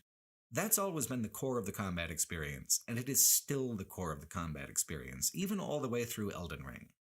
What's been taken out of it is all the slack and all the sporting deference that the enemies used to show a player. In Dark Souls 1 and 2, enemies are certainly aggressive and will press a player if given the chance, but there are very clear windows in between attacks, after attacks. Everything is telegraphed in a way that isn't actually that cinematic or that natural.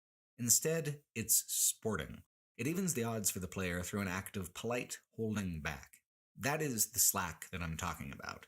There was room there for the game to move faster, for it to truly reach a point of cinematic, ceaseless action. Dark Souls 3 stokes the fires of its combat rhythm and takes it there, right up to the line of being fast enough to feel completely without a sense of taking turns like it used to, but still slow enough that even players as clumsy as I am can still perceive what's going on and react. Still, after having done passingly well at a melee class in Dark Souls 2, I felt that I was going to be wildly outclassed trying to go that route again and pass the game. It was just at the edge of what I could do to make it through the cycles of Dark Souls 2, and I was living in fear of a repeat of the Fume Knight situation. I was already investing around 100 hours apiece into these games. Adding tens of extra hours of failed attempts sounded completely nightmarish. So I decided to do what I did my first time around, lean on magic. However, the way magic works has been completely transformed in Dark Souls 3. I decided that I wanted to play a pyromancer again. To do that, I would need to take a completely different approach to my whole character than I had before. I would have to invest in different attributes, wear lighter armor, forsake familiar bonuses.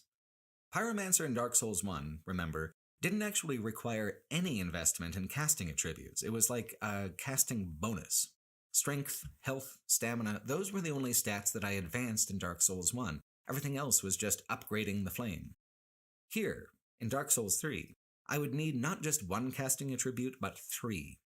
Pyromancy, as a heretical art dealing with the stolen flames of creation, is neither miracle nor magic, but a blend of the two. And as such, it demands a split investment between both faith and intelligence, both of which scale all the way up to 60 points. So you could be a top-level divine or a top-level arcane spellcaster in exactly half the time it takes for the same in pyromancy. That kind of made it even more appealing to me. If that's the significance of the sacrifice you have to make, what then is the shape of the reward? How powerful can you really get doing it that way? The Dark Souls games are all so well balanced. Often they simply offer help with no strings attached, so if there is a path open to you that requires managing some sort of negative consequence, you can be sure that there is something remarkable sitting on the other end of the scale. The third attribute is attunement, which not only gives you more spell slots like it used to, but it also raises your focus points, the new mana bar that's been added to the upper left corner of the screen. This is a positive instance of modernizing and streamlining a classic system. The limited casts per rests felt clunky and archaic, and it was only with the slower combat of the previous games where that system really made sense. Magic was something you decided to use for a particular reason in a particular circumstance. By allowing the player to split their pool of Estus flasks into ones that restore health and ones that restore focus, the player now is in complete control over how much they lean towards spellcasting or how much they lean towards combat utility in their build. If you're a dodge master who rarely gets hit, you can take almost all of your flasks as mana flasks, allowing you to use powerful magics in every circumstance without really worrying about the cost. If you get hit and make mistakes all the time like I do, you can split it down the middle, half spellcaster, half warrior.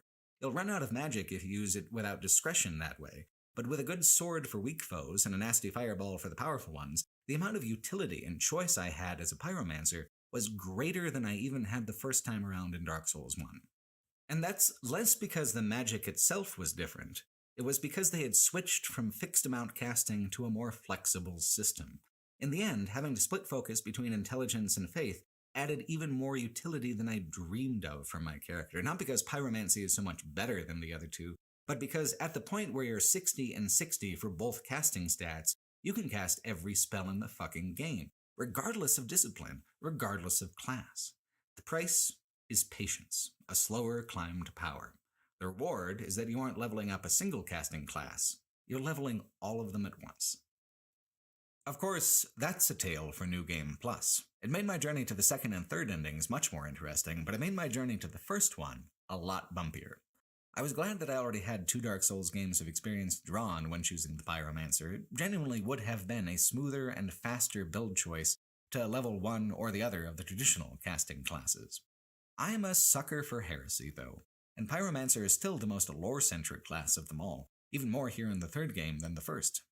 I didn't really have to be very patient at all to find that Pyromancy was even more powerful than it used to be on a very fundamental level. Dark Souls 3 has a boss like the Asylum Demon sitting at the end of the tutorial zone, but the approach is a little different. The Asylum Demon was an exit exam. Did you listen to everything the tutorial was trying to teach? If so, take your certificate and move along to the land of the Ancient Lords. Iudex Gundyr is like an entrance exam. The game will not open to you at all until you prove yourself capable enough to handle a new, more dangerous kind of enemy. Iudex Gundyr is a huge and intimidating boss, smaller than the Asylum Demon at first, but then he swells with a magical infection called the Pus of Man. The Pus of Man is an abyssal curse, a thing of humanity and the dark, and thus weak to fire. Take that, fucker! Easy mode wins again! I was actually even more careful in this fight than I had to be because I assumed that fireballs would have the same surprisingly short range they did in Dark Souls 1. Wrong again. They've got significant heft and arc to them now. Pyromancy is effective at medium ranges in a way it never much was in Dark Souls 1, and by supplementing your spells with a few selections from Divine and Arcane spellbooks, you can add long-range damage to your Pyromancy repertoire as well. Eventually. For now, one of the delightful trade-offs of slower advancement along the path of Pyromancy is that most enemies and bosses are weak to it, especially early on. Arcane damage is good at across-the-board damage, lightning does huge damage bonuses against dragons and serpents, but Pyromancy and fire is a specific weakness of a shockingly large variety of foes. The only part of the build that didn't suit me too well was how many stats the build needed to be split into. 3 spellcasting stats, sure, but endurance is hugely important to how much you can cast and how fast you can roll and how many times you can roll. And health, of course, is probably the most important statistic to a person like me because it represents a player's allowance for mistakes. So that makes 5 stats to split focus between, 2 of which must be advanced together to really provide the appropriate bonuses. That makes for some slow going. I supplemented my progress with grinding more than I ever had before, but I also feel like despite the slow progression diluted across so many priority statistics, I was still well able to keep pace with the rising difficulty of the areas I was adventuring into. This is largely due to the many complex options available through the weapons upgrade system. It's more robust in Dark Souls 3 than either of its predecessors, despite being quite similar. The difference is in how many ways you're able to alter the trajectory of a different weapon's scaling. If you have a strength or dexterity build, there are now gems that intensify the scaling with those stats, ramping up the damage of already powerful weapons. If you have no combat statistics in a casting build, you can add elemental damage that scales instead with the casting attributes, splitting the damage across several varieties, but always cumulatively enhancing it. At first, dark and fire damage, the ones that scale on both faith and intelligence, aren't available as enhancements. Only later are they made available through chaos and dark gems instead of the early game fire and deep gems. Other enhancements are harder to understand, like mundane, which I still don't fully get.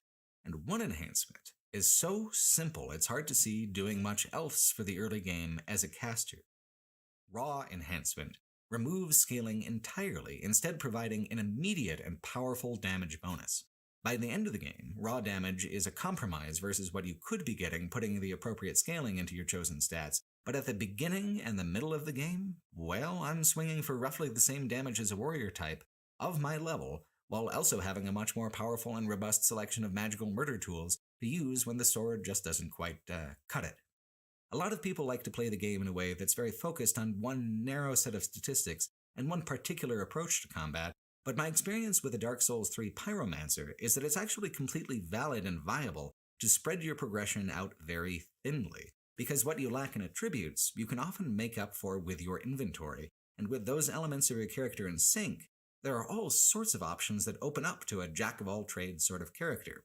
I was an archer, a warrior, a mage. I was every mage, in fact. Medium armor, medium health, a median of pretty much everything but luck. With all that going for me, however, I didn't need luck as a statistic. I made my own luck just fine. Which isn't to say I didn't get my ass handed to me by the very first major boss following Old Eodex. I certainly did, and a lot of other folks besides, because Vort of the Boreal Valley moves in a way entirely new to the trilogy. A gigantic beast who's also faster and more nimble than any knight you might have faced in Dark Souls 1 or 2.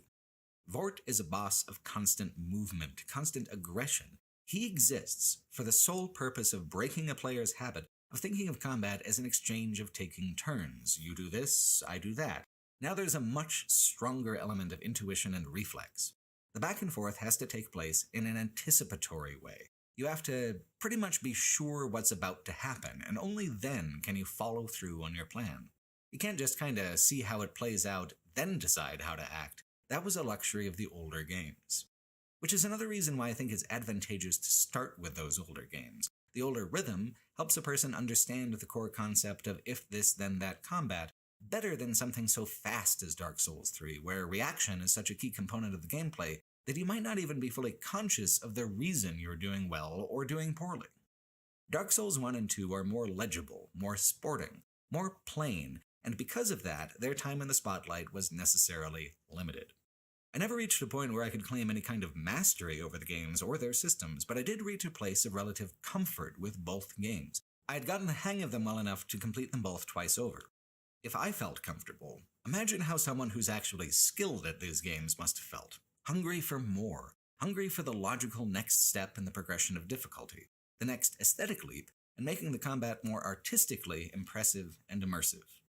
Dark Souls 3 makes that leap not by making fundamental changes to the combat, but by removing all of its downtime. By removing the slack from the combat, a couple seconds here, a handful of milliseconds there, shaving it down to the point where you only have the minimum amount of time to react before it gets overwhelming. It's interesting to note the divergence in difficulty between Sekiro and Elden Ring, and how they followed up on this escalation of speed and aggression. Sekiro takes things even farther, requiring much more endurance and focus on a player's part than any Dark Souls game would. Not endurance or focus like statistics, like your human ability to perform the correct inputs more or less perfectly over the course of up to 15 full minutes. It is entirely possible to be too slow and too clumsy to get anywhere in Sekiro. I put a lot of hours into it and did finish it, but it was an extremely miserable experience for me a lot of the time, and I felt completely outclassed by the entire game. Elden Ring also moves faster than Dark Souls 3. In fact, most of the bosses move with the same ferocity and agility as the bosses in Sekiro, but instead of demanding mastery, Elden Ring draws from the Dark Souls tradition of giving players the tools they need to mitigate the aggression, to mitigate elements of challenge. In Elden Ring's case, that means both formal and informal co-op all the time. Real players, NPC summons, spirit ashes, whichever you choose, there's some kind of built-in expectation in a lot of the boss encounters that you'll use some tool or some mechanic to pull focus and force breathing room into encounters that otherwise wouldn't give you any. Dark Souls 3 pretty clearly precedes both those games. The enemies are much faster than Dark Souls 1 and 2, but forgiving compared to Elden Ring and Sekiro. However, few new concessions have been given to the increased speed and aggression. You're still mostly working with the traditional Dark Souls tool chest to navigate the new speed difficulty, which can feel intense comparatively, because the enemy density is every bit as high as Dark Souls 2, with huge clusters of tough foes, and if you're trying to thoroughly explore an area and fight everyone, it can be a really exhausting process. Leaning more into magic than direct combat was the only way I ended up feeling comfortable with Dark Souls 3. If the enemies were so fast and so lethal as they are, then the main thing my brain wanted was for them not to touch me. At the beginning of the 1978 animated film version of Watership Down is an amazing retelling of a creation myth that Richard Adams wrote for his rabbit civilization. In it, Lord Frith, the sun, the highest god, curses rabbits for spreading so far and so fast in the world, curses all the animals, in fact, with difference, creating predators and prey. Rabbits would be hunted and killed all the rest of their days. But the sun was not completely cruel. Lord Frith gave the Prince of Rabbits and his people great speed, great cunning, and it gave him some solid advice as well. This advice applies just as much to a player's survival in Dark Souls as to the longevity of a prey animal like rabbits. Lord Frith says, "All the world will be your enemy, Prince of 1,000 enemies, and when they catch you, they will kill you. But first they must catch you, digger, runner, listener, prince with a swift warning. Be cunning and full of tricks, and your people will never be destroyed. That is kind of the thrill of Dark Souls, isn't it? To have the whole world your enemy, to have to resort to your wits and reflexes simply to exist, and having achieved existence, to grow strong, to thrive, to put the boot to those who would challenge the raw and unalterable fact of you. When I was stuck on the Fume Night, I came across a post on GameFAQs or some damn place from back in the day where the original poster said something along the lines of, "I hate this fucking boss, he's literally impossible, I've been at this all fucking weekend and now I have to go back to work having accomplished nothing." And a reply down below helpfully suggested, "You know, it sounds like you just don't have the right mindset to play these games. They're hard because life is hard. But I guess if you give up on every little thing, you'll never have to learn that." And that guy is an asshole in two ways. First is that you don't tell someone who works an hourly job that life is hard, they're aware. Second is that the whole point of Dark Souls is that it is not like life. It is rational, consistent, predictable, and fair. It's possible to get stuck, I did myself, and more here in Dark Souls 3 than any of the other games in the trilogy, but that isn't because they're hard like life. It's because they're hard as a way to challenge my ability to work within their systems under strict limits, creating as thin an edge as they can between success and failure. The games do this not because this is how life is, but because this is dramatic, because this is play. Because walking on that knife's edge requires being completely absorbed in the present tense of the experience, and that is something that life rarely gives us the opportunity to do. There is no sense of drama or uncertainty in stocking a shelf, creating a spreadsheet, or dicing an entire box of onions. You know that it sucks, so does everyone else, that's why you get paid. And if you work harder and you try harder, there is zero guarantee that that effort won't just be thanklessly exploited. It's a major component of the get good mentality that the Dark Souls games are a cathartic example of pulling yourself up by your bootstraps and having that process actually work. I even kind of agree with that assessment. The fact that your hard work pays off is one of the most fundamentally satisfying things about the games, one of the most cathartic things. This is because that's part of the fantasy. That's part of the game.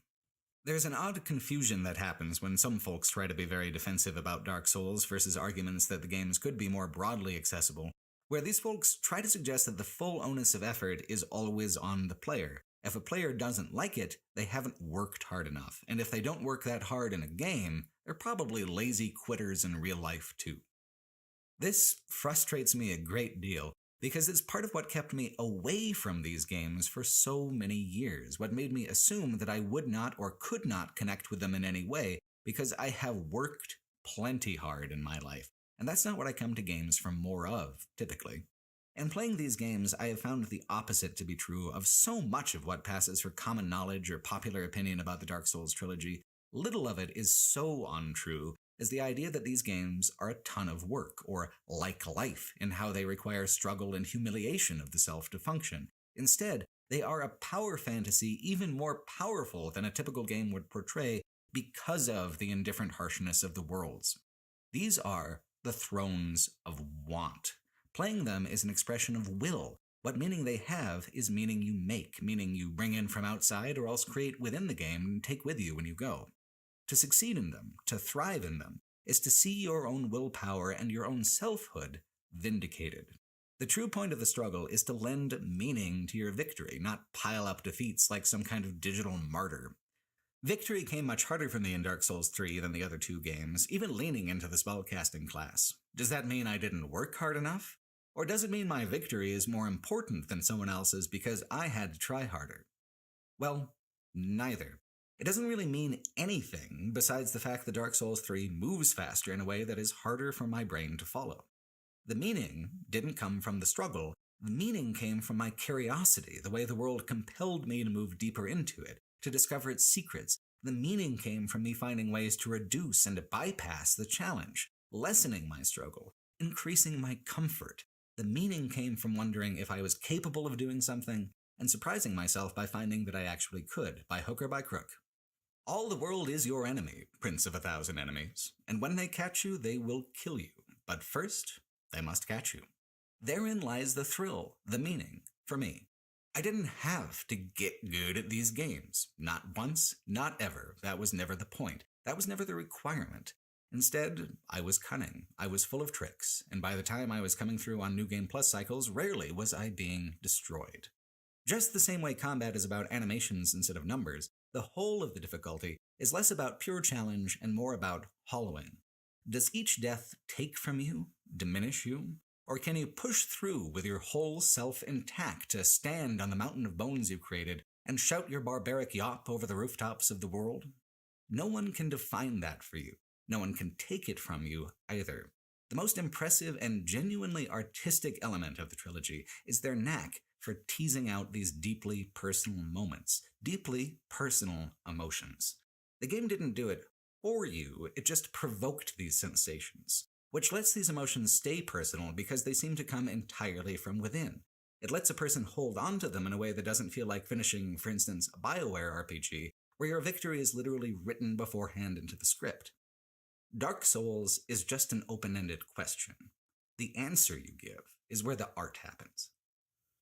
To be fair, it's only online that I've seen people be such jerks about the Dark Souls experience, so insistent on trying to tear down other people's journeys through it and reduce it to only its most competitive and aggressive qualities.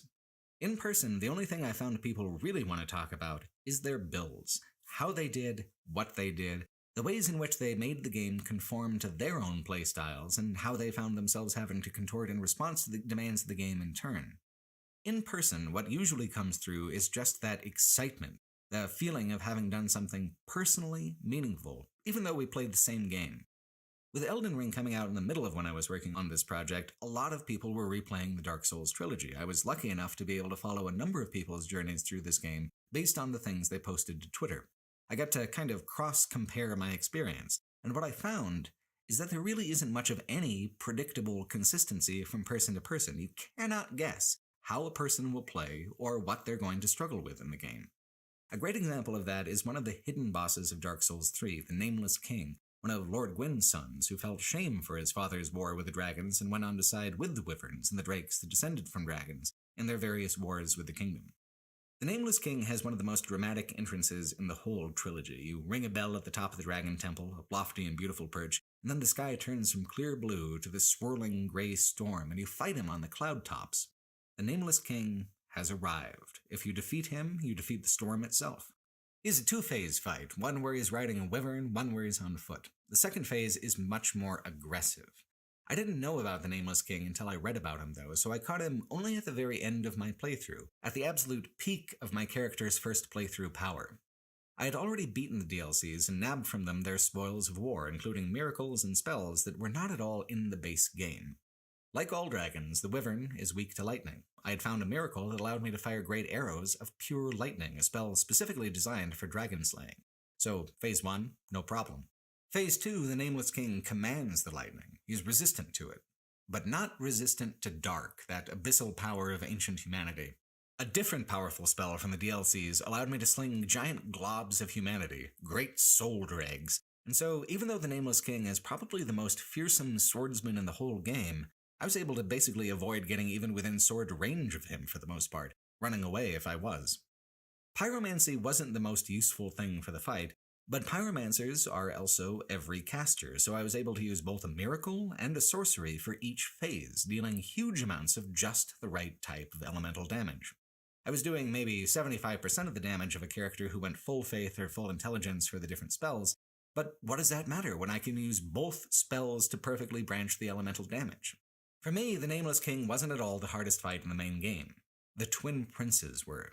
I fought them much earlier, before I tackled either of the lengthy DLCs, and I hadn't quite reached a point where I understood how much of the casting utility I had outside the Pyromancy discipline. And Pyromancy is exactly the wrong elemental attack to use. Both fire and dark damage are significantly disadvantaged with the Twin Princes.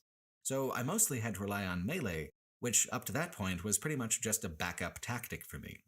You can kill the larger, stronger prince as many times as you like, but the younger prince is only vulnerable in the window where he's reviving the elder prince, and at the end of that short window he has a magical burst that punishes you for being too close. The Twin Princes was another point of getting hard stuck for me, although it took me 3 hours instead of 8 this time around. I was completely mechanically unprepared for the Twin Princes fight as a pyromancer, and so it stomped me, over and over again. On New Game Plus, however, Much different story. Both princes are weak to lightning, so lightning is what they got. Using faith-based miracles, I only played through the fight twice instead of over 20 times. Even the health, attack, and defense bonuses that the Twin Princes get on the New Game Plus cycle are no match for simply using the right build, the right elemental damage. You might ask, aren't both these fights supposed to be hard? Isn't it messing with the intended experience to do well at either of them without just being good and playing perfectly? Obviously not, I think. The intended experience is that any given player ought to be able to beat them. Being skilled in a general sort of way is one approach. Properly pairing elemental damage to enemy phases is another. These games are crafted with a tremendous amount of balance and care, and part of that balance is allowing people like me to prevail through the systems provided. These games would be so much simpler, so much more restrictive, if there was a correct way to play. There's only one genre of game I can think of where doing everything perfectly is the whole point, and that's bullet hell games. And there's no sense of customization in those, no sense of ownership, no sense of a journey, just a descending list of high scores and the elusive possibility of sticking your own 3 initials at the top of the list. What does get good mean when applied to the Twin Princes and the Nameless King? Does it mean I cheated by using the tools provided? Does it mean I didn't suffer enough for it to qualify as a win? To some people, sure. For me, I took the game at its word when it told me victory achieved. Honestly, for all the shit that Dark Souls 2 gets about having bosses with inconsistent quality, Dark Souls 3 I think has a much greater variation between bosses that are so difficult as to get a person hard stuck, and bosses that are so simple as to wonder what the point of making them such a big production moment really was. Take High Lord Wolnir. He's extremely intimidating. You fight him on a darkened ledge tilting downwards to the abyss, with this giant skeleton man crawling his way up out of the depths toward you. He has an area of effect gas attack, creating a mist that does dark damage, chasing you further up the platform to avoid it. Wolnir himself, however, dies the moment you break all 3 of his golden bracelets. The first 2 playthroughs I did, I got him on the first try, without preparation, without a plan, because it's all pretty straightforward. And then, I tried rolling through on my third playthrough, New Game Plus 2, and I suddenly found myself not doing as much damage as I expected and struggling with him a great deal. The longer you wait, the more summoned skeletons he adds. I had killed him so quickly the first 2 times, I really hardly noticed the summoning mechanic. Now this third time, I was getting the full force of the encounter. Above a certain DPS threshold, Wolnir is just a complete pushover. Under that DPS threshold, he is one son of a bitch. The encounter's difficulty is almost independent from his moveset. It's mostly just about staying ahead of the reinforcement curve, like the 4 kings of Dark Souls 1. Or how about Yorm the Giant? Yorm hits hard and has an absolutely gigantic health pool. However, he's weak to the weapon art of the weapon that you find right at the entrance to his arena. This is also the ultimate goal of Siegmeyer of Katarina, the Onion Knight guy. He'll use the exact same weapon and he'll help whittle the boss's health down. Is it really that exciting of a boss fight if every build is using the same strategy, even the NPC? The Yorm fight is another one that Elden Ring chose to iterate on and try to adapt when designing the confrontation with Shardbearer Rykard, and the special weapon format feels a little more lively there in the later game. Yorm is an awesome creature design, and he's got some real juicy lore behind him, but there's essentially only one strategy, and that's left rear trigger when safe. The certainty of what's coming is convenient. You can upgrade that weapon for New Game Plus cycles and shave some time off, but no one really talks about Yorm because there's nothing one person could tell another that they hadn't heard before. Even really excellent boss fights can have hidden frustrations because of the game's obsession with self-reference over building independent lore. The Abyss Watchers is one of the best and most dynamic boss fights of the game, facing you off against a group of knights with wildly different movesets between phases. There's an even more chaotic twist, too. These knights are sworn to fight the advance of the Abyssal Void, and occasionally, one of them goes mad, turning on his brothers. The Fallen Knight will still attack you if you're the closest to him, but the boss fight included ways to distract its many enemies of the first phase, even if you did not choose to play the fight with co-op. It poses a problem with a built-in solution, but not a prescriptive one like Yorm's weapon weakness, a dynamic solution that's neither reliable nor predictable, just another exciting variable of the fight. Once you've felled them all in the first stage, their essence kind of coalesces into one fearsome warrior who raises himself from the dead and comes at you with fire magic in addition to a renewed, more intense aggression. The rhythm between phases is great because the first phase is chaotic, frantic, and then it tightens up into the second phase, which is more dangerous, but much more focused. It feels like a dramatic escalation, but it also dials down what was intense about the first phase in favor of something new, keeping a player fresh and on their toes instead of wearing them down with a true endurance fight. I love everything about the Abyss Watchers, except that, according to the lore, you're fighting a fan convention. The Farron Wolf and the Abyss Watchers are all just a reference to Sif and Artorias from the first game, an explicit, direct reference. They're like an Artorias blood cult. Dark Souls 3 well understands how to make an encounter dramatic, how to keep attention, how to ratchet up the intensity and then cathartically release it. It doesn't seem to understand at all how to reuse its old motifs in a way that are dramatically satisfying as storytelling beats. The best thing Dark Souls 3 could have done with Sif and Artorias is to leave them behind. It's probably the strongest and most detailed storyline in the original game, and it ends very conclusively. There's nowhere left to go, so the Abyss Watchers just kind of staple themselves onto the bottom of the legend, and don't add any kind of new twist or wrinkle. Just a dilution of the best motifs and moments from the Artorias legend, trickling down into a bunch of dudes instead of just one. They look cool, they feel incredible to fight, but the way they've been woven into the storytelling is just boring. It's such a shock coming from Dark Souls 2. Even though I enjoyed my time with it, Dark Souls 2 is the least of them mechanically. The combat shines more brightly in the first game and mutates more spectacularly in the third game. From a storytelling perspective, though, it is such a de-escalation to go from the second game to the third game. Dark Souls 1 sets up a fascinating universe. Dark Souls 2 pushes it even further into desperation and decay, and Dark Souls 3 spends an inordinate amount of time just reminiscing. Dark Souls 3 doesn't have to tell me that Artorias and Great Wolf Sif are cool. I already bought their goddamn t-shirt. What I wanted was a legend just as impressive because I know quite well From Software can do that.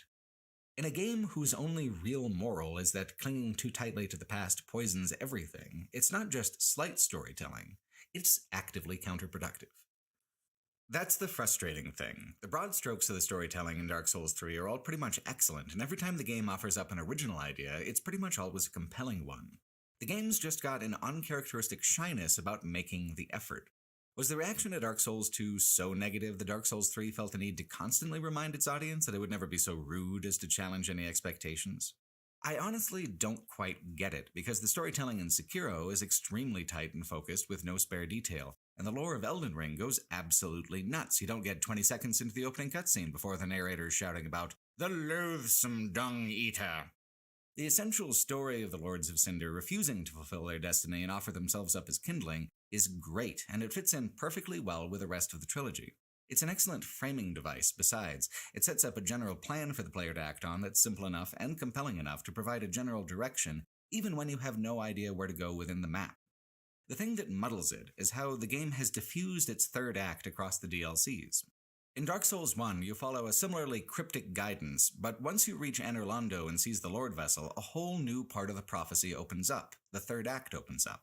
In Dark Souls 2, reaching Castle Drangleic was the whole goal, and then, like Dark Souls 3, it kind of diffuses itself across the hidden parts of the kingdom as you seek the Giant Souls and pursue the crowns of the true monarch into the DLCs.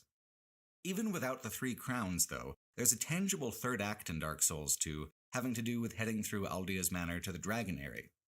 Dark Souls 3 does exactly what it says, and no more. The final area to open up is Lothric Castle, where you go through a modernized version of the Duke's Archive and fight your way through a whole company of knights. If following the main path, this is the straightforward climax. At the top of the castle are the Twin Princes, the final Lords of Cinder you need to murder in order to reignite the kiln of the First Flame. None of this is wrong. The archives and castle are genuinely some of the densest and most enjoyable levels in the game. The level of challenge is intense, too. The archives particularly maintain the feeling of a magic murder maze from the Dark Souls 1 version by pitting you against difficult casters in a winding environment. The whole lower archives is a multi-stage fight against a crystal sage, just the same as the one you fought as an official boss battle earlier in the game. In typical endgame fashion, enemies once seen as remarkable are now presented as a more average challenge, one terror among a host. These are excellent quality levels. They do exactly what they set out to do. Exactly the way I've been set up by the previous 2 games to expect them to do. Is that wrong? Of course not, and Critically, they do harbor a fascinating secret, a tear in reality through which the void is seeping through, a side passage leading to a garden of rotten humanity, and then deeper into an abyssal mirror of the Firelink Shrine and tutorial area. This has nothing to do with a third act. This is the setup for a third ending. There's a dangling thread of something potentially interesting that never gets much of any follow-up on to start things off. Osieros, the Consumed King. He was once a king of all of Lothric, and it's suggested that Osieros' meddling in the royal bloodline led to some of the sorry state of how things are now, but he's also turned himself into a half-dragon mutant for reasons that are deeply unclear, talking about a son who isn't there. As he fights you, he devolves, losing what's left of his sanity and attacking with a bestial fury. This is such an interesting hook for a story, for lore, but it is what it is and nothing more. It's never expanded on. There is no further context for Osieros or anything that he does. This is the true downside of the traditional opaqueness of the Dark Souls trilogy and its storytelling, although in this case there is something odd about it. Obscure things in the Dark Souls trilogy usually have obscure presentations. To put in this fully voiced, extremely deliberate scene and just leave it dangling is as unusual as it is frustrating. What connection does Osieros have to the portal to the abyss behind him? Was he studying it? Was it driving him mad? It's hard to say, because the Dark Mirror of the Firelink Shrine has a completely different set of lore and characters that it's working with, centering around, instead, Eodex Gundyr. Here, Eodex is in the same arena, but he's Champion Gundyr and doesn't have his infected second phase. Instead, he's all Gundyr all the time, baby. Much more powerful and cunning than ever before, and when you defeat him, his soul's description says, quote, "Once a champion came late to the festivities and was greeted by a shrine without fire and a bell that would not toll. Too late to stop the Age of Dark, he just had to ride it out, and that's why you find him so weak and so infested in the present tense of the tutorial area. The coiled sword driven into his body, that's the symbol of fire, stopping up all the corruptive darkness within him. Gundyr seems to be of a previous age, before Gwyn, or somehow parallel to him. Deeper in the dark, false version of the Firelink Shrine is the hidden corpse of a Firekeeper. They're supposed to be blind, but this one has her eyes, and through these eyes, the Firekeeper in your own timeline can see into the abyss and welcome it. Only the Firekeeper can snuff out the first flame entirely, and usher in the new Age of Dark. These eyes are supposed to be from the first Firekeeper. If that's the case, then Champion Gundyr is from the dawn of the entire cosmology, or before, or alternately that the Firelink Shrine is exactly the same, because the eternal recurrence runs even deeper than was previously suggested, that even the buildings and names and faces repeat, not just broad reincarnations like the old souls of Dark Souls 2. It is unclear how it all works. It's extremely fun to think about and paint some really interesting pictures in the imagination, but it isn't connected to much of anything else. This could be the oldest location in the trilogy by millennia with lore-shattering implications, or it could be an instance of From Software conveniently repurposing an asset, or it could be both, or it could be neither. Navigationally or narratively, this is just a pocket of the world, an extremely interesting dead end tucked away from the other content. The good of the storytelling could be accentuated with tighter focus and more connectivity to the rest of either the level or the plot, but instead, everything good that they do is weighed down by its own willful obscurity. Darkstalker Kath was woven in a little oddly and awkwardly to Dark Souls 1, but the role of the Abyss and the presence of the Darkstalkers themselves was a well-integrated fact of any playthrough. Here in Dark Souls 3, there's no attempt at integration because they assume you're already familiar with the concepts. Just a disconnected reference will do, and you can tidy it all up yourself at the end of the game when you choose the ending. This could be one of the best, biggest revelations in the entire trilogy, if only it had been treated as such. Let's consider the ways Dark Souls 3 recycles and reinterprets whole areas of Dark Souls 1, how it sought to improve them, and why. The first is the replacement of the Undead Burg with the Undead Settlement. Instead of a winding series of corridors and rooms that make clever use of vertical space, the new area uses verticality to create islands of space, smaller, discrete areas within the whole that newer players and rusty players can feel confident about completely exploring before moving on. The Burg was a single entity. While it had different wings and different directions to explore, it only really started to make sense after you'd seen pretty much the whole thing and a few other neighboring areas besides. The settlement is more easily understood. It can be understood one island at a time. It's easier, but also missing a lot of its personality. The undead villagers move in pitchfork-wielding packs that are more reminiscent of Bloodborne than Dark Souls 1, and it seems like one of the aesthetic intentions of the area is making players who are only familiar with Bloodborne more comfortable within the setting. The undead settlement is intimidating at first in the density of its enemies, but the island approach makes it so that this density is divided into extremely manageable chunks. It's pretty deliberate in giving the appearance of being more dangerous than it actually is. To its credit, it's not only much larger than the Burg, but also contains many more hidden areas and optional content. There's an entire wing of the map with a giant demon for a mini-boss and a whole heap of useful items, including weapons and armors. The Burg is denser of design, more cleverly compact and more recursive. The settlement is denser of content. Is that better, or just an equal alternative? The impulse to do a maximized version of an older map is pretty standard impulses for any sequel, but in the specific case of Dark Souls 3, it's part of the proud nostalgia that runs so contrary to the apocalyptic melancholy it's leaning towards in its broader plot.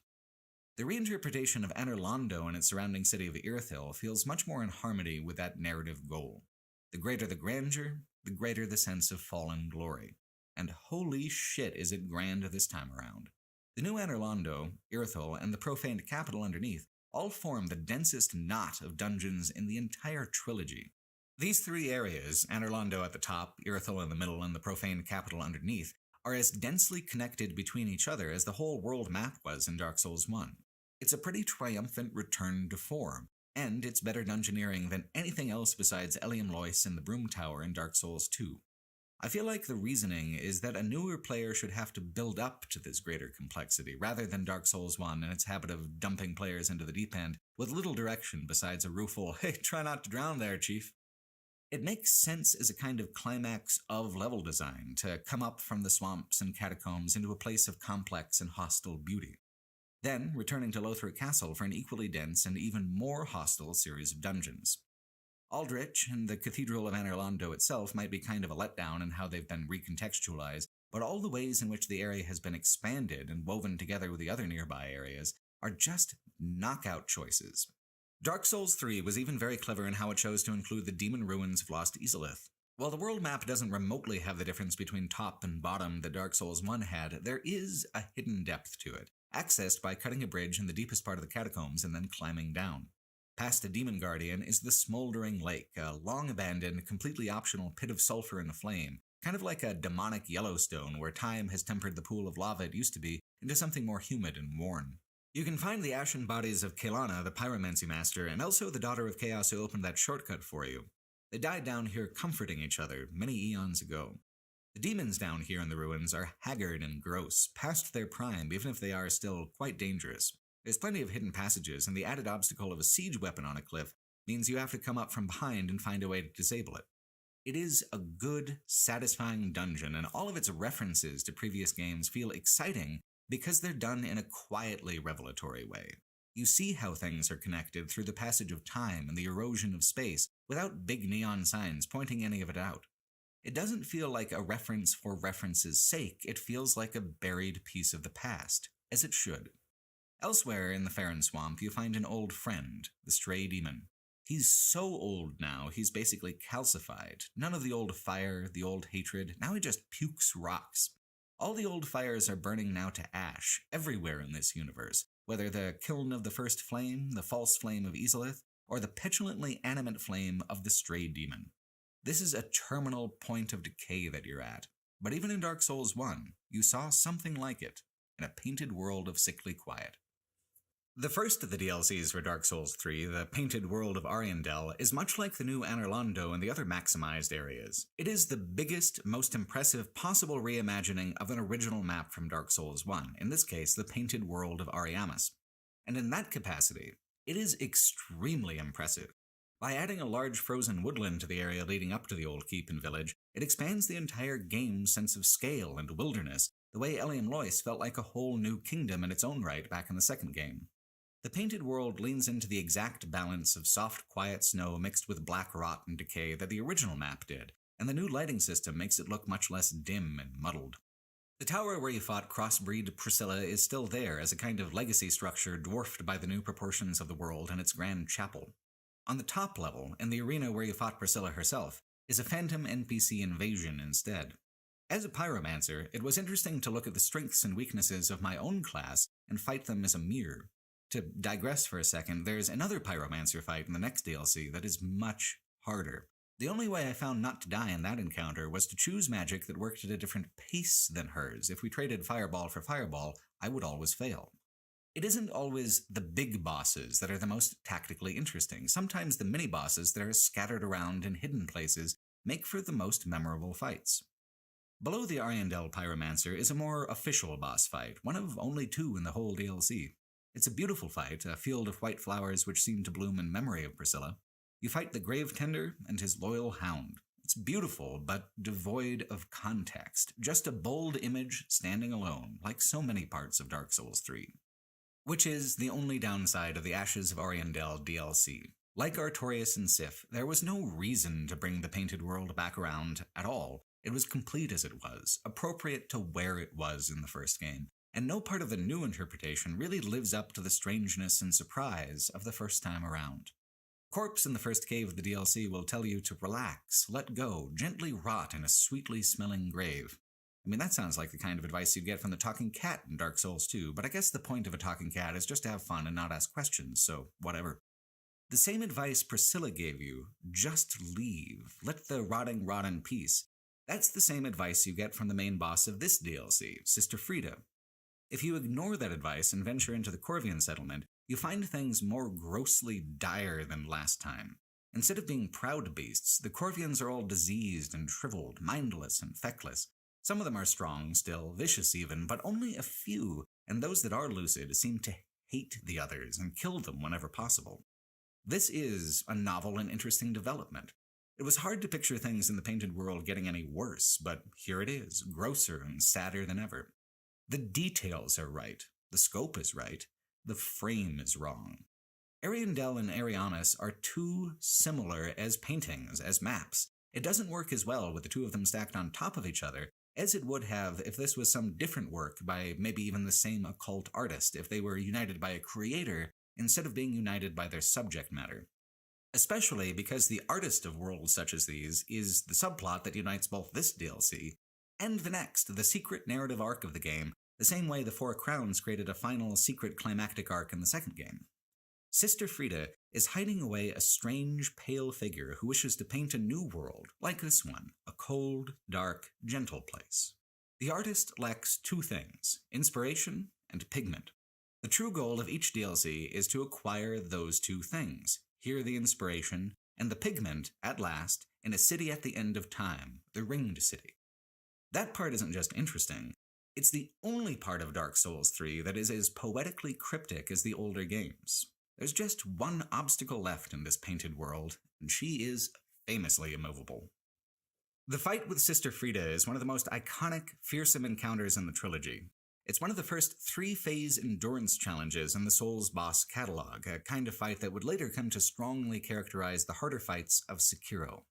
Frida is such a tremendous challenge that it's the only fight in the trilogy that gives you an NPC summon for absolutely free. You don't even have to have your multiplayer enabled to use him. Her first phase is assembled from little echoes of crossbreed Priscilla.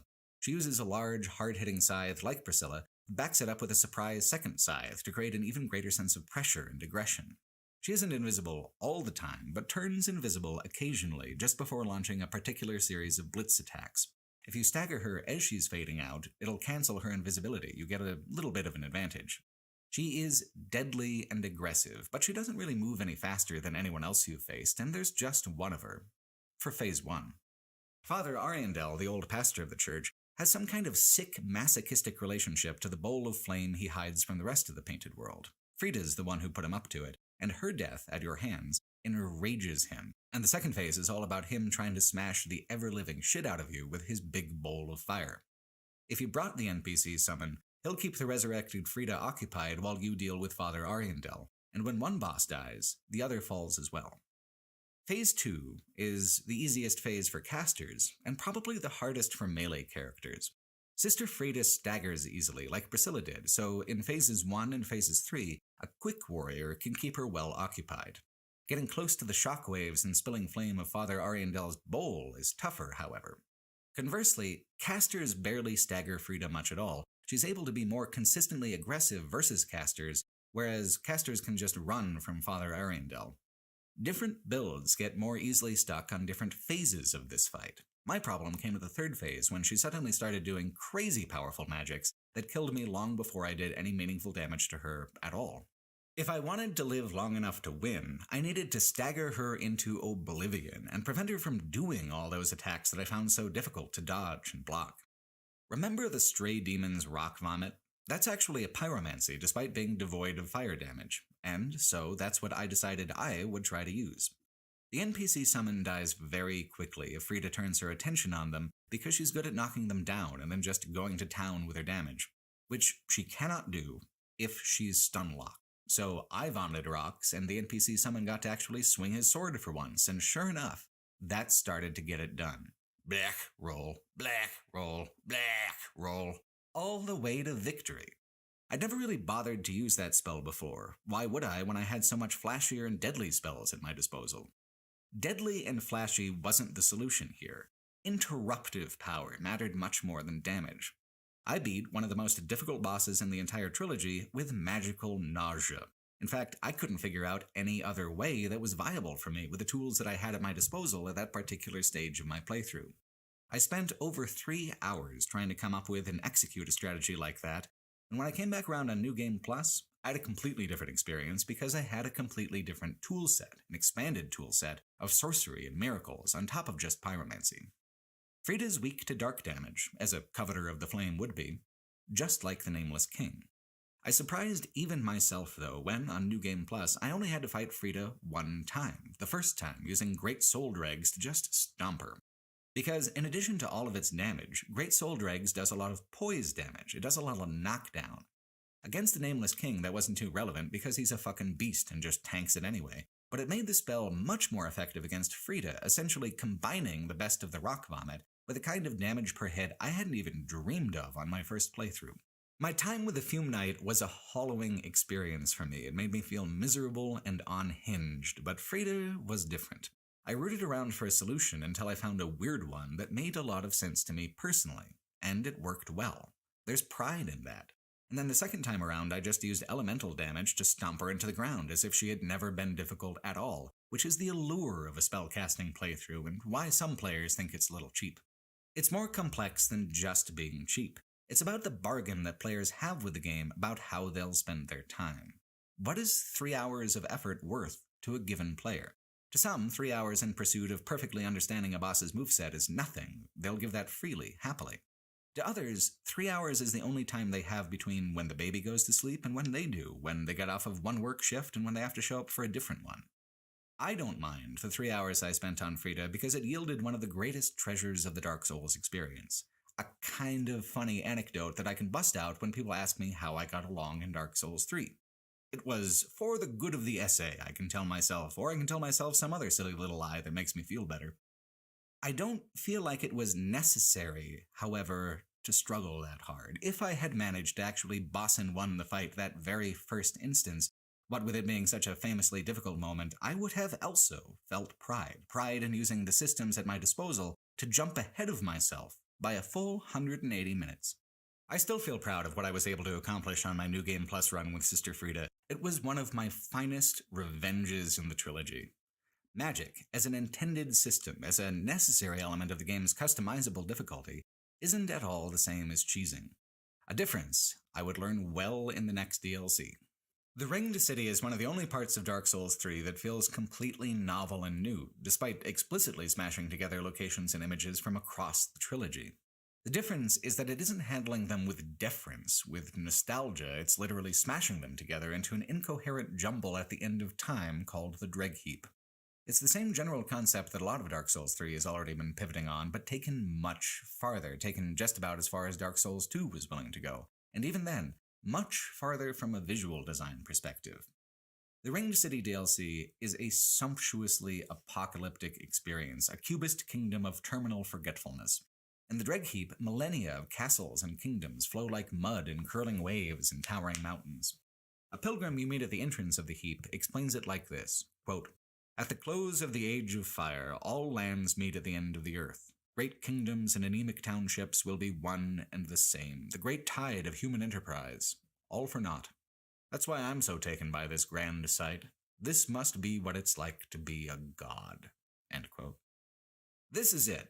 This is exactly what I wanted but did not get from the primary campaign of Dark Souls 3. Not just batting around the same 3 ideas from the last 2 games about how to end things, but showing me something new, something powerful, something that explains to me exactly how consumed by chaos and entropy this entire universe has become, and tying it to the last great mystery of the trilogy. Not only that, the title mystery of the trilogy. What became of the furtive pygmy and the Dark Soul? The Ringed City DLC ultimately gives extremely vague and somewhat unsatisfying answers to these questions, but at least it tries, and I'm happier with a fragment of something amazing than I would have been with bypassing the issue entirely. Although it's cryptic to the point of not really even qualifying as a story, the DLC has some of the most beautiful images in the trilogy and beyond. It is, flat out, a triumph of fantasy artwork and visual design. It stands toe-to-toe with the best of Elden Ring's landscapes and vistas. Beyond the Drake Heap lies the Ringed City itself, a prison and a palace for the ones who hold the Dark Soul. In isolation, either the Drake Heap or the Ringed City would be some of the finest maps in the game. In combination, they give each other much more dramatic resonance. The end of time paired with a place removed from time entirely, a garbage dump paired with an intricate castle. Both, in their own way, are more spectacular than any other setting of its kind in the trilogy. The only drawback is the difficulty. Elden Ring far outperformed any entry in the Dark Souls trilogy, selling 12 million copies in its first month. This has led to some interesting discourse that I would have been completely unable to appreciate if I hadn't have gone through the original trilogy first. One conversation is that an optional endgame area called the Halig Tree is poorly balanced because of how just about everything kills you in 1 or 2 hits regardless of level or armor. Some of it feels downright impossible and unfair at times, and to me, also familiar. The Halig Tree's cruel and crushing spike in difficulty is just about right on par for how the Ringed City's difficulty compares to the main campaign here in Dark Souls 3. It is just leagues harder than the main content, and more spiteful, and dense of enemies that have thousands of hit points. The Drake Heap even has an enemy that's more of an environmental hazard, angels that are like magic missile turrets who will kill you if you're exposed to them for more than a few seconds. They're actually kind of like astral projections when you get down to it, though. There are weak and tortured creatures with these strange long necks that create the angel projection. Slay them, slay the angel, and then you're free to explore. The Drake Heap has literally the largest reference to Dark Souls 2 in the game, including the Earthen Peak windmill and its lineup of shattered landmarks. From here, you can jump down into a burned-out trunk of one of the old primordial world trees, and at the bottom, there's a fight with the Guardians who will let you into the Ringed City. The basic enemies of the DLC are extremely tough, especially after reaching the city itself, where the streets are full of towering knights whose lethality is unmatched anywhere else in the trilogy. Progression in the Ringed City is a mire. Every step is an effort in lifting one boot out of the muck of combat and plunging it sloppily back down again. As lethal as they are, these enemies still die quickly if you're doing enough damage. They're still within the range of endurance and the rhythm of combat as enemies in earlier areas. You cannot say the same thing about some of the bosses in this DLC. The Ringed City has some of the best and most awful boss fights in the game, even in the trilogy, often provoking both opinions over the course of enough hours stuck on the same encounter. The kind of endurance required for these encounters makes them, in retrospect, more closely related to Sekiro-style fights than anything in either Dark Souls or Elden Ring. There isn't a single boss fight in the DLC that isn't brutally long, saving the longest and most brutal for last. I was well stumped by every single one of them. Add all the trouble I had with Sister Frieda and the Twin Princes, and suddenly I'm looking at a cumulative amount of time similar to being stuck on the Fume Knight, but mercifully spread out across a more diverse array of fights and bosses. I was completely obsessed with the setting of the Ringed City DLC, and that's what truly motivated me to keep going with it. Because, like no other area, these boss fights made me feel actual rage, just a deep yelling at the TV frustration that looks completely ridiculous on someone in their 30s. Just basically barking like a dog incensed at a squirrel outside the window, a victory they can see but cannot have. The first meaty boss fight is with the Demon Guardians, the demon in pain and the demon from below. Each of these demons has different attack styles, and they swap bodies with each other. One transforms into the other at unpredictable intervals throughout the fight. It is impossible to fully control the encounter. There are 2 NPC summons on offer, and while that makes the fight much longer because of the boss health extension, the distraction is invaluable. The full aggression of both of the demons' attack styles at once is completely overwhelming, visually overwhelming too, hard to read. When you've felled them, they coalesce like the Abyss Watchers. The 2 demons become the Demon Prince, even stronger, even tougher than the 2 demons separately, freely using the powers of both. While technically a 2-phase fight, it feels as exhausting as Frida's 3 phases. I thought the Ashes of Ariandel was a hard DLC when I was going through it, but its difficulty wasn't any more apparent than the spike from the main content of Dark Souls 1 to the Artorias of the Abyss DLC, or from Drang Lake to the Broom Tower. The Ring to City is different. This is, more than the actual climax of the game, the end of Dark Souls, the last content ever released for the trilogy, the top-shelf difficulty that you only bust out on special occasions. The difficulty spike is so large that these encounters feel almost experimental, less tied to the main campaign and more about trying to see exactly how far past those boundaries the game can push it without completely alienating all of its players. The Demon Prince took me a fair few hours and wasn't any easier for me on New Game Plus. Just getting to his 2nd phase is a ton of work, and fatigue is cumulative. The more I fail, the worse I perform, with the exception of these weird rally moments where my clarity comes back and I suddenly start really feeling it again. But those moments are limited, and if I can't secure a victory within that moment of clarity, then I go back into decline after a while. Dark Eater Midir, the trilogy's most dangerous dragon, put me through all of those phases of fatigue and failure. Midir is fascinating because he ties together so much of the lore of dragons and the Abyss, but not in a very conclusive way. He's a descendant of the ancient dragons, from the timeless primordial world of fog and trees, like the dragon at that hidden beach in Dark Souls 1. He's immortal on account of it, as his predecessors had been. So, he was given a divine duty to hold back the Abyss and fight its expansion. The secret ancient chapel where the entrance to his boss arena can be found is decorated with images of the primordial serpents, which is just about the only appearance they make in any shape or form in the 3rd game, or the 2nd game. They're an incredibly important but underexplained element of the mythology of Dark Souls 1, and then they just kind of disappear. Until now. Is Dark Eater Midir paired somehow to Darkstalker Kath? Is Midir cleaning up the mess that Kath left behind? Are the serpents and the dragons mythically linked in a way we haven't seen yet? It's hard to say because no actual details are provided, but there's plenty of time to think about it as Midir murders you over and over again. There's a contingent of players who think Midir is actually extremely easy when you get down to it, and in a subjective way these people are correct. If you play well enough that you can simply not get hit, Midir's moveset is pretty limited and somewhat forgiving to melee characters because of the opportunities to strike Midir on the head and cause a massive stagger in the last quarter of the fight. The only move Midir does that's crazy unfair is this magical laser that's not only a one-hit kill with the beam of the weapon, but also its area of effect shockwave. It's just about the biggest instance of magic artillery being deployed against you in the entire trilogy.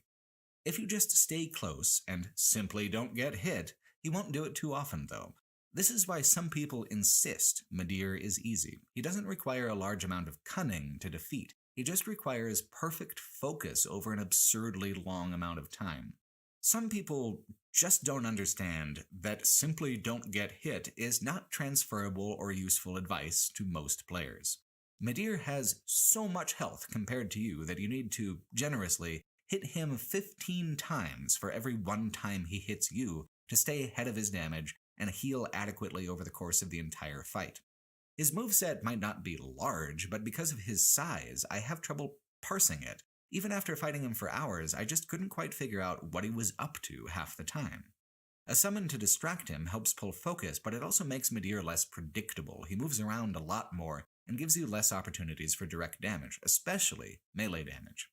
The closest I got on New Game was using another obscure spell I had never really busted out before. Pestilent Mist, a spell that does small damage over time. It's meant to be just an inconvenience, but it does damage based on a percentage of total health, not a flat rate. And so, with a 15,000 hit point boss like Midir, it's actually weirdly brutal as a spell. Of course, you need to live long enough for it to work, and get Midir to stay in the cloud. So, while I got closer than any other method with a mist, it still didn't cut it for me, not on my first playthrough. I straight up gave up on Midir my first time through, my first hard pass since Dark Sun Gwyndolin. That kinda ate at me over, though. People do kill him, I mean he's not impossible, so on New Game Plus I took a different approach. 60 Faith, Lightning Arrows. It's the same attack the NPC summon uses, so you can actually trade volleys and split the boss's attention with the spell. It worked so much better than anything that I had tried on New Game. It took me maybe an hour to get anywhere close to victory, but the fight is so long that an hour's time really only represents like 5 attempts. I wasn't the only one to give up on Midir. He is a major hurdle that a lot of folks give up on. Overall, the difficulty of the Ring City feels more comfortable across the board on New Game Plus than the first playthrough. As post-release content, it feels almost like it assumes you're on your second playthrough or higher. Midir is tougher and hits harder in New Game Plus, but my damage output totally outpaced the improvements they gave him, making the fight that felt impossible the first time much more manageable. In a fascinating twist, the real reward for slaying Midir isn't a treasure, it's a certificate of competency. Midir is a true exit exam boss, on your way out of the entire trilogy in fact, and beating him gives you the credentials you need to become a Spear of Filianor. Darkeater Midir is an optional boss. The Spear of Filianor is not. I want to preface talking about this fight by saying I fucking hate PvP in Dark Souls more than any other entry in the trilogy. Invaders bring so many flasks in with them that it takes forever for anyone to kill anyone, and not once did I ever actually defeat an invader, where in Dark Souls 1 and 2 I felt like I had at least a sporting chance of defending myself. The Spear of Filianor boss fight automatically summons a player who has beaten Darkeater Midir and joined the Covenant to serve as a boss for players who are just trying to get through on their single-player experience. So not only is it mandatory PvP, it's mandatory PvP with a player who has already demonstrated great ability to navigate this world and maintain focus during combat. Using Darkeater Midir as a certification process to be a boss to other players is extremely clever, regardless of how personally annoying I find the PvP mechanics to be. If you turn the game to offline mode, an NPC named Halflight will fight you instead, and Halflight is pretty manageable. Interestingly, something significant changed between when I started the trilogy and when I ended it. A long-dormant security exploit in the multiplayer service was discovered, and From Software shut down the entire trilogy's online component to focus, instead, on Elden Ring software security. As of this video's release, the multiplayer features have not been turned back on, and it's unclear if they ever will be. The entire dynamic and mechanic of the Spear of Filianor fight might never really return. I had to turn the game to offline mode anyway to get through the Spear of Filianor. After getting stuck on every single one of the bosses of the endgame, I was desperate to avoid having to learn PvP from scratch to make any more progress. And thanks to Halflight, I didn't really have to. But no force in the universe could prevent someone as clumsy as I am from getting stuck one last time at the trilogy's ultimate mechanical climax. The Ringed City's refusal to answer any of the big mythic questions I had about the setting is directly tied to its most interesting climactic subplot. The game dodges context in favor of image and mood here at its climax, and it works okay that way. It all goes back to the Ashes of Ariandel. You're drawn into that world by a strange and beardy man named Slave Knight Gale. According to the lore, Gale is actually one of the oldest beings in the world. The very first Hollows, from the dawn of the Age of Fire, were conscripted by kings and kingdoms into eternal service to take advantage of their undead state. These were the Slave Knights. Now, all those kings and all those kingdoms who sought to command the Slave Knights have collapsed to dust, and Gale still stands. His new master is the Painter, the one who needs inspiration and pigment. In the Ashes of Ariandel, you're helping Slave Knight Gale. He's the NPC who helps you defeat Sister Frieda. He even helps defeat the Demon Prince if you want him to, as he ventures further along in his quest and you in yours. The conflict only comes at the very end, and only past the most gorgeous moment in the trilogy. Hidden within the Chapel of Filianor is Gwyn's last daughter, who lies in an eternal sleep awaiting the return of her father, who will never come on account of how you murdered him in the first game. Princess Filianor's sleep is tied to this egg that she holds, cryptically and flatly called the Embraced Shell. Much like how the whole kingdom is decaying, the egg is rotten and crumbling. Your character reaches out to touch it, and one touch is all it takes for the egg to disintegrate. In doing so, you shatter the spell that holds the Ring City suspended from the flow of time. Time suddenly catches up. Filianor rots into a mummified corpse before your very eyes, and the Ringed City is instantly buried in the ash of 1,000 lost eons. Now, you are truly at the end of time. Nothing remains. The ash stretches as far as the eye can see, and hills and mountains, bricks and fragments of the Ring City stick up from the ash like ribs, and in the extreme distance you can still see the tattered remains of the high wall of Lothric. The imagery, this beautiful imagery, is all you get.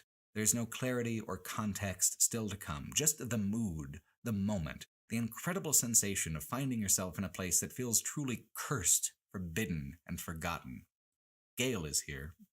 From the very beginning of the Age of Fire to this awful final moment of its twilight at the end of time, Gale has persisted. He has outlasted everything around him. He has staved off his own hollowing for longer than any other creature, human or inhuman. What are you to the slave knight Gale but a moth dancing in the candlelight?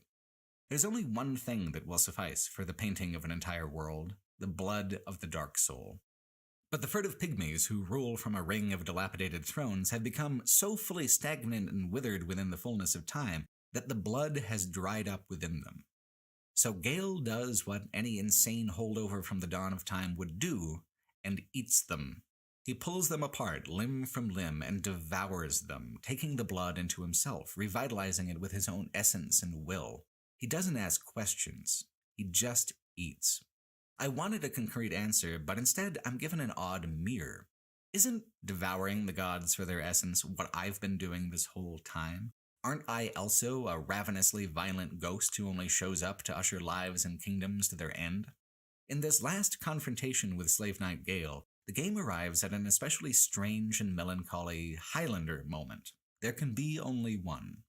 I'd long to see more of this odd council of pygmies and have something, anything about the title object of the entire trilogy explained, but that's not ultimately the way the game wanted to creatively approach its own ending.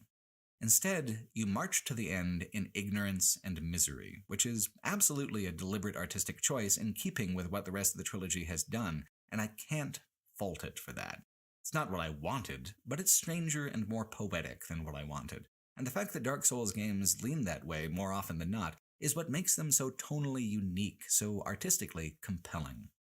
The fight with Slave Knight Gale is a lot of people's favorite fight in the entire trilogy because it's mechanically constructed along the same lines as it's thematically constructed. This is a confrontation of two equal hollows at the height of their respective power, one last battle in the last gasping moment of the universe's entire timeline. Gale himself is in the tradition of Artorias and the Fume Knight, a one-versus-one duel with no easy path to victory, demanding an actual mastery of the systems to get through it. While not as instantly deadly as the Fume Knight, Gale comes extremely close. Despite only having a single health bar, this actually is a 3-stage endurance fight, one where Gale has as much health as Dark Eater Midir, up in the 15,000 range. It is brutally long, and Gale is fast, faster than Artorias or the Fume Knight, with a larger moveset than both. I respected the moment thematically, and I wanted to participate in it the right way. Not as much ultimately as I wanted to avoid a repeat of the Fume Knight experience. I would not be stuck here for another 8 hours. Not now. Not after the hundreds of hours I already put into the trilogy. Not with the end so close in sight. Oh no. And if I didn't want to lose my time, I would have to lose my honor. It was time to become the big cheese at last. Scattered throughout the arena are fragments of ruins that are meant to provide cover and break his line of sight. They're an intended part of the strategy. An unintended possibility is that you can use these features to scramble Gale's AI pathfinding. If you're within the range where he thinks that he can get at you, but the wall is blocking him, he'll press directly into the wall indefinitely until his AI unhooks itself or you no longer hold his attention. Then comes the Pestilent Mist. Even from Dark Souls 1, you could throw shit at enemies to kill them. I would now destroy the most fearsome foe in the trilogy with my toxic farts. That was the plan, and it was sound. Stacking poison ticks his health counter down even faster, and if this was the only thing you had to do, I would say that it was extremely cheap, but it isn't a sure thing. He unsticks himself pretty frequently, and you needed to be on top of your dodging very well to reset him back in his stuck spot. And then, in his third phase, when he becomes even faster and starts using huge lightning storms, it is unlikely that he will fall for the trick of getting stuck at all. He moves around too much and too fast. So for the third phase, I adjusted my strategy to include running to a different set of ruins with an up and down component, where instead of getting him completely stuck, I could get him more temporarily hung up and kind of control the way that he chased me, leaving him to suffer longer in my fart clouds. I said to myself, I'll fight him for real in New Game Plus, but when the time came around, I just really wanted to fart him to death again. You're supposed to fight as equals, but we are not. I am a human, and he's a little computer puppet man. To fight him head-on is sporting and keeps faith with the actual tone of the scene and its thematic resonance, but even narratively I don't feel bad about finally actually cheating my way through an encounter because I did have to work at it. It took me a good 90 minutes to figure out how to endure his third phase and the lightning storm. Because, narratively, I am not Gale's equal either, the other way. Like with Artorias, I'm no master swordsman, I'm more of a lucky fool who refuses to quit. I've been rewatching Game of Thrones in the background as I've been writing this script, and while it's extremely frustrating to know where the show ends up, there's a lot of great little moments in there along the way. In an early season, Bronn the Sellsword fights in a trial by combat on behalf of another character. He tricks his opponent and slaughters him cheaply, so the noble presiding over the trial shouts, "You don't fight with honor!" And Bronn replies, "No, but he did," as he kicks the favored knight's corpse into a void. Slave Knight Gale may very well be the best boss fight in the trilogy, for an honorable man, which, in the context of Dark Souls, I absolutely am not. All that for a little bit of paint. Seems kinda odd, doesn't it? Well, it gets odder. Once Gale is defeated, you have the option of returning to Frida's chapel and giving the pigment to the painter, as she had asked Gale to do. The chapel is on fire now, the spilled flame in the basement rising up to consume the whole structure. The painter keeps painting. She doesn't seem to mind the flame. You can't admit to killing Gale to her either. On receiving the paint made from the blood of the Dark Soul, she just says, "I wonder when Uncle Gale intends his return. I hope the new painting will be to him a gentle home. My thanks, Ashen One. I will assuredly finish the painting of a cold, dark, and very gentle place. One day it will make someone a goodly home." End quote. What does any of this mean? She needs the fire of souls as an inspiration and the abyssal pigment of the Dark Soul to paint, but what will she paint? Why? Will it be a world like this, iced over and forgotten like a half tube of hamburger at the back of the freezer? I feel like an aspect of this is meant to be hopeful, a fourth ending and a fourth option beyond what the player can choose, a world beyond both fire and dark, painted in the unfulfilled dreams of this dying world. It's just ever so slightly too cryptic to even be able to tonally nail it down one way or the other as bleak or hopeful. It is very frustrating that way, as are, in truth, just about all of the endings. The disappointment of the first and most obvious ending, to link the fire as instructed, is actually perfectly appropriate. Heroes have been linking the fire for innumerable years now. You just spent an entire game hunting down and killing a key selection of those figures. To link the fire is to change nothing, to cling to a dying world and prolong its necessary death and release. So the fire is weak and the moment is short, sad, and quiet, a deliberate anticlimax. The anticlimax is clearly meant to be motivational in a way. It is not the ideal ending or even the most interesting ending, and that's just obvious. If a player somehow misses all of the contextual clues about why linking the fire is a bad idea, their own personal sense of being underwhelmed at the end might fall into place as the final clue. What's surprising, though, is that the Age of Dark ending is equally underwhelming. It was so much more the dramatic choice in both Dark Souls 1 and Dark Souls 2, but here it's roughly equivalent to the first ending in terms of being a known quantity that doesn't surprise or challenge in any way. The Firekeeper scoops up the sad little ember of the first flame into her hands, and she lets it go out. She talks about how, beyond the edge of the dark, are little flames dancing, connected to each other as the Lords of Cinder have linked the flames since time immemorial. Yes, this is the cosmic cycle as established, but it also bypasses what's dramatically interesting about the Age of Dark ending, the willingness for a player to let the fire fade and allow nothingness to reign. It's a scary, weird choice to make, and it almost completely negates the weight of making that choice To emphasize that the dark is just a season in the years of the cosmos, soon fire will return. All this will happen again. Maybe not exactly the same, but similar enough. Nothing changes. Not really. Just the same as if you had chosen to link the fire anyway. The cycle isn't broken, it's advanced exactly by one.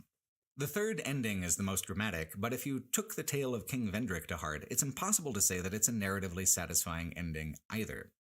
There is an odd subplot that stretches all the way to the Ringed City that you can experience. There, in the Ringed City, you find these priests with these big turtle shell-like outfits. These seem to be the inspiration or origin of the pilgrims who have journeyed over many years and tremendous distances just to die at the foot of the capital, possibly to transform into the pilgrim butterflies, these odd stick-like wraiths who fly around the towers of Castle Lothric. The pilgrims aren't all dead, though. One of them, Yol, can be found early in the game. Yol gives the player 5 free levels per playthrough, at a strange cost. Your character isn't hollow in a traditional sense to begin with. Instead of restoring your humanity, you use an ember to turn on the multiplayer features, and you don't zombify on death. If you take Yol's levels, however, you do go hollow. You do zombify, and you require a purging stone to heal the undead curse and restore your humanity. Temporarily. Though really, it's all just thematic and cosmetic. There's no mechanical consequence there. Consider how crazy a gift that is on New Game Plus cycles. If your cost per level is over 200,000, then LoL is handing you 1,000,000 souls or more for free. It's nuts. When Yol's given you all he can, he dies and is replaced by Yuria of Londor. She has a plan for you. To become, wait for it, the true monarch, the Lord of Hollows, and reign supreme over all the world by usurping the First Flame and taking its power all for yourself. Because that worked out so well for Vendrick. The other two endings are cosmic choices. This is a personal option. This is the ultimate and final ascent to the Throne of Want. To do this, you're married to the corpse of a very nice NPC who would otherwise help you in the fight with Aldrich if the pilgrims hadn't murdered him. You stab a ceremonial blade through the man's face and absorb all of his hollowing. The true monarch of Dark Souls 2 staved off his hollowing through the power of the crown. The true monarch of Dark Souls 3 embraces their hollowing. They draw strength from the erosion of their older self. Having gone through your gross and bleak wedding, Yuria will now help you fight the final boss of the game, the Soul of Cinder, a living memory of every great hero who ever sought to link the fire, from Gwyn to your own character in Dark Souls 1, right on down. The Soul of Cinder is every class, every methodology. He always has the same elemental weaknesses to lightning and dark, but he mutates freely between a ton of different combat archetypes. Compared to the DLC bosses, he's not too tough at all, but he does feel properly climactic. You fight him on a field of flowers and discarded swords, a kind of beautiful visual summary of the push and pull between horror and beauty that really defines the aesthetic of the Dark Souls trilogy. No matter the ending, he is the last obstacle between you and the very end of these legendary games. I had put 80 hours into Dark Souls 1, I put 120 hours into Dark Souls 2, and then I put 80 more hours into Dark Souls 3 with another 40 to come by the time I arrived here. I had come so far. I had faced so much. I had endured, even when the enduring was interminable and awful and unpleasant. And here I was, at the beginning of this universe's lore, the seed of the first sin, the kiln of the first flame, the climax of the first game, looping the loop and ending things for good. The endings individually might not satisfy, but this last boss fight does. It is visually, dramatically, mechanically, everything it needs to be to feel like the end, to get a player into the mindset of feeling on the threshold of something immense. Dark Souls 3 might not have been everything I wanted it to be, and there's so much more it could have been. But it is enough. It speaks for itself, and when it's done speaking, the curtains close on a trilogy that has done a better job concluding itself than most. It feels final.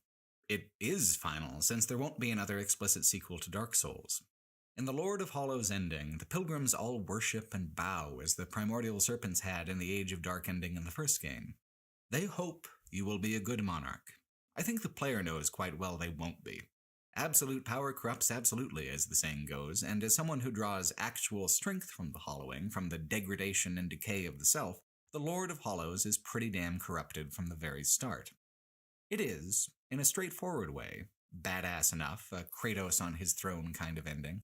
In a poetic way, though, it's ironically dark, almost accusatory. Is this what you wanted? To win? To be worshipped? Have it. Be the true monarch. Wear the crown as long as your tender neck can bear it. All three of these games are melancholic, pessimistic, and sad. Ending this way is extremely appropriate and consistent, and it's a further part of what makes them so beautifully unique. In almost any other game, the level of effort required to make it all the way from one end of the trilogy to the other would be, at the extreme least, congratulated in a celebratory and heartfelt way. Not here. Not Dark Souls. Your work has made you a monster, a sullen king of a sunken realm. Ambition and desire brought you to this victory. Ambition and desire also unmade this whole world, brought suffering on a supernatural scale to all of its inhabitants. Sekiro is the game that makes the connection between Buddhism and the mythology of these games explicit, but even if Sekiro hadn't deliberately drawn the connection, the parallels are very much still there. In place of a satisfying concrete ending within Dark Souls 3 itself, let's turn, instead, to the Buddha's fire sermon. There's a lot of repetition of phrases in the original text, so I'm going to slightly condense some of it. The Buddha says, "Bhikkhus, all is burning." And what is the all that is burning? The eye is burning. Forms are burning. Eye consciousness is burning. Eye contact is burning. Also, whatever is felt as pleasant or painful or neutral, that too is burning. Burning with what? Burning with the fires of lust, with the fires of hate, with the fire of delusion. I say it is burning with birth, aging, and death, with sorrows, with lamentations, with pains, with griefs, with despairs. Bhikkhus, all is burning. And what is the all that is burning? The eye is burning. Forms are burning. Eye consciousness is burning. Eye contact is burning. Also, whatever is felt as pleasant or painful or neutral, that too is burning. Burning with what? Burning with the fire of lust, with the fire of hate, with the fire of delusion. I say it is burning with birth, aging, and death, with sorrows, with lamentations, with pains, with griefs, with despairs. Bhikkhus, when a noble follower who has heard the truth sees thus, he finds estrangement. When he finds estrangement, passion fades out. With the fading of passion, he is liberated. When liberated, there is knowledge that he is liberated. He understands.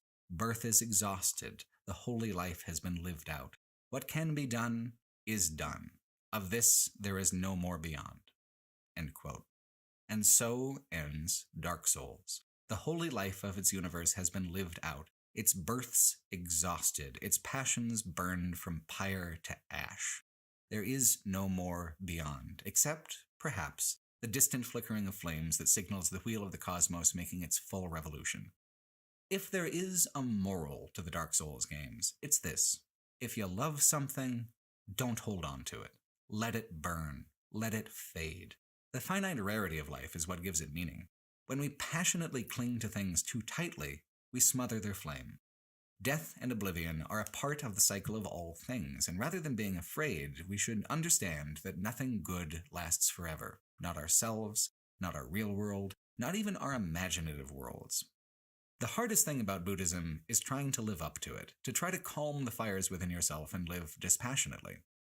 I've always found that pretty much personally impossible to do, and that's why Buddhism isn't for me.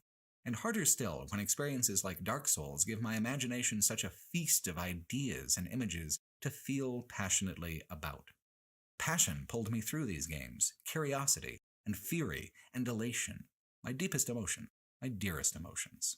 Yet rather than reward that passion, the entire narrative is built to question and criticize a player's enthusiastic participation. Was winning what I really wanted? I thought so. Now I'm less sure. And for a trilogy of games about getting your digital action figure to hit the other guy in just the right way, you sure have given me a lot to think about. Thanks for watching. This video and all the videos I do are only made possible through crowdfunding I receive via the website Patreon. I'd like to take a moment and thank by name some of the people who are currently donating $10 a month or more to make these videos possible. People like Josh Smith, Ron Gervais, Arvid Karlstrom, Joan Oma, Midji, Miruna Vozara, Peter from Denmark, Alex Hansen, Nikolai Vladimirov, Anonymous, Patrick Maudalid, Tyler Collins, Connor McLeod, Eli Bergmass, SG Response, Tiernan Garces, John Paul Queller, Eddie Burton, James Sullivan, Jay Sizzle, Mieszko Zaha, Soeb Sheik, Zach Millington, Carew Woodbury, Carol Henderson, Cato, Corey Bofil, Costas Ivranos, Dan Burton, Dan Tadaxby, Daniel Phillips, Dennis Clark, Elijah King, Industrial Robot, Jack Dawson, Jake Demarest Mays, Jason McAmer, Marcello Ferrara, Mr. Mush, Patrick Robertson, Sean Barrett, Stephen Garrett Day, Adam Spizak, Alexander Leister, Brian Hill, Charles Like, Chase Zarafos, Edward Clayton, Igor Babiuk, Jesse Wilkeson, John Cooper, Joseph Mogul, Kumarin Bijan, Morgan Mall, Nobody, Spirit of 70, Uncertifiable Genius, Agent Maine, Andrew Walker, Casey Retham, Chris Haley, Dave Connor, Ethan Patate, James Woodman, Jude Warbo, Patrick Hempstead, Phonet Lewis Wang, Sasquatch, Scott Adams I, Waj Seach, Extreme Reggae, Andrew McLean Bowman, Aquina, Bobster Lobster, Corey Haggart, Glue, Ian Campbell, John Whistle, Mason Williamson, Slow Wolf, Venus in Furs, Vodka Blitz, Agandine, Fallout Fanboy, Julian Renault, Jared Meyer, T. Kelly, Lewis, Patty, A1 Steaksaw, Aaron, Adam Alda, Aaron Goldbach, Adam Finley, Adam Howard, Adam NH, ADC 400, Adriana Bacara, Adrian Kumale, Adventure Top, Ingus Cunningham, Augustin Castro, Aidan Hensel, Aidan Seidman, AJ Ponde, Aldo Curtis, Alec Blue, Alex, Raymond, Alex Farah, Alex Keane, Alex Monasterio, Alex Ryan, Alex Salato, Alexander Smith, Alexander Clatworthy, Alexander Fink, Alexander O'Connor, Alexander Romanov, Alexander Sundin, Alastair Strook, Alison Sugar, Andreas Larson, Andrew Battenberg, Andrew Seco, Andrew Davis, Andrew Hunter, Andrew Nielsen, Andrew Oplinger, Andrew Schultz, Andrew Seuss, Andy Benet, Andy Gershuni, Angel Ortiz, Anaphylaxis, a non-follower, Anthony Bardil, Anthony Petrillo, Anthony's Gaming, Apothecary 2, April Mahan, Aquatico, Archwizard Saim, Argus Swift, Ari Adair, Ari Chiracula, Arik Strickling, Arcady Ragzia, Arnie HD, Asbjorn Volk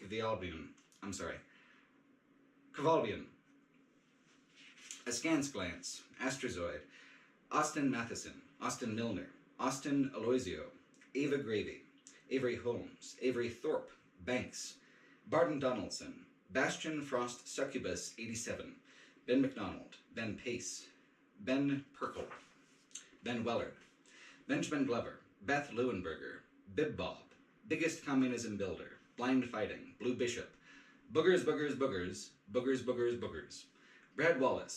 Brad Wallace, Brandon Richards, Brandon Rodriguez, Brianna Manassa, Brendan McCullough, Brent Hughes, Brenton Buchanan, Brett Brothers, Brian Barrow, Brian Plockelman, Bryant Vanderlei, Brian Davies, Bougere 88, Byron Collin, C, Cal, Caleb Fields, Callan Helms, Callum TM, Cam Pentland, Karu Council, C.E. Keane, Chad Horton, Charles Merrick, Charles Woodman, Charlie Potch, Chase Banker, Chase Carnival, Chase H, Chobi Bang, Chris Hariuk, Chris Teckington, Christopher Clack, Sian Higgins, Claire Gillian, Clancy Bundy, Cobra, Codfish Cartographer, Code Avery, Cole Wardell, Colin Basnet, Colin Bereens, Colin McRae, Colin Stoltz, Comfy Hat, Commissar, Conceited Axis, Connor Plaintier, Connor Stett, Corey Austin, Craig Farrell, Cross Muradin, Dekian Delamast, Dan Custer, Dan Ludwig, Dane Rosengren, Daniel A. Roos, Daniel Bilo, Daniel Sarnowski, Daniel Drexler, Daniel Floyd, Daniel Kemp, Daniel McCarthy, Daniel Morton, Dano Morrison, Danston, Daniel Orn Christensen, Daryl Schaefer, Dastardly Bastard II, Dave Hoyt, Dave Kassan, David, I Cannot Fly, I Computer, Imran Mamori, I'm sorry about that. Isa Porta, Ivan Echeverria, Jack Davis, Jack Holmes, Jack Ronayne, Jack Shahan, Jackson Frazier, Jackson Rolls Gray, Jacob Alexander, Jacob Benson, Jacob Eston, Jacob McMillan, Jacob Mwanish, Jake Lamb, Jake McWilliams, Jake Raynor, Jacob Sindelar, James Brandon, James Crowley, James Gutierrez, James Henderson, James Mosca, Jared K., Jared A. Hicks, David Adrian, David Carlson, David Dew, David Harpstrite, David Larkin, David Rapocchio, David Reynolds, David S., David Schuerman, Davis Navarro, Deacon St. John, Declan Hertel, Derek Allman, Derek Sudbury, Devin Fitzpatrick, Devona Uparak, Dhruv Bensel, Dijon Wan, Dios, Dirt Person, Disco Cord Boris, Dr. Maud, Dominic Dald, Dominic Hickman, Don't Read My Name, I Don't Care, Donnie, Doomed Sheridan, Dorian Sanchez, Dr. Crime, Dr. Motorcycle, Dragon Cobalt, Dralax 789, Drew Nab, Drogan, Dewey, Dylan Cabau, Dylan O'Shea, Dylan Scott Ingvar, Eddie B.C., Edward Horner, Edward D. Heap, Eggroll Buddy, Eldavis, Elafox, Eli Youngs, L. Pascal, L. Weasel, Emily Julstrom, Epitome 22, Eric Goose, Eric Hamilton Schneider, Schnicks, I'm sorry, Eric Joyner, Eric Jensen, Eric Jepson, Ethan Hayes, Evan Barnett, Evan Hill, Ferris Atala, Finley M., Finn Gleason, Fitz, Fortis, Fedic Guyot, Frogfoot, Frosting the Birthday Clown, Fugla, Gabriel Sorrell, Galden 8, Gonzo Bomba Motherfucker, Garrett Johnson, Gary Marshall, Gaspard Fleury Hurtabize, Gavin Kuzmic, Jen Ocean, Gethin Riss Binns, Gilozen, Gordon Emerson, Grange 10, Gray D, Greg Recca, Grendel, Greymane GM, G.S. Pori, Gunnar Pearson, Gustav Lindstedt, Hagop, Han Ji Ping, Hannah, Haste Guy, Hayes, Henry Malek, HFD, JJ, HGD, Highland Fox, Howard Knutson, Hugh O'Brien, Hunter Rasmussen, Histoclop, Ian Buckley, Ian Durdell, Ian Kidwell, Ian Wasserman, Jason Mellon, Jay Caudill, Jay Elamine, Jay Calder, Jeanette N., Jed Grahek, Jeff Gibbs, Jeff Mays, Jeffrey, B. Dorian,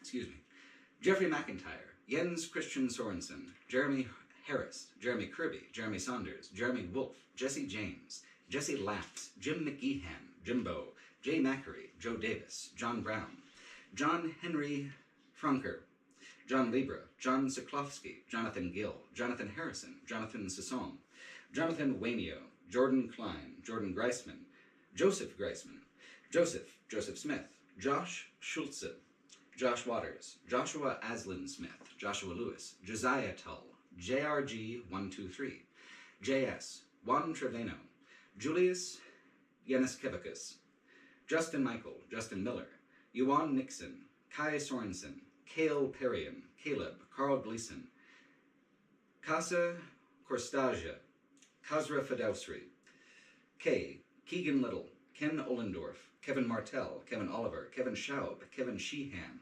K.H. Maker D, Kiernan Baga, Kim Winson, Kirby Munger, Kirk Theory, Kissa, Cold Beans, Cresso, Christian Plonk, Christopher Kolish, Kyle Parliament, Kyle Zahner, Lassalis, Leighton Carden, Leo Zarni, Leo Perill, Leopold Gloom, Lesser Sage of Stars, Levi Thomas, Liam Pierce, LIYWJL, LL, Logan Hickman, Logan Sailors, Lord Jenkum, Lorenzo, Louis Larade, Low Beyonder, Lucas Snanaland, Luke, Luna Litwin, Magus, Manfred, Manu Weedman, Marcus Smith, Merrick Jones, Marius Labontiu, Mark Phillips, Markaleth, Martin Mickelson, Martin Peterson, Mathis Vanderbosch, Matt Belvin, Matt Finia, Matt Loeffler, Matt Juan, Matthew Allen Kelsey, Matthew Cassidy, Matthew Cornelius, Matthew Flowers, Matthew Freund, Matthew Kenyon, Matthew Mason, Matthew Morrill, Matthew Shyrock, Matthew Sutton, Matthew Zander, Maurice Desereau, Max Baker, Max Cohen, Maxine D, Maxwell Bohm, McDingus, McShell, Megabyte 01, Mellow May, Maz, Michael Atwell, Michael Brewer, Michael Guernin, Michael Litke, Michael Nesberg, Michael Plaza, Michael Riordan, Miguel Ramirez, Mihai Nita, Mike Norman, Miles Lunet, Miles Phillips, Misha Kreinbring, MJ, Mohammed Salahin, More Sharks, Morgan Kramer, Morden Anslim, Mr. Bay Pig, Mr. Fabulous, Mr. Gobble, MX, Mystical Lint, NK Jemison, Nate Tenzar, Nathan Feldman, Nathaniel Johnson, Nemo Vandenbrink, Nick Cole Hamilton, Nick Korosek, Nick V, Nikolai, no pun intended, Noah Baldwin, Noah Kantrowitz, Nolan Pete, Nuan Sonar, Obelisk Art History, Old Man Jables, Olaf Person, Optimus Crimes, Aurelian, Oscar Stangenberg, Ottavio Albanese, Paige Lefebvre, Page, Pascal Moret, Pat Healy, Patrick Gaumond, Patrick McGranahan, Patrick Mills, Patrick Morrison, Paul Beach, Paul D. Mackey, Paul Field, Paul Glazer, Paul Quast, Pedro Gonzalez Fernandez, Peter Sicolo, Peter Flink, Payden Helix, Phil Harding, Philip A. Coffey, Philip Woolley, P-Face, Pierre Burke, Pigeon Boy, Piotr Kasperzik, Preston Miglizio, Proton Reader, Quainan, Q-Ray X, Quitch, Rachel Reeves, Ralph Rainwater, Ranger Ridiculous, Rasmus Jensen, Rauno Villaberg, Riley Peters, Resell Calendar, Revan777, Rex Shepard, Rich Stower, Rich to the Ard Yo, Riley Bozarth, Rob Deal, Robert Conley, Robert Strange, Robert Stiffen, Robert Gast, Rogue Thrax, Ross Bennett, Ross Drexler, Rotten Avocado, Ryan Francom, Ryan Kenny, Ryan Rowe, Ryan Snyder, Scream Black, S. Engval, Cybot D, Sam Bellmeyer, Sam Weinstein, Sasha Ya, Savannah Jones, Savannah Kestrel, Scott Dick, Scott Lynch, Sean Cullen Bessiner, Sean Henson, Sean Murphy, Sean Yoon, Sella, Sergeant QQ, Sergio Alejandro Estrada, Sergio Proxy, Shane, Sean Sovey, Shieldwall, Shiny Wolf, Snake Pup, Simon Lilleburn, Sky Jansen, Smith 754, Snowhole, Saab Akaduka, Soldier Hawk, Sophia Naylor, Soso Meso, Soy Sauce,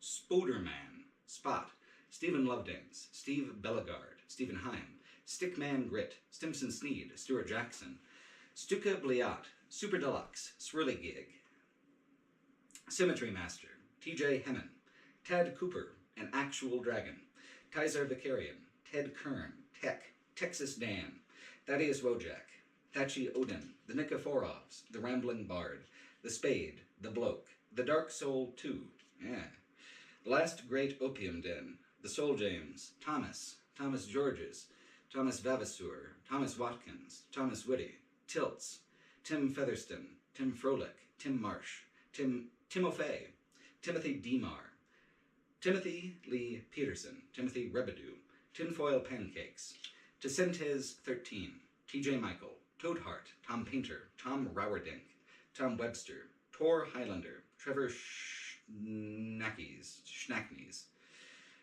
Trevor White, Trinant, Turgius, Tyler Baldwin, Tyler Hughes, Tyler King, Tyler R. Smith, Tyler Roosh, Tyler Vetter, Tyson Cox, Uranium Coffee, Urtext, Vadim Flax, Vanja Pejovic, Vagard Blindheim, Venetian Red, Visual Stories, Vitor Tumoli, Vivek Ragaram, Voyager, Vivi, Wanderer, Warren D., Well-Tempered Clavier, Verneral Herzog, Whitman Shorn, Why Are You Locked in the Bathroom, Will Dobbins, Willem Klein, William David Johnson, William Pavard, William Tongue, Wolf in White Van, Willie Drool, Wyatt Ham, Yarrow 12, Yeah, You Do You Noah, Zach Ehrlich, Zachary Brent, Zachary Leonard Roper, Zachary Ziemba, Zach B., Zed Supremus, Zero Promises, Zilverbolt Malproximate, Orvind Garberg, Lucas Greslick, Christian Fratta, Connor Dwegan, Jason Lee, Keffel, Out of Context, Noah Gervais, Stuffed Wombat, Bernardo Ribeiro, Carl, Saris, Charlotte Stephen, Kess, one player, Alexander Suchinek, Anatha Enel Kumar, Andrew Emerson, Andrew Venus, Days Cops, Dominique, Gary Lyman, Hieronymus God, Ids Koosters, ISA VDS, It's One of These Days in It, Carl Nordstrom, Ken Clara, Kezabfiz, Krautman, Messiage, Matuz Lakonsky, Mauricio Fontes Alexandra, Mila Javaris, Paul Bartley, Peo Pascual Hernando, Peter Flauger, Peter O'Brien, Peter H., Robin Kamen, Sebastian Schaefer, Siegfried Panzer, SJR SKL, Sorcha Dubagale, Tim Rosensky, David Cryer, Jack Hogg, Joshua Piercy, Barry Lafoy, Connor Savage, Curly, Danny, David Jackson, Euphemia Wilson, Gavia, Grave Splendor, Jacob Geller, Jamie Wallace, John Hughes, Kevin McOnchie, Christian Whitfield, Logan Matheson, Mark Fraser, Mark Wales, Michael Enger, Omni Shambles 8, Roberticus 1992, Sam Hogden, Scott Postlethwaite, Soren, Felix Roberts, 2000-ish, Matt Durant, John Doe, Deadhead Yates, Jareth Seinfeld, Colin Barnhouse, Drake Pliskin, thanks for hiring an editor, Chris, Connor Butler, Steph M., Ew Shamrock, Daniel Faustino, Ariel Echo, Alexander, a non-follower, Evan Candy, Ethan Patrick McLean Waymeyer, Dan Wheatley, Jacob, Kiefer, Kyle Osen, Lemur, F, Sean Godecki, Kerfligel, somebody on The Largest Duck, Andrew, Dennis Scott, Salamander Lights, Matt Saturn, Beat Crusader, Ezra Wallet, Jesse Reimers, Patrick Kerman, Mike Oxlawn, Harry Henry, Vince, that's Harry, Vince, Shawnee Butler, Epsicola, Anton Hand, Nick Hurd, Hunter Prigg, Joel, Cole Kurkowski, Cheeseburger, Chloe Taylor, Brienne, Bronca, Michael Zartler, Zambri, Arouge, Chris, Elijah Levi, Tyler McDonald, Dylan Zengoda, Isaac Yankum, DDS, Laserbat, David, Retrotainment, Heather Pleather, Derek McEachern, Nick Nyazian, Sam Harper, James N., Dylan Knapp, David M. Whitecar, Ali, Anthony Rizzo, John Alexander, Tim Barnett, Joseph Paladna, Aphex Twink, Best Tiger, Harrison, Juliet Pirock, Elliot Jester, Caden Darnell, Eric Scott DeBee, Arpanet Bandit, Keith, Samuel Pavlik, Ray D., Nico Jorgensen, Mama Horsetooth, Richie Campbell, Jeremy Rogers, Stephen Grapes, Parker Clancy, Dysregulated, Zach Wheat, AJ, Shantanu Bhatia, Tish Doolin, Goofy, Patrick Clear, Maggot, Witless Wretch, Malempo, Amanda Kreuger, Isaac Hampton, Jay Trissel, Joshua Hayesgasm, Ashley Hillsman, Will Bradley, Jeremy Gassion, Chrysanthemum Foley, Mr. Duck Equack, Floyd, James Markinet, Usman R. My biggest fans are Joey and Victor, Jimmy Madden, Couch MOBA, Joaquin Berg, Ventreth, Jacob Majit, Zach Phillips, and the many others who donate a lesser amount. Thank you all so much for watching, and I'll see you on the next one.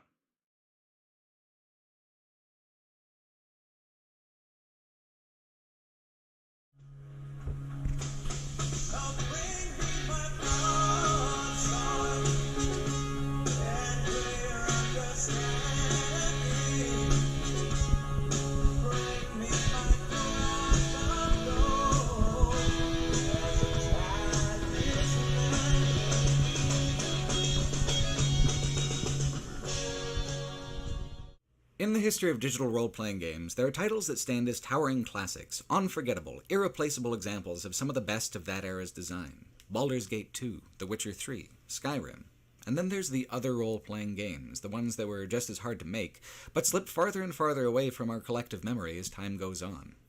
Neverwinter Nights was an incredibly bold, industry-changing title when it was released. It was the first game where BioWare, as a company, shifted away from storytelling as a primary design value and looked towards what it was mechanically that these digital worlds could accomplish, with an eye towards multiplayer engagement particularly. It was one of the very first games to release extensive DLC with their years-long premium module strategy, pumping out expansion after expansion between 2 and 4 years after the base game came out. Neverwinter Nights was a turning point for the whole role-playing subgenre. It was a weather vane for things to come and a nostalgic anchor for game design techniques from long ago. It even spawned an Obsidian-led sequel. Neverwinter Nights and its expansions, premium modules, community modules, sequel, and the expansions for that sequel represent a mammoth amount of creativity and development effort. And yet, they rarely pop up on anyone's top 10 lists. They're not forgotten, not exactly, but they were niche products even at the time. Metacritic shows the final expansion for Neverwinter Nights 2 with just shy of a dozen official reviews internationally. I didn't even know that the expansion existed before I read about it being bundled into the GOG edition of the game. When you get a top 50 RPG list, you'll see some of the Neverwinter Nights titles, maybe another few if you dial it out to a top 100 list. But what list is appropriate for the premium modules? How do you rank something like Wyvern Crown of Cormyr? It's got the most intense jousting ever seen in a Dungeons & Dragons adventure. God damn do you joust. But these games are old, awkward, and vary wildly in quality and length. They're games stuck in between one era and another, a strange compromise between the story-first isometric era that Obsidian and Paradox have come back around to in recent years, and the increasingly mechanically oriented, multiplayer-minded BioWare that's about to release Anthem here in 2018. The last thing like the Neverwinter Nights games was BioWare's Dragon Age Origins, which was, in many ways, a direct descendant of what BioWare did here with their Forgotten Realms titles. But Dragon Age is a classic. Neverwinter Nights 2 is not. Baldur's Gate is a classic. Neverwinter Nights 1 is not. How come? Playing and talking about a classic is always comfortable ground. There's already a whole trail network of thought and critique, of assumptions and understandings, and plain old memes about the game already available. Neverwinter Nights, though, feels different. For some of these premium modules, I could only find a single professional review contemporary with their release. They seem to be completely absent from the broader conversation about RPGs in any meaningful way at all. And yet, each of these games has this gleaming core of creative ambition, smaller and smaller studios and development teams finding themselves with a shot at an officially licensed D&D product. Every last team, no matter how small, took the weight of that creative responsibility seriously. To talk about the RPGs we all know are classic, it's exciting to be part of the conversation, to engage with an obviously meaningful landmark work. This video, though, we're going to do something different. With Neverwinter Nights, you're not at the front of the library with the staff recommended table and the new releases. This video, we're going back into the stacks, where the shelves grow taller and the light turns flickering dim under an old fluorescent bulb. Take the volume down, though, blow off the dust, and the adventure begins again, unaware of the passage of time. Neverwinter Nights 1 is a platform for storytelling more than it's a story itself. Its self-conception was never solely rooted in a single adventure, like the isometrics with their hand-drawn backgrounds. From the beginning, the idea was to give the player the ability to create and participate in D&D adventures as both player and dungeon master, to create a digital environment for interpersonal multiplayer role-playing. In 2002 they were doing this. It's a hugely forward-thinking design, and a bold one for completely re-examining the assumptions of the BioWare RPG up to this point, namely, that story and character are the bedrock of a computer D&D experience. In the world of exquisitely detailed 2D backgrounds, it usually had to be. Story gives direction, and a density of storytelling lets you use one single hub map for a huge variety of quests and content. Neverwinter Nights would be different because its 3D engine allowed it to be different. It's worth noting how willingly and starkly different a game this is than any that BioWare had made before this point. Neverwinter Nights is, at its heart, a tool set. The campaign BioWare made for it is one of the most truly boring, half-assed ones they've ever done. Mass Effect Andromeda, for all of its failings, is a much deeper and better presented script than this. Neverwinter Nights 1 is the single most mediocre story in BioWare's catalog, but by the time you're done with it, you're left with two important pieces of knowledge. One, you know how a campaign is structured, how the maps are bound together in a module, how quest triggers work, and what the general limitations of the Aurora engine are. You learn all this because these usually hidden processes are completely transparent in Neverwinter Nights. The environments are angular and bare. It's a game of hallways and doors. All the ways things hinge together, all the thresholds you cross to trigger conversations or traps, all of them are plain against the largely undecorated background. Conversation is even relegated to a small corner of the screen, where once the words were given a whole half of the visual field, now they're simply another menu mode alongside your inventory and character sheet. Dialogue is a feature of 3rd edition Dungeons & Dragons, but it's not the primary one. Quests, as a result, are primarily transactional. It's not who you know, it's what node you trigger that counts. Good dialogue in Neverwinter Nights is a problem that gets solved in a few different ways as we move deeper into the content, but in starting to talk about the first game, the foundation of a half-decade's worth of storytelling and more, the most striking and important element of the base experience is this naked mechanical formatting. Neverwinter Nights never really even wanted to hide the rules of the game from the player. The implementation of the tabletop rule set and the world-building tools available to player and dungeon master alike in this digital environment was the game. It was an attempt to be newly faithful to the source tabletop game by translating it differently than before, more mechanically, more structurally, than any 2D isometric, including Icewind Dale, had done or broadly been able to do. So when you're finished with the main campaign, its construction is no mystery. You see how the trick was done, every nut, every bolt, every weld. And then the second piece of important knowledge trickles down, the muted, gnawing sense that there's got to be a way to do this better. Isn't that the job of a template? To provide definition without personality, to encourage those using the template to fill all the details in with their own creative priorities? The main campaign of the original game is, in every way that counts, default BioWare. 3-act structure? Check. Ancient creator races coming back to destroy the newer civilizations? Checkaroo. Before Knights of the Old Republic, before Mass Effect, before Dragon Age, this played with the exact same general setup. Companions with slowly revealed backstories? Check. All the features of what we think of when we think BioWare, all their signature little flourishes. Find them right here, but presented in the most straightforward, lackluster, agonizingly stretched out way possible. Truly, if Neverwinter Nights had been even slightly memorable in the details of its storytelling, people would have thrown up their hands and said, "You've done this before," when it comes to something like Mass Effect. But the difference is that the later game hits all the storytelling beats this one missed, with an energy and a visual bombast far beyond anything Neverwinter Nights initially offered. Mass Effect is a classic. Neverwinter Nights is not. Who could forget the Reapers? But even among people who have beaten Neverwinter Nights, a lot of the ones I've talked to kind of forgot about the whole long, convoluted plot about how lizard people from thousands of years ago had enslaved the Sword Coast and conspire from the shadows to do so again. To be fair, the campaign takes nearly 80 hours, and the lizards don't take a huge amount of that time, but they have, in terms of importance, similar weight in the script as the Reapers do.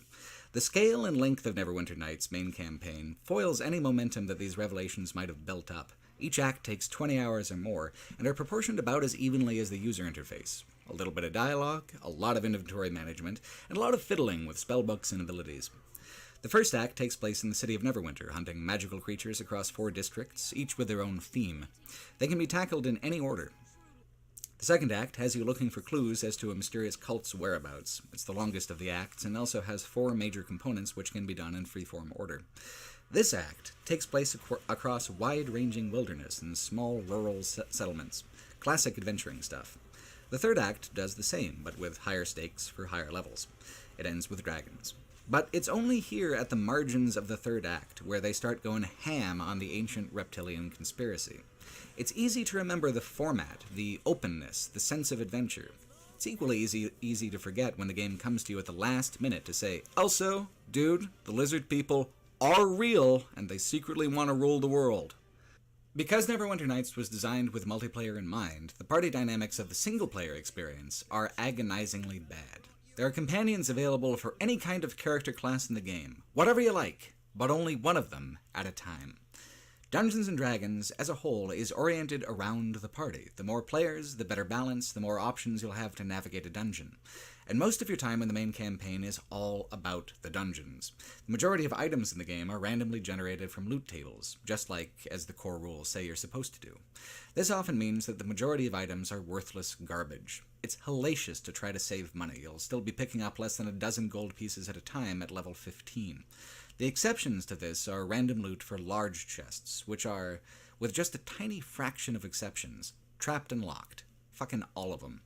And so are most dungeons in general, with traps that often instantly kill your character, causing a penalty in experience points and gold. What you really need is a rogue. You can play one yourself and choose freely from the other companions, or you can choose literally any other class for yourself and find yourself completely at the mercy of locks and traps that you clumsily trip over, one entanglement spell blending into another fireball trap, blending into the umpteenth instant kill negative energy trap. Listen when I tell you, this campaign is just insufferable without a dedicated rogue. Luckily, they have one. Just one. Good old Tommy Undergallows. I have played this game 3 times, twice when I was younger and once for this video. I have never used a companion besides Tommy, because I almost never want to play as a thief myself. Tommy has repeating dialogue for most activities. Across 80 hours of play ago, I think I've heard each of his repeating lines somewhere between 1 and 20 billion times, and I still barely know anything about him as a character. Unlike modern BioWare games, or earlier BioWare games for that matter, the dialogue triggers for Tommy are based on your character leveling up before hitting certain triggers. Playing unevenly or forgetting about Tommy's quest for a level can easily result in missed triggers and missed quests. I tried hard to get Tommy's dialogue to trigger this time around, and it still only very sporadically did. But what I did get was as generic, base template as the rest of it. "I'm a halfling thief, I am," is his whole shtick. It doesn't get nuanced, it doesn't get better. He just tells you more stock standard stories of chaotic neutral adventure.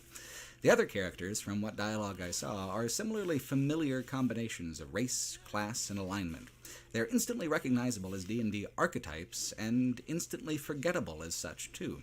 They're the characters you see on the cover and in the illustrations of the player's handbook, useful cliches to springboard off of when designing your own material. Familiar, but anonymous.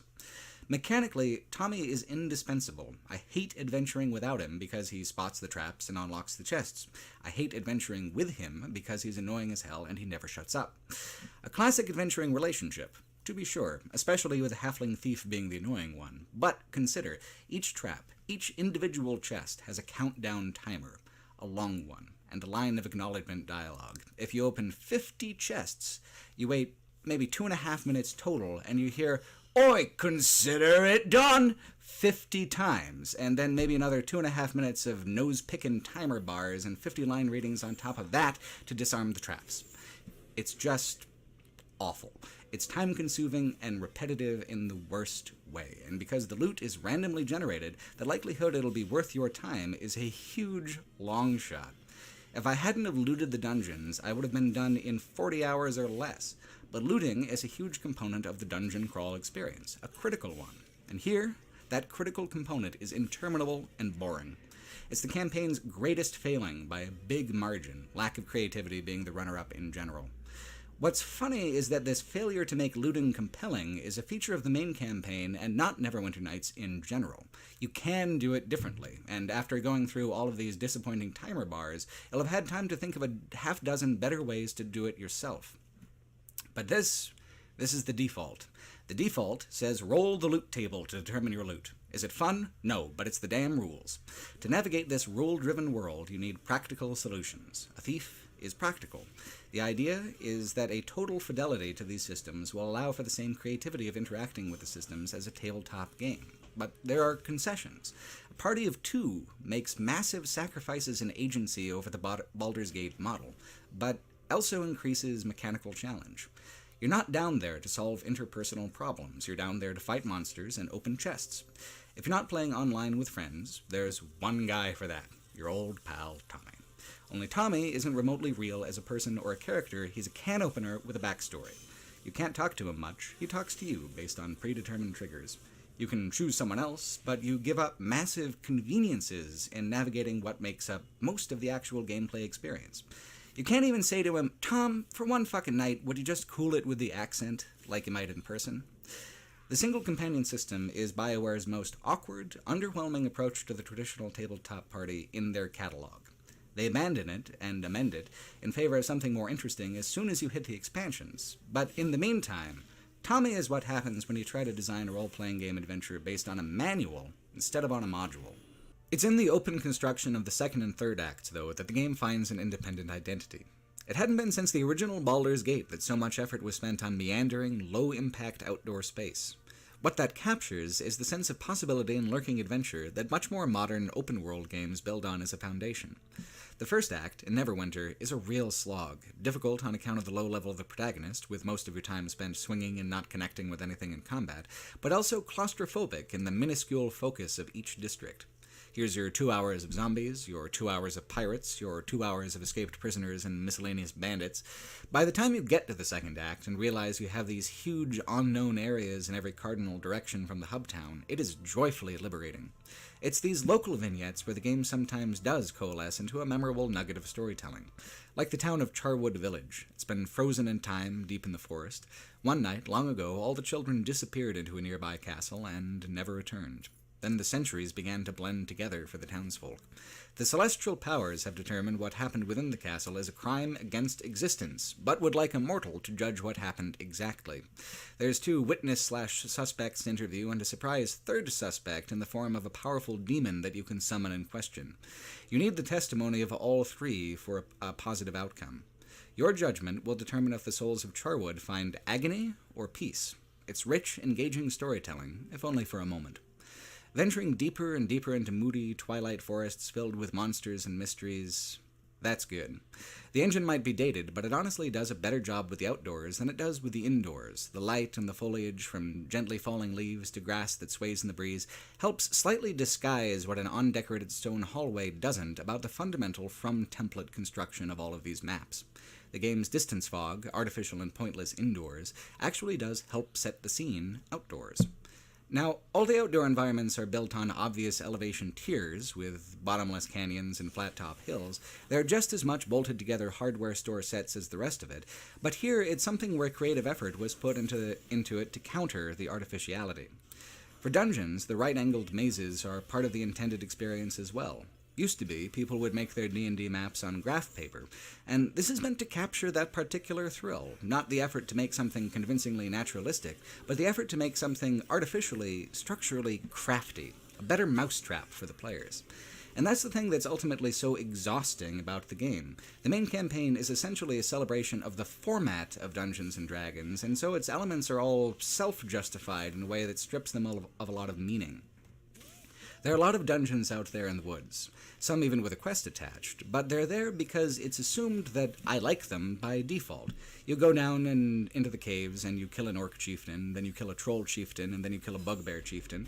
Any one would do, but different enemy types for different level ranges, so kill them all! There's a dozen too many crypts in the game, but they're full of loot and opportunities for paladin and priest characters to shine, so pile them on! The game's laziness of writing hits a peak when they do a whole series of quests where the local troops are poisoning an indigenous tribe with plague blankets and then justifying their hostilities when the tribe lashes out. I mean, there's phoning it in, and then there's using famous historical war crimes as filler content. Not to mention the, literal reptilian conspiracy that makes up the main plot.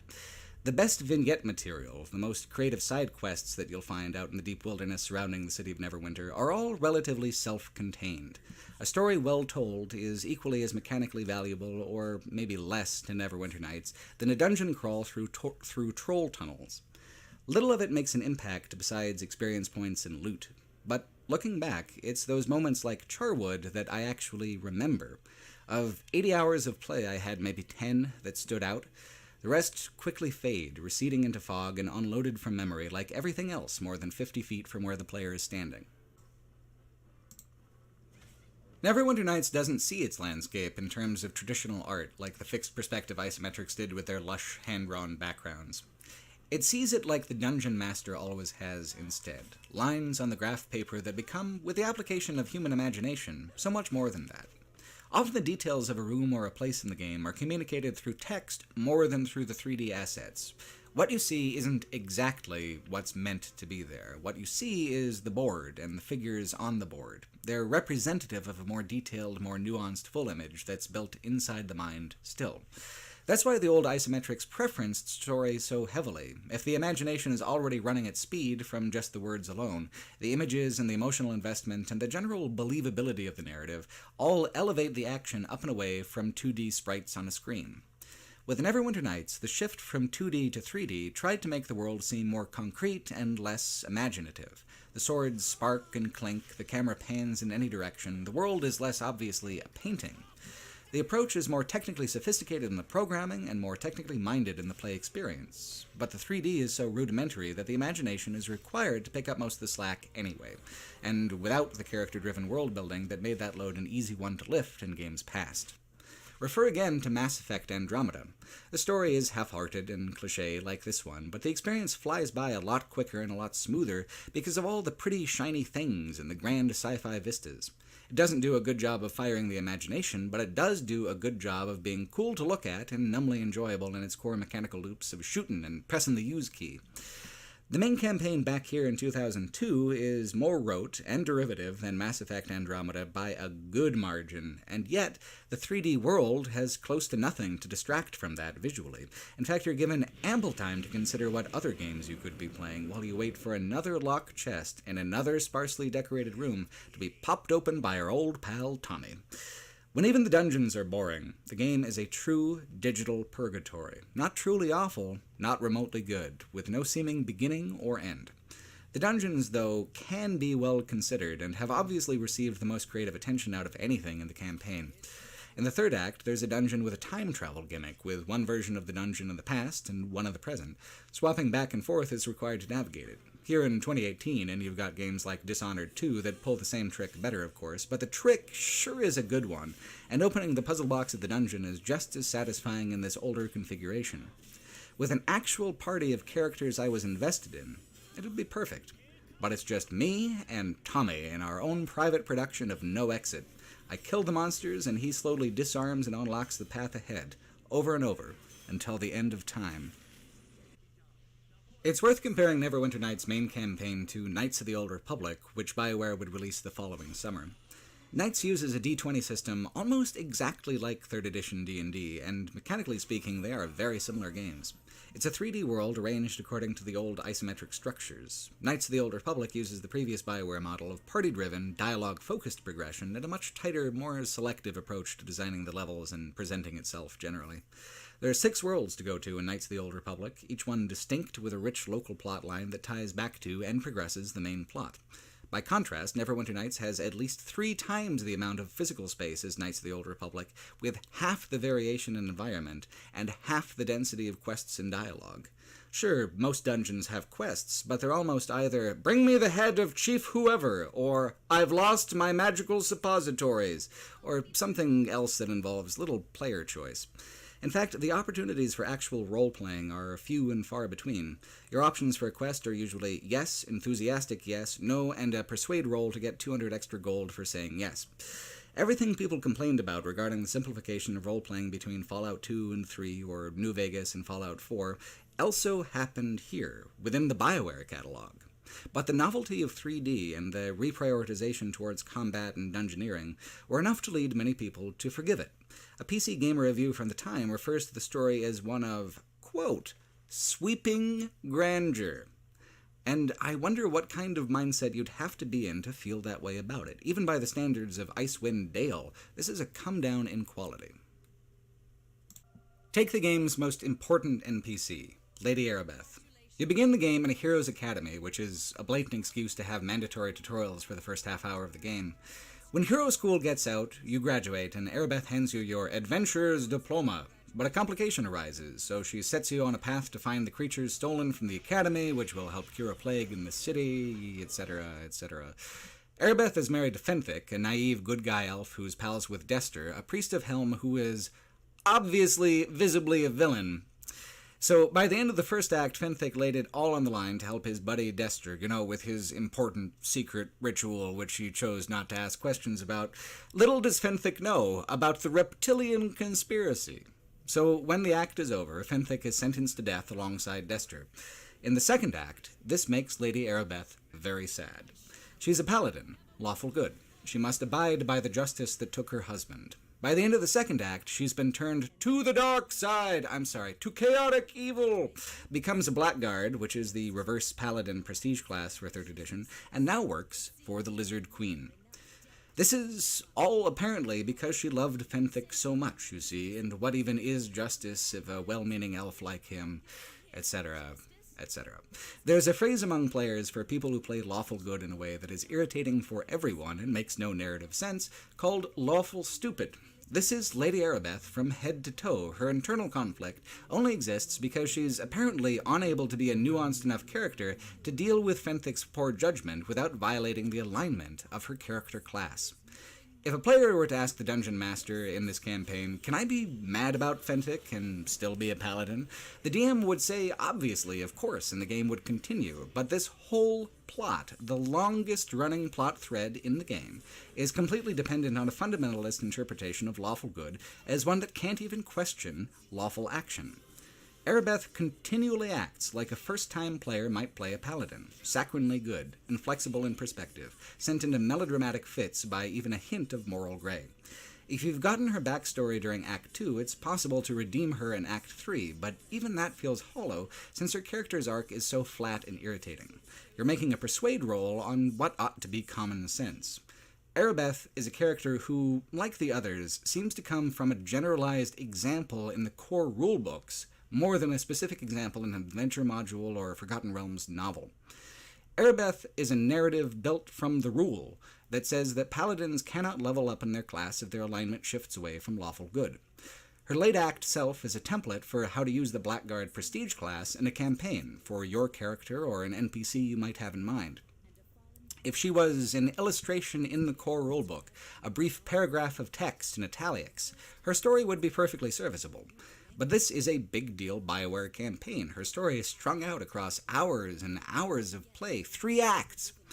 Arabeth, to me, underlines more than anything else that the main campaign of Neverwinter Nights is a vestigial, peripheral thing to what Neverwinter Nights really is. It's an attempt to translate the game of Dungeons & Dragons, the dice and the graft paper and the rules, where Baldur's Gate was much more an attempt to translate the experience of Dungeons & Dragons. The main campaign is devoid of personality almost by design, to show an example of a game with a truly impartial digital dungeon master and deliberately familiar motifs. The generic plot, the generic gameplay, the generic characters, these are just examples of what the game can do. Neverwinter Nights is more. It's a platform, it's a toolbox. All these elements of plot, quest design, level design, they're reconfigurable assets, like the doors, like the hallways. The game is a great stack of creative firewood, all in a tidy pile and surrounded by kindling.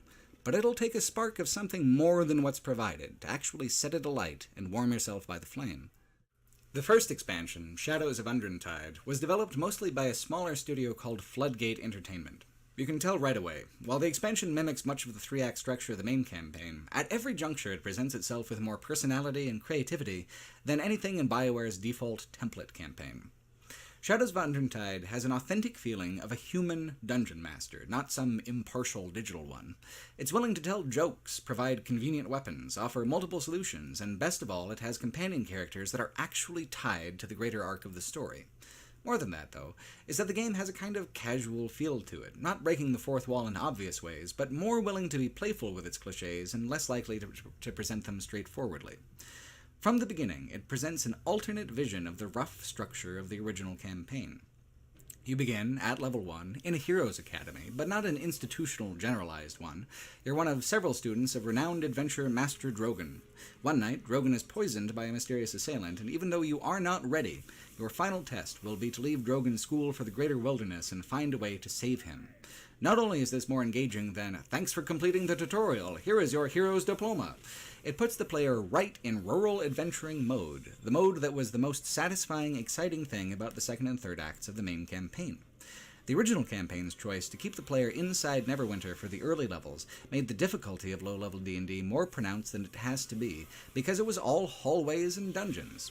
Once you were released into the greater world, you were already at a level that let you utilize your class in a comprehensive way, sure, but the fun of low-level D&D is that you just aren't much good at anything yet. You're fragile and clumsy, and as such, the scale of your conflicts are smaller and the victories more surprising.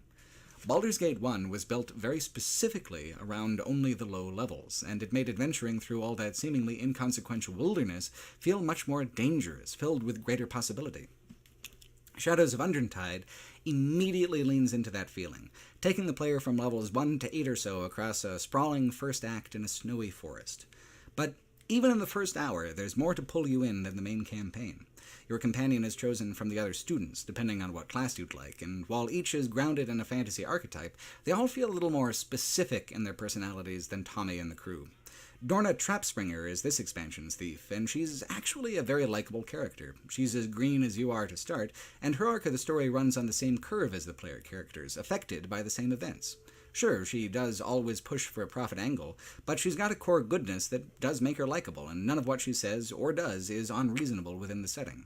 More, she doesn't tell rambling stories of wacky hijinks from outside the scope of the story. There's not a huge difference in creativity required to write a cliché character like Tommy, who's completely interchangeable into nearly any story, and a cliché character like Dorna, who's definitively tied to a single place and time, but the difference in making the effort to ground a character in what's actually going on is huge. That might seem like storytelling 101, but Neverwinter Nights was a widely acclaimed and highly reviewed product that didn't even make that effort with companion characters. It's the low point on the whole BioWare catalog for dialogue writing, and they never went so flatly generic again, so lesson clearly learned. But you put the expansion and the original campaigns next to each other, and man, the little alterations stack up into what's both a damning indictment of autopilot fantasy writing and a celebration of what a personal touch small studios can bring to a story when given a turn in the spotlight. The end of the first act has you fighting a dragon at way too low a level, and instead of being a big mechanical obstacle, it's a pretty damn funny puzzle instead. So there's a kobold named Deacon. He's real good at playing guitar. The little guy's a kobold bard, and he's got an important piece of the puzzle about what happened to Drogon, but he'll only tell you if you free him from the dragon who owns him. Now, you can bargain for Deacon, or, while questing on the opposite side of the forest, you can acquire an artifact that will turn you, for a time, into a frost giant, which the dragon happens to have a phobia about. In the main campaign, you only encounter dragons when you're high enough level to slay them, or else have opportunities to go and get those levels, then come back pretty quick. Here, the dragon is a conundrum in the way dragons so often used to be treated in the tabletop setting, something you'd be an idiot for facing head-on. You'll have to outsmart it, grovel before it, or take a gamble on powerful magic to defeat it. Finding the solution means exploring the forest thoroughly and engaging with a majority of the other content in the act. And it all feels so fun and so free. The experience and loot flows quickly and freely, and each diversion is worthwhile to explore. Each element of the game world feels deliberately crafted, many item and character descriptions including little jokes or some element of casual absurdity, while still not really breaking the thematic integrity of the fantasy setting. It's like with a human DM. Some people are just a little more casual and jokey with their players than others, freer with the loot, quicker with the rewards. A DM who's more likely to laugh along with a player's harebrained scheme than to sourly command them to make an immediate dexterity check. In comparison to BioWare's style, including the better fantasy of Baldur's Gate, Floodgate's effort feels very much like that friendly, fun-loving DM. Take this scene with the dragon's other kobold servants. There's a giant stone head blocking the path, and only the kobolds can raise it with a bucket contraption. Once you earn their favor and their command stick, the kobolds will line up, jump off a cliff into the bucket, and slowly fill the bucket with their scaly little bodies in order to open the passage. This is a lot of fun for the kobolds. They love this shit. It's one of the most willfully goofy things I've ever seen in an official D&D campaign, and Shadows of Undrentide is filled with smaller moments of whimsy a lot like it. And it works because the game isn't completely goofy. When it counts, it takes the emotional lives of its characters quite seriously. There are moments of doubt, friendship, and sacrifice that land better than any of the main campaign's melodrama. It works because the creative effort is there to bond the player to the characters. You laugh with them, you fight with them, you worry with them. What makes a worthwhile D&D game? Is it rolling dice? Is it telling stories? It's never really either one in isolation. The mark of a good campaign is the smoothness of how well a writer or developer or dungeon master can blend the raw mechanics of D&D with the human dimensions of its world building. The Dragon in the Winterwoods, or just the first act anyway. Shadows of Undertide is a hefty piece of content, a true expansion pack from the days when post-release material had to be large enough to merit a standalone retail release of its own. Once Drogon is cured and back on his feet, the real chase begins. Drogon's attackers are fleeing deep into the Anarok Desert with a powerful artifact and nefarious intent. Bad news, right? The second act shakes up the structure of the game again, pivoting from a hub town surrounded by freeform wilderness to a funneled journey across the desert. You'll make 3 stops on the way to your destination, some planned, some not, and the journey can't continue until these local concerns are addressed. You'll be attacked by scorpion people who make you fight a manticore in an arena deep beneath the sands. You'll defeat an ancient mummy whose zombie minions have fouled a sacred oasis. You'll bargain with drunk archaeologists and raid a dozen tombs yourself. It's a different flavor of environment and a different pace of adventure from anything Neverwinter Nights had offered so far, leaving behind the stock-standard Tolkien-esque world to head into the Forgotten Realms' other, weirder locales. The Forgotten Realms setting is pretty huge, actually, and encompasses a wide variety of influences and aesthetics in its different regions. The games are often set around the Sword Coast, but there are thousands of miles further out to set stories in. As we go along, we'll start to see more and more of that in the various modules. Shadows of Undertide is the first one to use the most generic part of the setting just as the springboard for a grander adventure on a more ambitious scale. The second act has fantastic momentum to it because of the vignette format. The player's in the mid-levels now, getting exciting loot and fighting weirder monsters appropriate to that power level. The deeper you get into the far reaches of the desert, the more prepared you feel. Drogon was right. You're gonna be okay.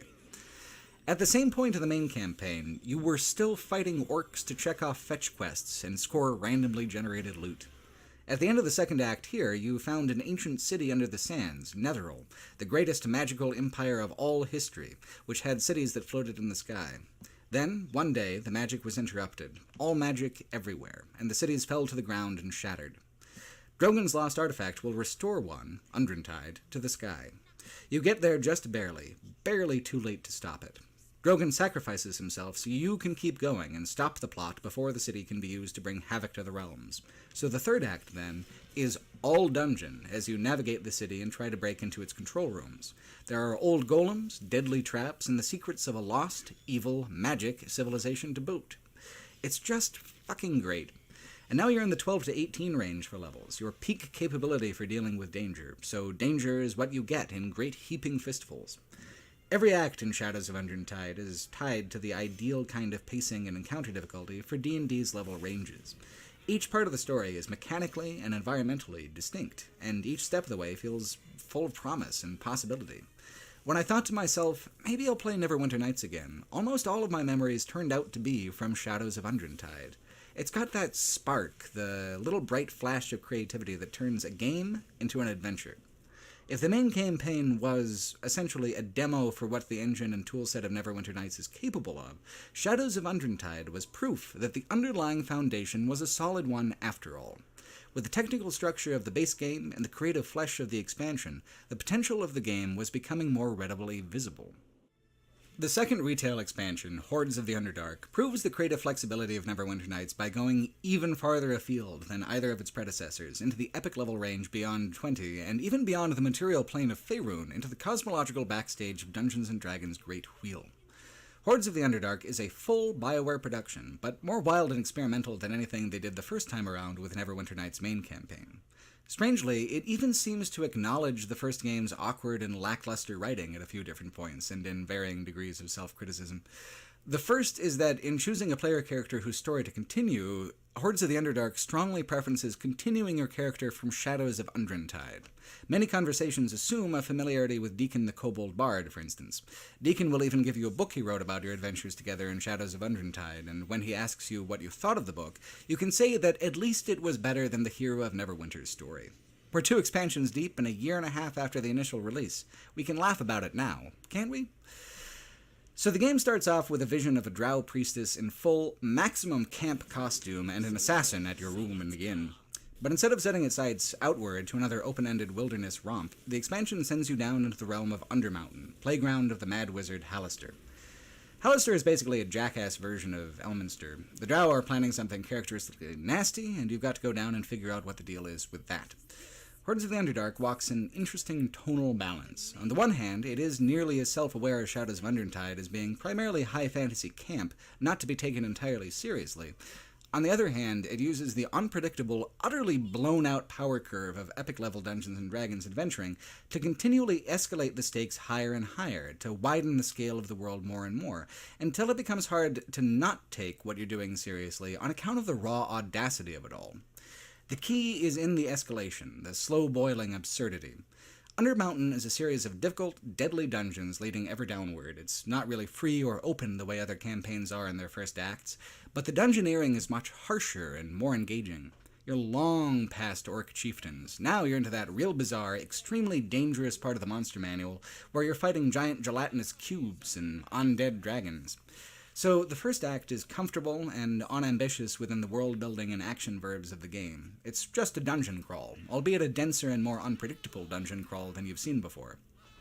The funny thing about epic-level dungeon design, though, is that since the player is getting near godlike in their class's capabilities and well-leveled into one of the many prestige classes which provide even greater edge, not every combat encounter is necessarily dangerous.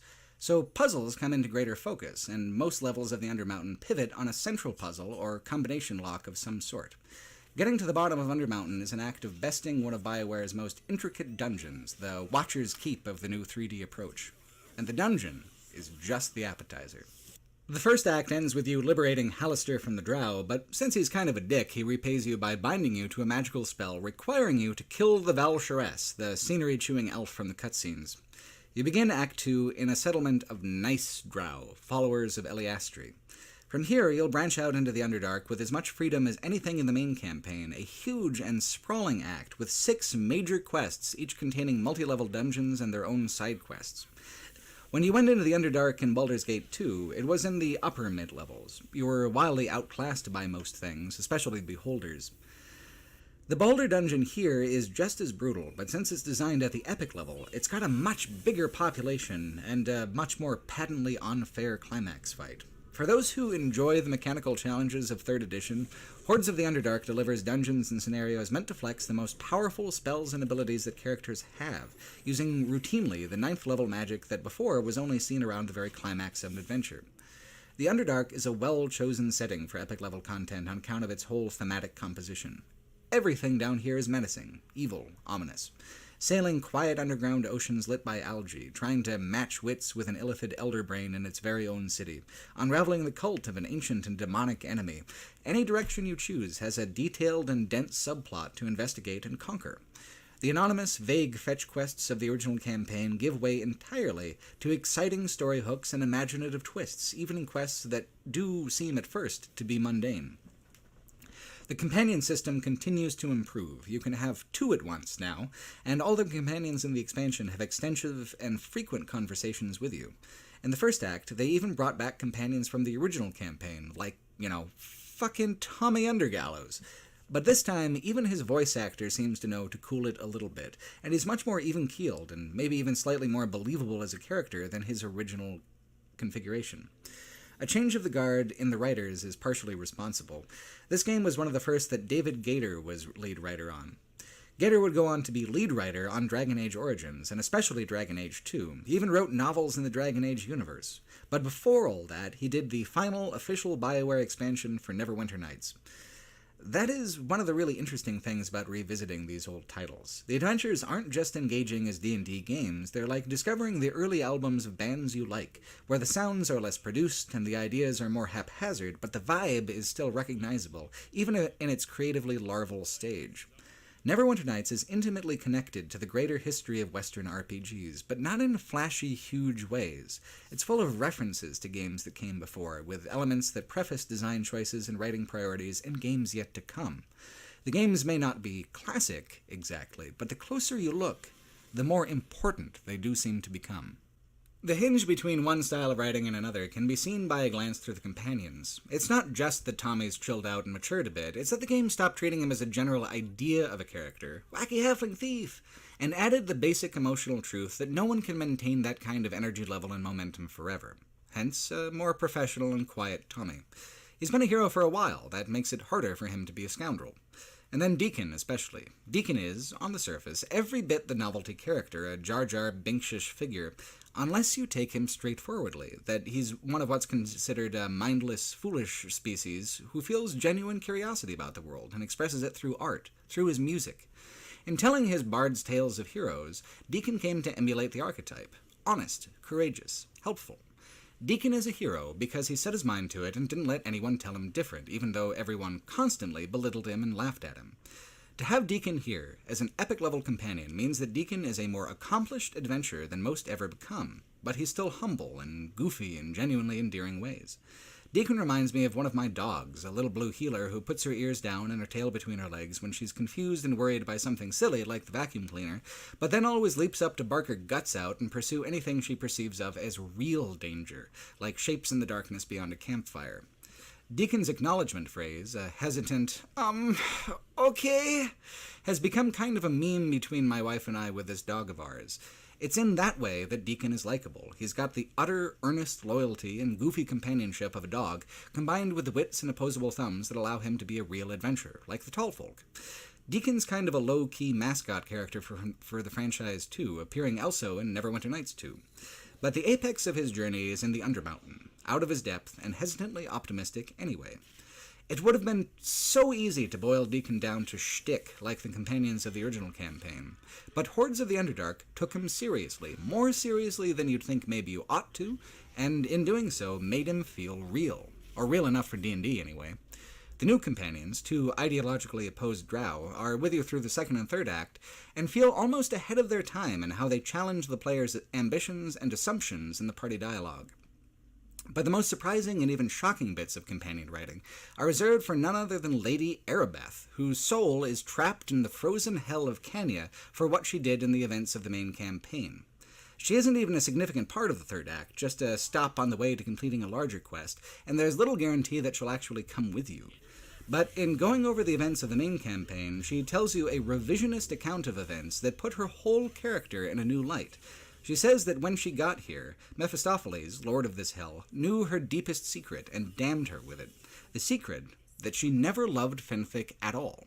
Her overreactions, her absurd treason, they weren't melodrama over the events in front of her, but a hidden anguish over the knowledge that she didn't want to be who she was. She hated herself. Pious, sanctimonious Erebeth was a front to hide her existential discomfort. So when Fenthic died, she didn't turn evil out of mourning. She turned because she'd kind of always wanted to, because the despair she gave into was an old wound deep enough to fall into and never come out. Here, in hell, all this seems distant to her now. She recounts it with a wry sadness that's more humanizing than literally anything she ever said or did in the main campaign. Hordes of the Underdark does a great job at what you do expect, at epic-level adventure and intricate dungeoneering, but it does an even better job at things you'd never expect, like taking the saddest rags of the original campaign's plot and weaving them into something bright and eye-catching and new. The structure of the second act has you organizing a defense for the Eliastri believers, while dismantling the Valsharess's armies piece by piece. If you spend too much time bouncing back and forth, the battle will come before you've had a chance to do it all. But it doesn't matter how much you do, because at the end of the second act, which feels so thoroughly climactic, you're killed without hardly an effort by Mephistopheles and damned to the hell of Kenya.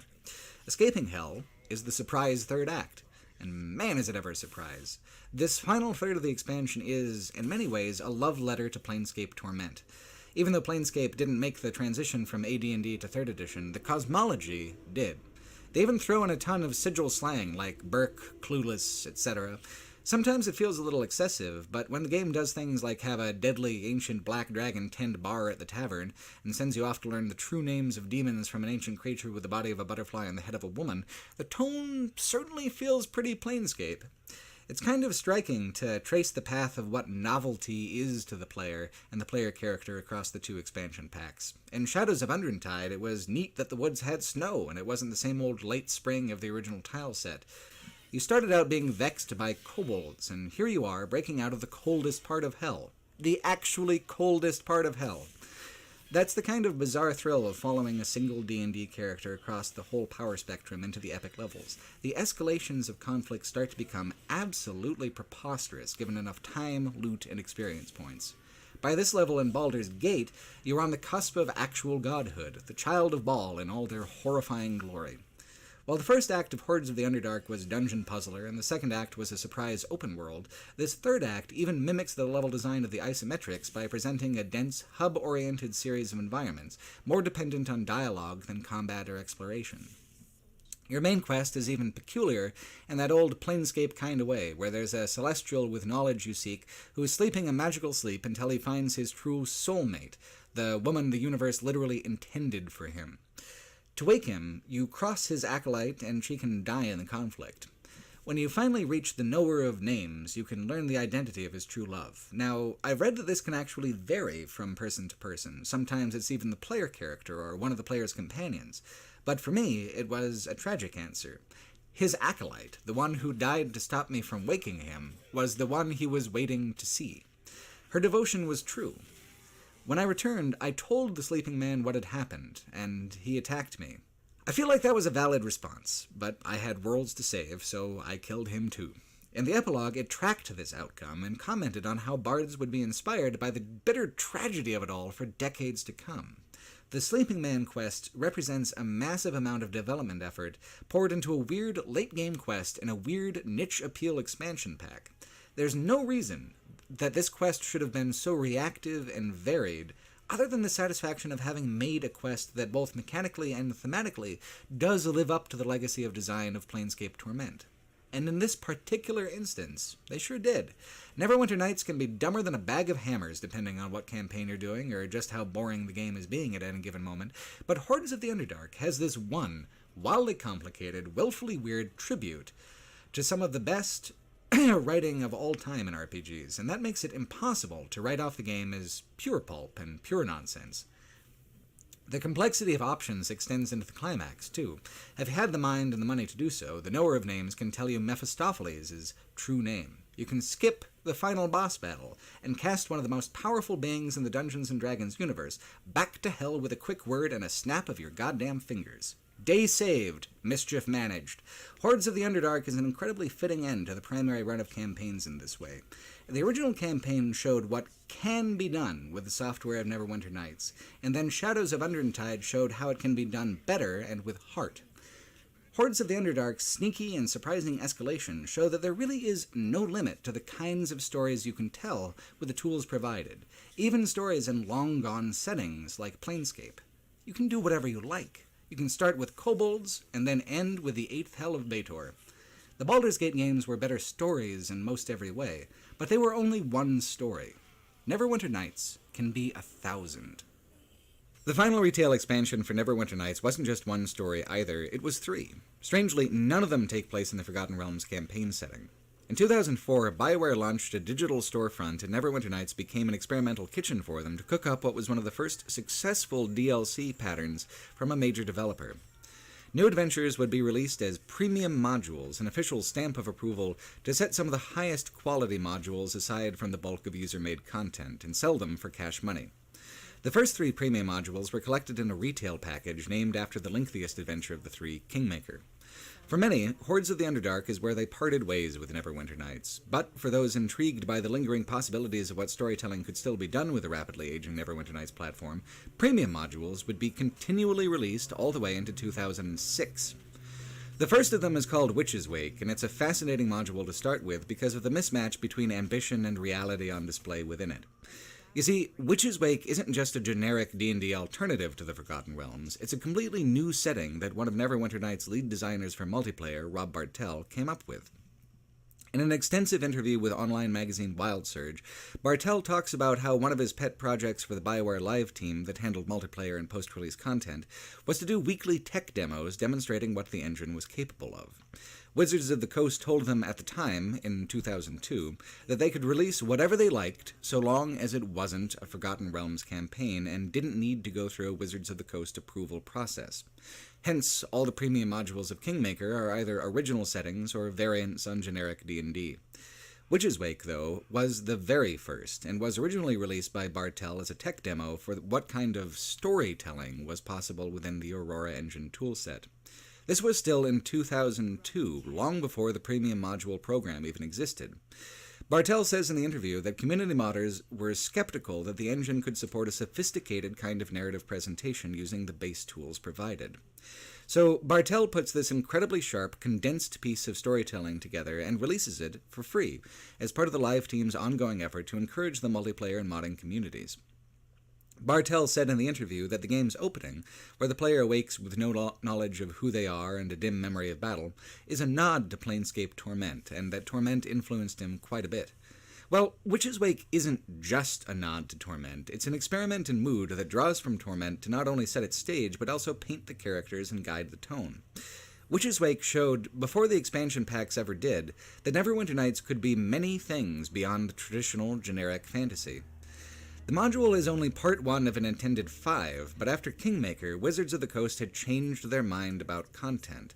Now, the live team could do anything they wanted so long as it was a Forgotten Realms campaign and did go through the official approval process. All the subsequent modules after the Kingmaker 3 are set in the Realms, and a module with sci-fi elements called Hexcoda had to be cancelled. Witch's Wake sequels were not permitted because of this agreement. In one way, that plays to the strengths of the toolset. It was designed for the Realms, after all. But in another way, it's a clear creative handicap after playing something as wild and free as Witch's Wake. Bartel describes the decision to only hire one voice actress to do the narration as a cost-saving one, but that choice ends up being the most stylish thing about the module. Witch's Wake begins with the dim sounds of battle, and your kingdom's prince dying next to you as you both bleed out into the snow. Magical tendrils of black ooze swirl from holes in the ground. Something is deeply wrong. A woman's voice narrates it all in a gentle, moody tone that deepens the sense of mystery.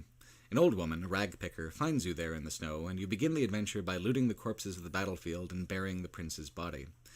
She suggests that you go and seek out the Night Hag. Of course, the rag picker is the Night Hag.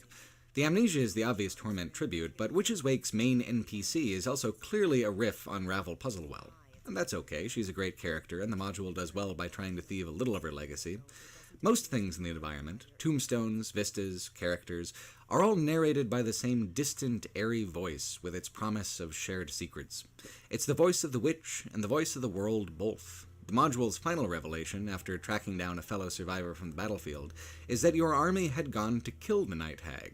The prince's dying message, "Tell the king she is dead," it's the witch he was referring to. And yet, here she is, not only helping you, but telling you the secrets of the Plain of Sorrow, giving you access to a hidden place perched above the river Styx to retreat to should you die. With that knowledge, and a cryptic message about the fields of battle lying in the hearts of men, the module ends. Across 5 modules, perhaps the single narrator might wear out its welcome, but with just this tiny slice of story, and the witch woven throughout as Dungeon Master, NPC, and guide, it feels like a fever dream told by the witch herself. There are just a couple little side quests in a single town, and even then the biggest thing to do in the town is visit a museum that tells some of the history of Bartel's new setting. Every bit of Witch's Wake feels professional, the first chapter of a truly grand adventure in a bizarre, dark world. And then it just ends. All that effort, all that setup, no payoff.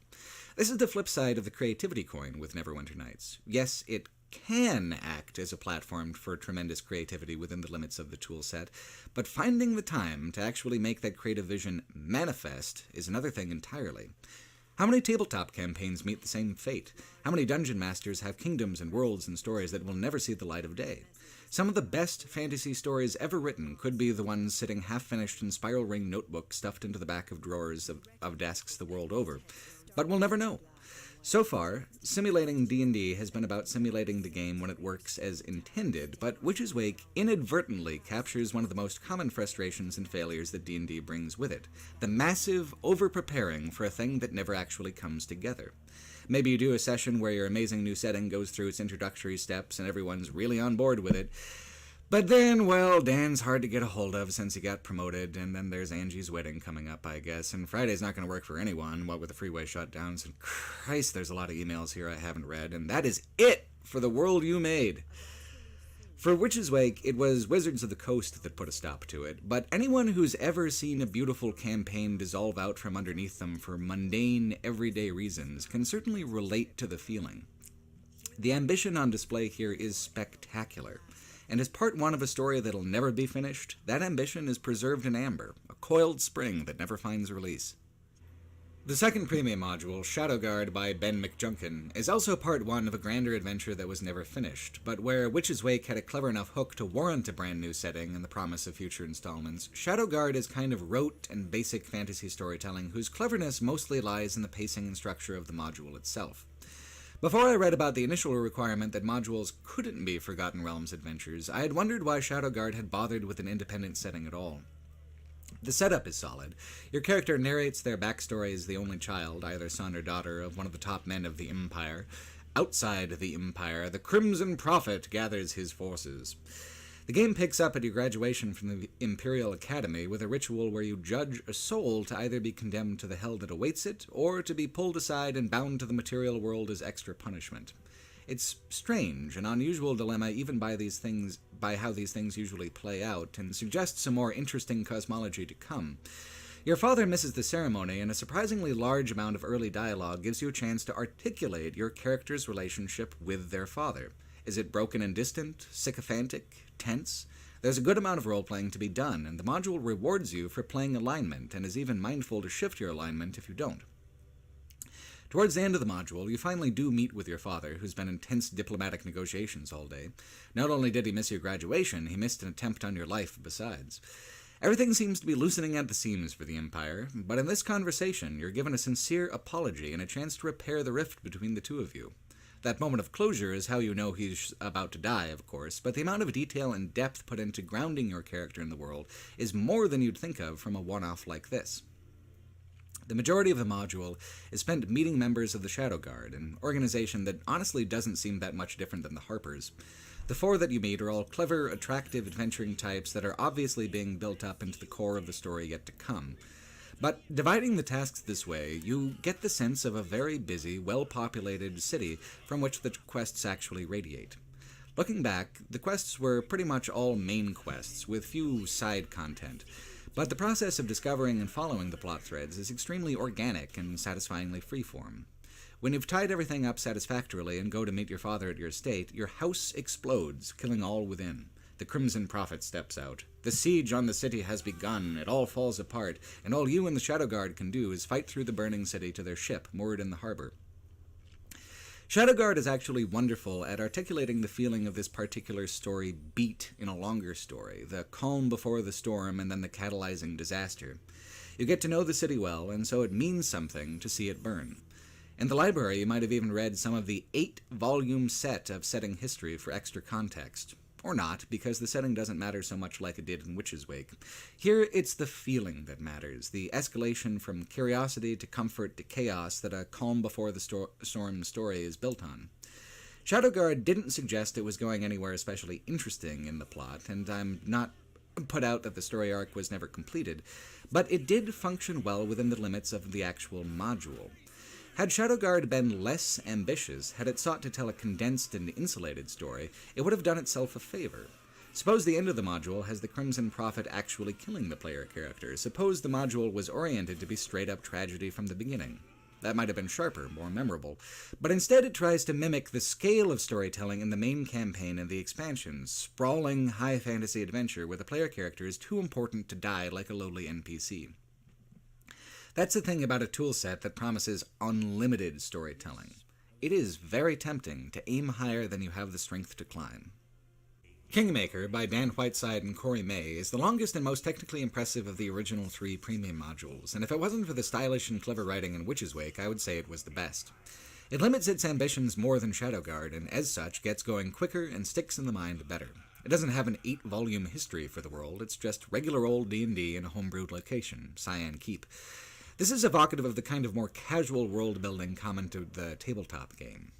The module begins with a discussion between an adventuring party besides a Weir-Rat thief, a Fire Gensai warrior, a Rakshasa sorcerer, a manic-depressive druid, all very strange character combinations that also evoke the kind of party a tabletop group might come up with under a very permissively wacky dungeon master.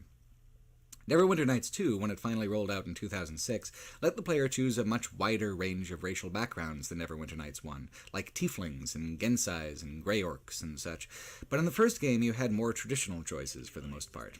So in Kingmaker, your character is referred to as the normal one of the group. Of course, there's a secret about your past to unravel and all that good stuff. The way Kingmaker kicks off, though, really is distinct from the other content by how immediately and heavily it puts the player in the half-serious, half-jokey mood that you get with a room full of friends in the tabletop game. All the companions are given voice actors, too, and pretty good ones for the most part. The high point is the woman who voices the Rakshasa. She's got a delightfully amoral perspective on things that she delivers with a kind of sparkly familiarity. The low point is the Weir-Rat Thief, who's actually an okay character, but whose vocal performance is just exhausting to listen to with its deliberate nasal sniveling. Frankly, though, it's fun to be able to even have opinions on the voice work when so much of the dialogue in all Neverwinter Nights content is just words on the screen. Like the insular, claustrophobic mood created by Witch's Wake's singular voice actor for narration and dialogue both, the voice of the Dungeon Master, Kingmaker's voice acting emphasizes the playfulness of personality on display in most D&D adventuring parties. One of the objects of creating a good character, after all, is to create someone who can be part of the larger ensemble of the party, who can contribute to the flow of storytelling in meaningful ways. That's one of the reasons lawful stupid is such a widespread annoyance. That perspective causes storytelling gridlock inside of most any group dynamic. Kingmaker's party are all in the chaotic good, chaotic neutral range, generally well-meaning but able to cause some mischief if it's mischief that's called for. Effectively, this means that however the player character wants things to go down, it seems pretty reasonable that most of the party would be agreeable to it. Here's the brilliant catch, though. All of you die in the first 5 minutes of the game, and you can only choose 2 of the 4 to come with you back to the material plane. There's even complications within this small interlude, like the fact that your druid actually does want to die, and there's a demon waiting to drag her to hell should you choose to release her spirit. She says she's the easiest choice, but she's by far the hardest because of this. Luckily, she's not real, and you can reload the module, so in the grand scheme of things, it's fine to pick whoever you prefer for mechanical or narrative reasons. But that's the thing about Kingmaker. Its structure and generalities are all well-worn and familiar cliches, but its details are often clever and engaging. Kingmaker also has one of the best structural concepts of all the premium modules because it's willing to recognize the common limitations of the premium module format. Namely, it is actually an obscene amount of work for just 2 or so people to make an adventure on par with the official expansion packs. If you followed the general pacing and depth of detail for the first 2 premium modules out to what might have been their intended conclusion, they would probably end up being as long as Shadows of Undrentide, if not longer, and there were so many dedicated professionals developing that expansion. So, Kingmaker creates this flagpole-like structure of a story, where there's an election to determine the ruler of Cyan Keep, and you must convince at least 4 of 10 guilds to vote for you. And then the player spends the game hoisting themselves up the flagpole and flying themselves at the top. At the top, you get the climax dungeon and the module wraps up. What's interesting is that the election is triggered very easily and can often occur before you're ready. At the very least, it's close to impossible to actually get all 10 guilds on your side. Each has an associated quest that caters to a particular class's strengths. There's dungeons to delve, bribes to make, mysteries to solve, even a love triangle you can resolve if you happen to buy a haunted mansion in the keep center. The latter one is actually the most complex bit of quest formatting in the module. First, you have to kill off the goblins to impress the leader of the trade guild. She'll sell you a haunted mansion in return since you know how to handle things, obviously. Inside the mansion is a trapdoor. You follow it, and then you overhear your primary rival in the election preying on one of his maids. A dexterity check will allow you to snatch his signet ring. Now, previously, you met the leader of the military guild, and he told you there was no way he'd ever vote for you, but to come have a drink with him anyway. So you go out to the tavern, and he reveals that he used to be in love with your rival's wife. The wife happens to run the Nobles Guild. If you confront her with a ring and the hard evidence that her husband is a total shitheel, she'll drop him like a hot rock and give you her vote. Tell her that the military man still loves her, and then he'll give you a vote out of sheer gratitude. So that's halfway to your victory condition right there, and you've not only become a landowner, but won an incredible amount of renown and favor from one of the most powerful people in town besides. There are more straightforward quests, like the Priest's Guild requiring 3 Crusade checks and 1,000 gold bribe, or the Hunter's Guild wanting the pelt of a manticore. But the fun of it is in having more than you can accomplish. There are a ton of solutions to Kingmaker, and all of them are satisfying in one way or another. By the time you get to the climax and its revelations, like how your talking sword is really the spirit of your grandfather, and he's had a real good time getting to know you, it's hard not to feel curious about the stuff you missed. The first 2 modules were full of content. You could squeeze the last drop, and they would still leave you high and dry with their irresolvable cliffhangers. Kingmaker withholds some of itself each playthrough, and stands absolutely complete as is. It's not that it's unambitious. For 2 people, Kingmaker is a hell of a lot. It's that Whiteside and May tempered their ambition enough to actually see it through to the end, and that put this module on the cover of the box. Witch's Way creator Rob Bartel did another major piece of DLC with the live team, the Pirates of the Sword Coast Premium Module. It's the first of the back 3 premium modules, after Wizards of the Coast reversed their opinion of what kind of content was acceptable, now demanding that it all take place in the Forgotten Realms. Released in 2005, it's the first of the premium modules to try and tackle the scale and pacing of adventure in the expansion packs with any success. It's shorter than Shadows of Undertide, even shorter again than Hordes of the Underdark, but is fully as long as one of the major acts of the main campaign, at around 15 hours or so. I honestly didn't think I'd like this module very much because, yar, pirates is such a gimmicky direction for a thing to go in, typically. The module distinguishes itself, though, by taking the root concept and absolutely running with it, piling on comically large complications to the point that your character begins with shore leave in Neverwinter's Docks district and ends by sailing a ghost ship full of the undead into the depths of Umberlee's underwater realm where the living cannot tread.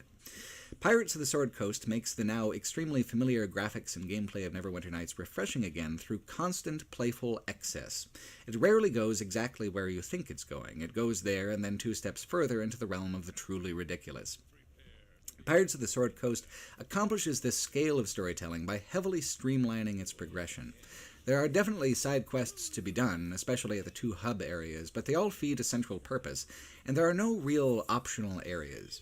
The maps in the module are all quite large and take a while to churn through, making the pace slow enough to feel longer than the number of total maps might suggest. Like the opener. It's the Docks district just like you saw it in the main campaign, but there's around 2 hours of stuff to be done there, from a side quest about a gang war from which you can nicely equip your character to a lengthy conversation quest foreshadowing what's to come, where a member of your crew quits on the spot rather than load a mysterious statue into the hold of the ship. You also meet the villain of the module, a priestess of Umberlee who the player can, if they want, continually try to talk down from their schemes. When you meet her, though, she is being attacked in her room. You kill her assailants, but it turns out that those assailants were her former servants, who had just realized that she promised their wages to your ship's captain. Wage thievery is a pretty bad foot to start out on, but if you persist in treating her like she's just misguided, she'll bring your crew back to life at the end of the module. Treat her with hostility, and you're all doomed to on-death, just the creak of the boat and the rattle of your bones for the rest of eternity. That's a high price to pay, considering that the priestess really is just an awful person. But the long build-up to the split ending is well done structurally. One of the biggest things you'd have to find your way around to forgiving her for is killing your captain and tossing you overboard. You wash up on a remote island with no inventory. The idea of the sequence, fighting for basic survival while marooned, is sound. The execution, though, is very fiddly. Outside of a forest setting or the desert canyons of Shadows of Undertide, the inadequacy of the engine when it comes to rendering terrain comes into sharper relief. You're gathering sticks and stones and ichor from squat, doofy palm trees on levels 1 and 2 of a small outdoor maze. I'm 100% on board for what it's trying to do here, but you're left with an inventory half full of sticks that take a full 5 minutes to dump when you're done, and these kinds of fiddly interface-related frustrations add up quickly and sap the enjoyment from the sequence. However, once you arrive at civilization again at an island town, the structure of your tasks conforms better with what the toolset was designed to do in the first place, and the flow improves. It's not that creativity should be punished, it's that the practical limitations of the toolset and its focus on common adventuring verbs and not survival verbs trips up deviations from the norm, adding unnecessary layers of complication that the module designer has to work around and then mitigate. In Spindrift Town, you're tasked with finding crew for a ship. There's like 9 crew members you can recruit, but you've got to narrow it down to a top 5. Being able to recruit so many in so small a space means you're chewing through new characters and side quests at a breakneck pace, a major shift from the methodical exploration of being marooned. This is where I really started to warm to the module, as the variety of pirates and pirate archetypes they're able to cram into the two maps is very colorful. Some of it's willfully stupid, like the pirate Whipped Willigan. He's married to the governor's daughter and has ever since been forced to be respectable. To recruit him, you have to steal his weapons and armor from downstairs while avoiding his family. It's dumbass pirate nonsense on par with that "Who's Tracing Who" animatronic on the Pirates of the Caribbean ride. Other pirates include a minotaur and a so-called noble pirate who the other ones make great fun of. This is also where treasure maps are introduced, a scavenger hunt mechanic encouraging you to seek out landmarks such and such a number of paces in a certain direction away from the last one. None of it is marked on the minimap, so you have to stop and reread the directions from the treasure map itself as an item, which feels appropriate. By the time your crew is put together, you journey to the Isle of the Dead to perform a ritual the captain says will allow you to reach Fiddler's Green, the underwater realm of Umberlee. The Isle of the Dead uses fog and ghosts to disguise the island's shape more than earlier maps, giving it greater believability and sense of place. In the distant fog, broken ships litter the coastline. The treasure hunt here takes you to all four corners of the island and then the center. When you're done, the captain betrays you and turns you all into the undead. It's so campy, but brazenly campy, to the point that when it winks at you, it's just hard not to smile and wink back. Pirates of the Sword Coast is a full campaign, the first true campaign of the premium modules. It's unlike anything before it in tone or structure, helmed by a developer who knew better than anyone what had and hadn't been tried yet at this point with Neverwinter Nights 1 and the Aurora engine. It's that personal touch and that consideration of what still counts as novelty that makes going deeper and deeper into the back catalog of Neverwinter Nights so enjoyable. Bartel also worked on the 5th premium module, but this one reflects his deep familiarity with Neverwinter Nights as a technical work and not necessarily as a creative one. This module is Infinite Dungeons, a random dungeon generator that can take multiple characters on a journey from levels 1 to 20 and beyond in dungeons that can be tailored for appropriateness to their class selection and experience level. On the one hand, this is kind of a staggering thing to have actually work within the Aurora engine. The dungeons are massive, interconnected things filled with puzzles and rudimentary, randomly generated quests. It even peppers in camps to rest in and merchants to trade with, within the frame of the realm of Undermountain, which you journeyed through in the first act of Hordes of the Underdark. I'm very impressed with the customizability of the dungeons. I'm impressed by its scaling range. I'm impressed by the fact that it does cohesively hold together, and it never crashed on me once. The thing is, this module references Planescape Torment in a completely different way than Witch's Wake. In Torment, there's a little artifact of a Modron, a being of pure law. Manipulate his little feet and wings, and you're sent into a randomly generated dungeon constructed by the Modrons to study the impulse of adventure. Why do it? It doesn't, on the surface of it, make sense as a generalized concept. Risk your life for golden items to help you risk your life for more gold and more items? What's the deal with that? And so the Modron maze has items like a note that says on one side, "A clue," and on the other says, "You understand better what's going on." That's what adventure's like, right? Clues, and items, and enemies, and stuff. But none of it actually means anything, and it can go on, well, infinitely. There's not a lot getting around the fact that Infinite Dungeons is a next-generation Modron maze, and the Modron maze was meant on some level as a good-natured critique of hack-and-slash Dungeons & Dragons play. This module is a bit of a marvel in terms of scripting, but when it comes to the human experience, this is, no question, some kind of hell for me personally. Everything I didn't like about the main campaign, like autopilot dialogue, dungeons for the sake of just having dungeons, and excessive waiting around for traps and locks to be disarmed, is in abundance here. Once, a quest-giving imp told me, no joke, that it was important to a friend of his that I go a map transition up and touch and earn. That's it. Earn fondled, quest completed. Some of the puzzles are actually excellent, though, and I wondered how many puzzles there are total and if they scale and level along with the enemies. I can't be sure, though. This is the only module that I bailed on early. I played a dungeon, then I called it quits. We are now 8 official adventures deep into Neverwinter Nights 1, and at this point, the idea of doing anything without a finite structure and a real climax gives me a weary headache. I've read that some people have happily put in 100 hours or more into this module with various character classes. I believe absolutely that that is possible, and for some people even possibly enjoyable, but for me, the Modron maze was a cautionary tale, and not a model for engagement. In May 2006, the premium module program was cancelled ahead of the upcoming Neverwinter Nights 2 from Obsidian. This left what many regard as the most impressive premium module, Darkness over Daggerford, orphaned with no warning just weeks before it was due to come out. Developer Ossian Studios released it for free that August anyway, but here's the amazing thing. This past year, in 2018, the developer Beamdog released an updated version of Neverwinter Nights, their enhanced edition.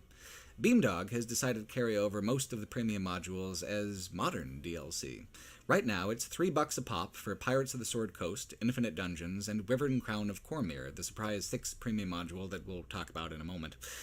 Beamdog is also currently offering Darkness over Daggerford at a whopping $10. It's an updated, rehabilitated version that Ossian says features over 500 bug fixes and general improvements. I'm playing the 2006 version here because I began this project before the Enhanced Edition came out, and I figured I might as well keep doing the games in their original form. But make no mistake, this is an amazing, unique story in video game development. Ossian made something truly heartfelt and hefty, and then they were massively screwed by publisher Atari, who were responsible for canning the program. 12 years later, 12 years, and Ossian is given a chance by Beamdog to perfect their original vision and have it released as a true expansion pack, the most premium of the premium modules as far as the Enhanced Edition is concerned. So, what makes Darkness over Daggerford so special? Well, more than anything else, it's the module's uncanny sense for hitting the tonal and structural high notes of Baldur's Gate 1. It's much more than simply reusing motifs and organizations, more than Daggerford being just down the road from Baldur's Gate geographically. There's a whimsy to the dialogue, a conversational kind of banter between player and NPC that's got a lot more heart to it than the kind of transactional dialogue of the original campaign or the expositional lore-heavy dialogue of many of the subsequent modules. Ossian Studios set out from the beginning to make a soft sequel to Baldur's Gate, which company founder and lead designer Alan Miranda talked about in a 2006 interview with Sorcerers.net. Quote, "My goal from the start had been to make a game with a Baldur's Gate 1 feel, and my approach focused on exploration, which involved having a world map and large, intriguing areas to discover. Each team member then brought their own favorite things from Baldur's Gate to Daggerford. For example, our writers wrote heaps of dialogue for some very colorful characters, which resembled the conversations you had in Baldur's Gate. We also put in a lot of effort into designing very fresh and creative D&D quests, which was also something you saw a lot of in Baldur's Gate 1 and Baldur's Gate 2. Aside from that, there were never any specific step-by-step plans for imitating Baldur's Gate. It more or less flowed from our knowledge and instinct. Keep in mind that this was Ossian's first RPG game, as Baldur's Gate 1 was BioWare, so there's something magical to be said about the creative electricity and anxiety surrounding first projects." End quote.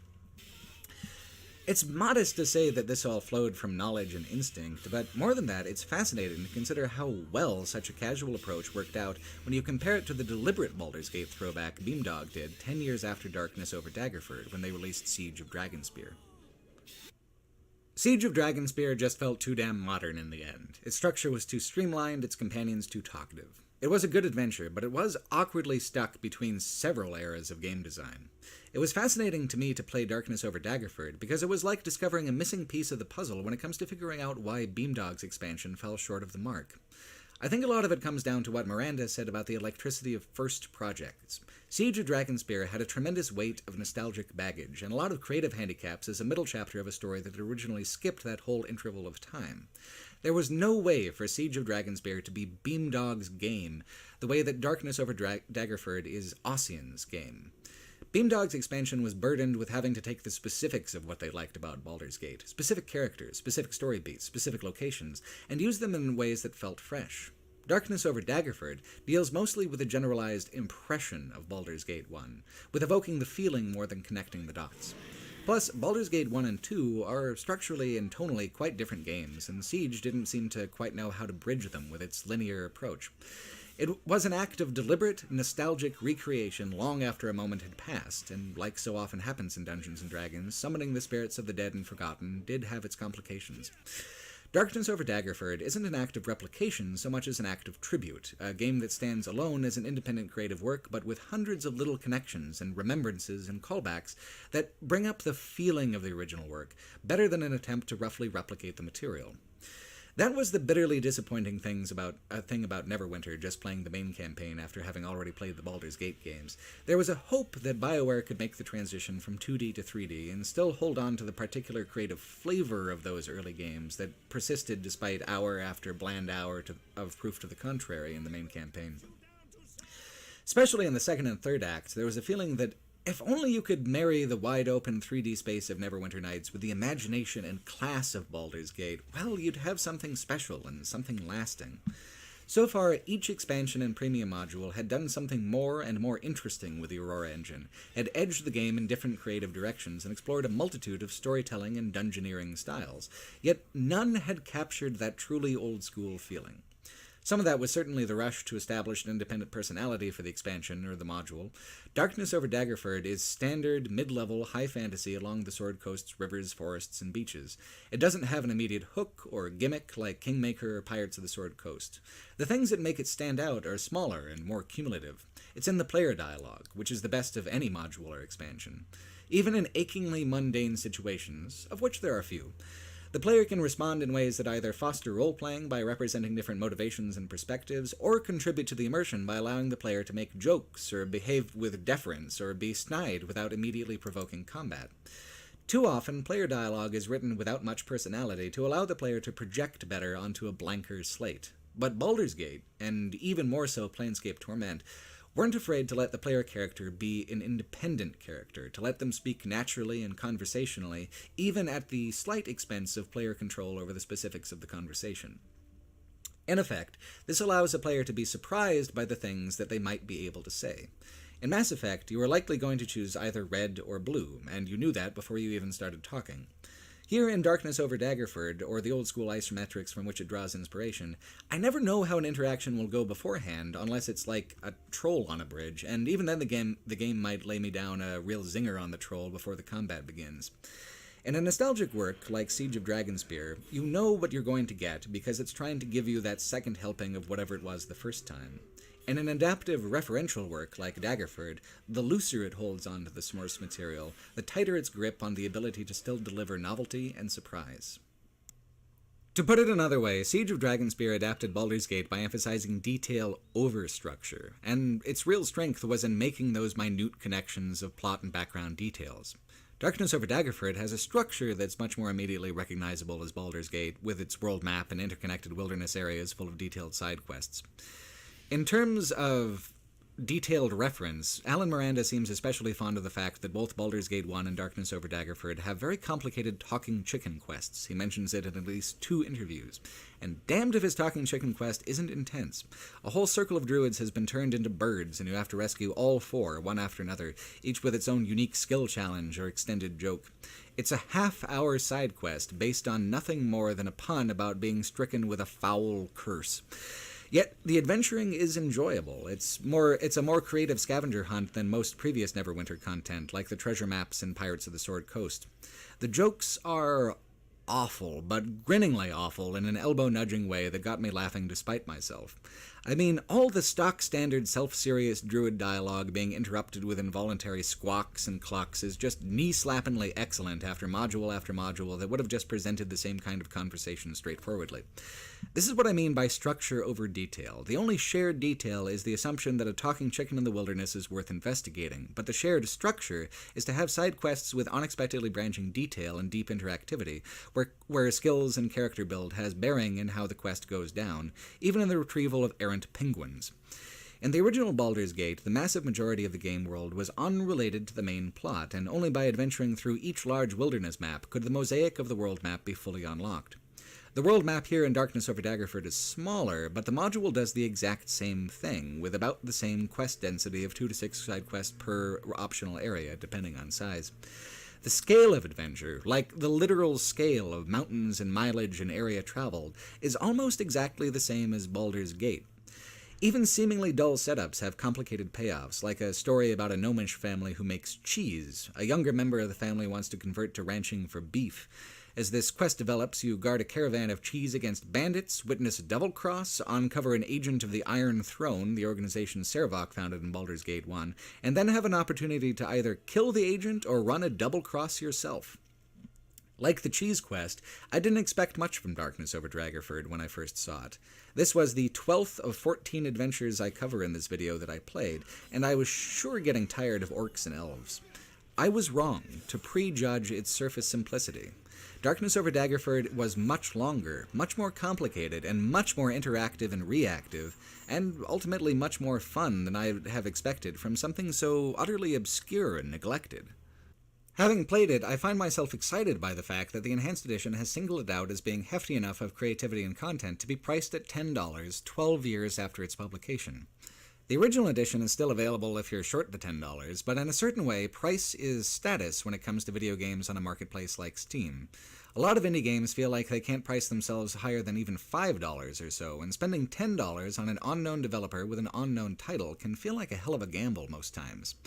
To have priced Darkness over Daggerford at the price of a full piece of modern DLC, at the same price as something like Mass Effect 3's Citadel, legitimizes Darkness over Daggerford in a way that had previously eluded it. It's always had something of a cult classic status within the Neverwinter Nights community, but in terms of broader reach, it was, for all its professionalism, still a mod and not an expansion. It relied on word of mouth. But now, its price speaks for it too. More than any of the other premium modules, more by a concrete $7, Darkness over Daggerford is a game worth revisiting. It's better than Shadows of Undrentide by a huge margin. It takes the humor that was on display there and tempers it, working in more types of humor and less fourth wall stuff, resulting in more of a high fantasy tight five than the basement jokesterism of your longtime DM. It's better than Shadows of Undrentide at controlling its scale, too, doing an adventure of levels 8 to 16 and not the ridiculously long and fast curve of 1 to 18 in roughly the same time frame. I think Darkness over Daggerford might even be more total maps than Shadows of Undrentide. The only difference is that when Shadows of Undrentide came out, Neverwinter Nights was still just a year old, and when Darkness over Daggerford came out, it was 4 years old, with an official sequel just months away.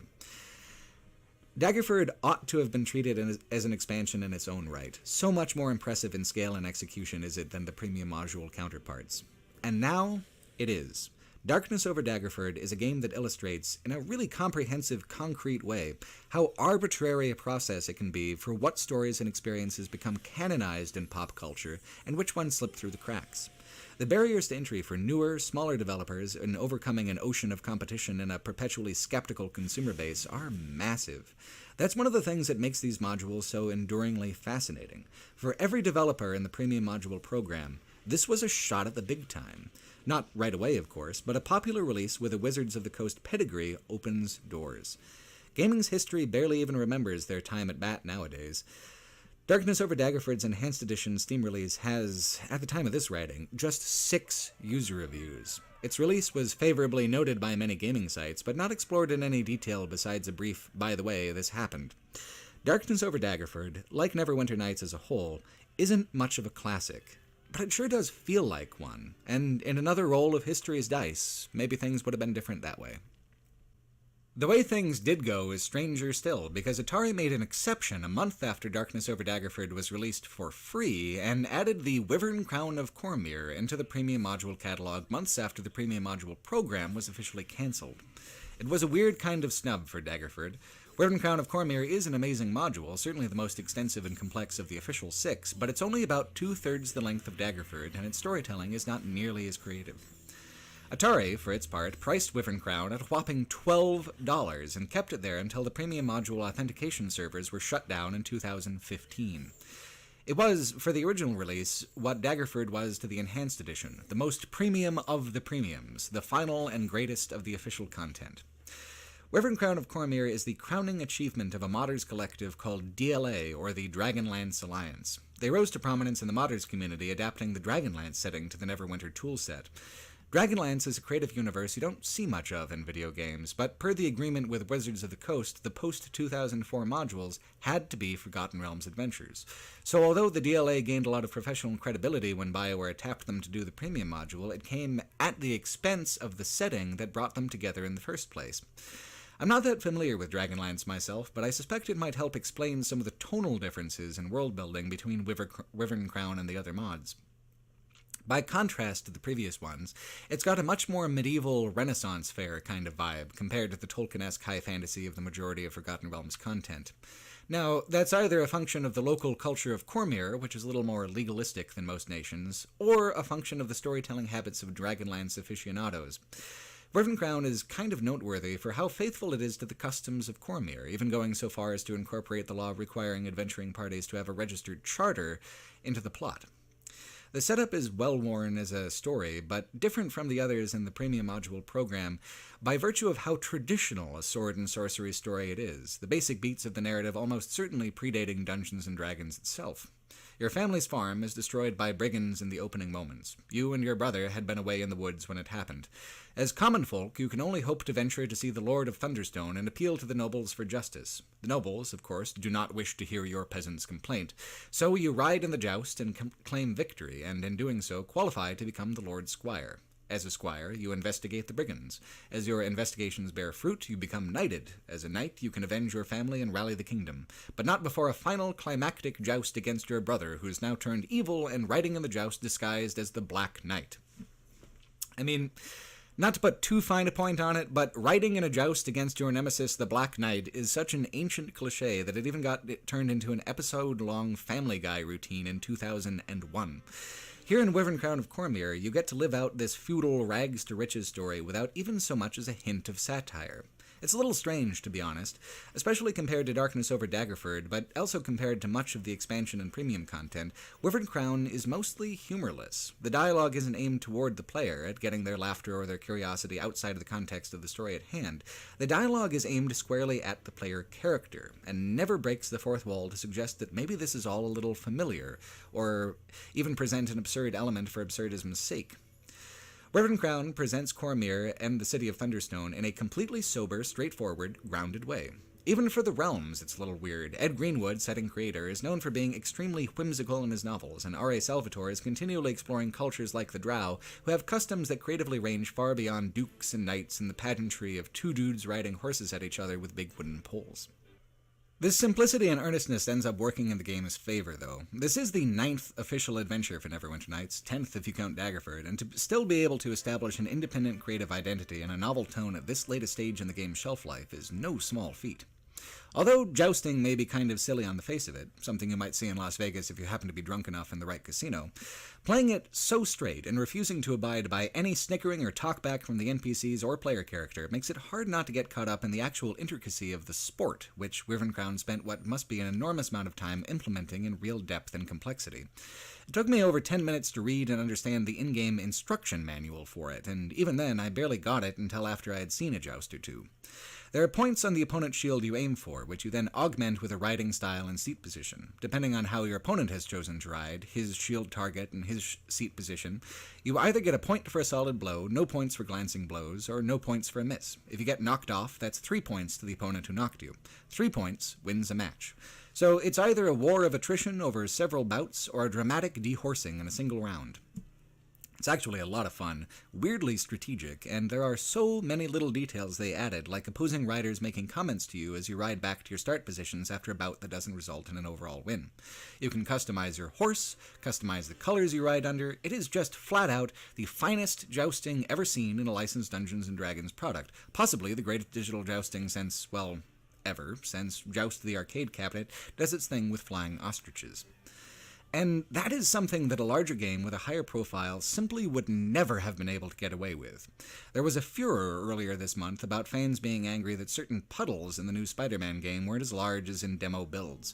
What do you suppose those people would say if a role-playing game came out and the developers were like, yeah, we spent a quarter of our development resources on faithfully implementing a medieval sport? What of it? Fucking blood in the streets, man. Obscurity was a license to make game design choices that emphasize things you might not expect. For all its creativity, Darkness over Daggerford was a deliberate Baldur's Gate throwback. Wyverncrown of Cormyr is singular, nothing quite like it before or since in the official catalog. Its position as an extremely late addition to the Neverwinter Nights canon meant that those deviations from expected design, the sheer self-indulgence of it, were major positives for a novelty-hungry audience who were perhaps getting weary of Ed Greenwoodisms. For its part, Wyverncrown of Cormyr's Thunderstone is every bit as large and dense a place in terms of quest content as Daggerford. The rural areas, though, are mostly done in linear order and feature few side quests of their own. The module itself is confidently paced because of it. It builds its momentum, deviates little, and then climaxes with the player leading a massive assault on the Witch Lord's army outside an ancient barrow in the deep woods. In a way, it is fitting that the premium module program ended on Wyvern Crown of Cormyr. It's a tight, professional work with a unique feel and look, but it's also getting back to the root cliches of the main campaign, circling around the most creative deviations of past modules and arriving back at the satisfying portrayals of stock standard fantasy tropes that characterize the original campaign. Wyvern Crown of Cormyr was surpassed in size and complexity not just by Darkness over Daggerford, but by increasing numbers of community modules. It took a long time and many updates to the toolset for the greatest ambitions of the user base to bear fruit, but eventually they did. For some people, the release of the Enhanced Edition of Neverwinter Nights in 2018 must have been a bit of a head-scratcher. Wasn't that just a boring, older BioWare game from back in the day? Well, no. The platform provided by the Aurora toolset did for RPGs what the Gold Source engine of Half-Life did for shooters. It made practical development tools available for anyone with time, patience, and vision. The premium module program might have been cancelled in 2006, and Atari might have moved on to Neverwinter Nights 2, but the community continued to tinker and dream. I've limited the scope of this video to just the official releases, and it's still taken me nearly a year to get through what I've done here. This video, if I included other user modules, could be 10 hours long, 20 hours long, 100 hours long.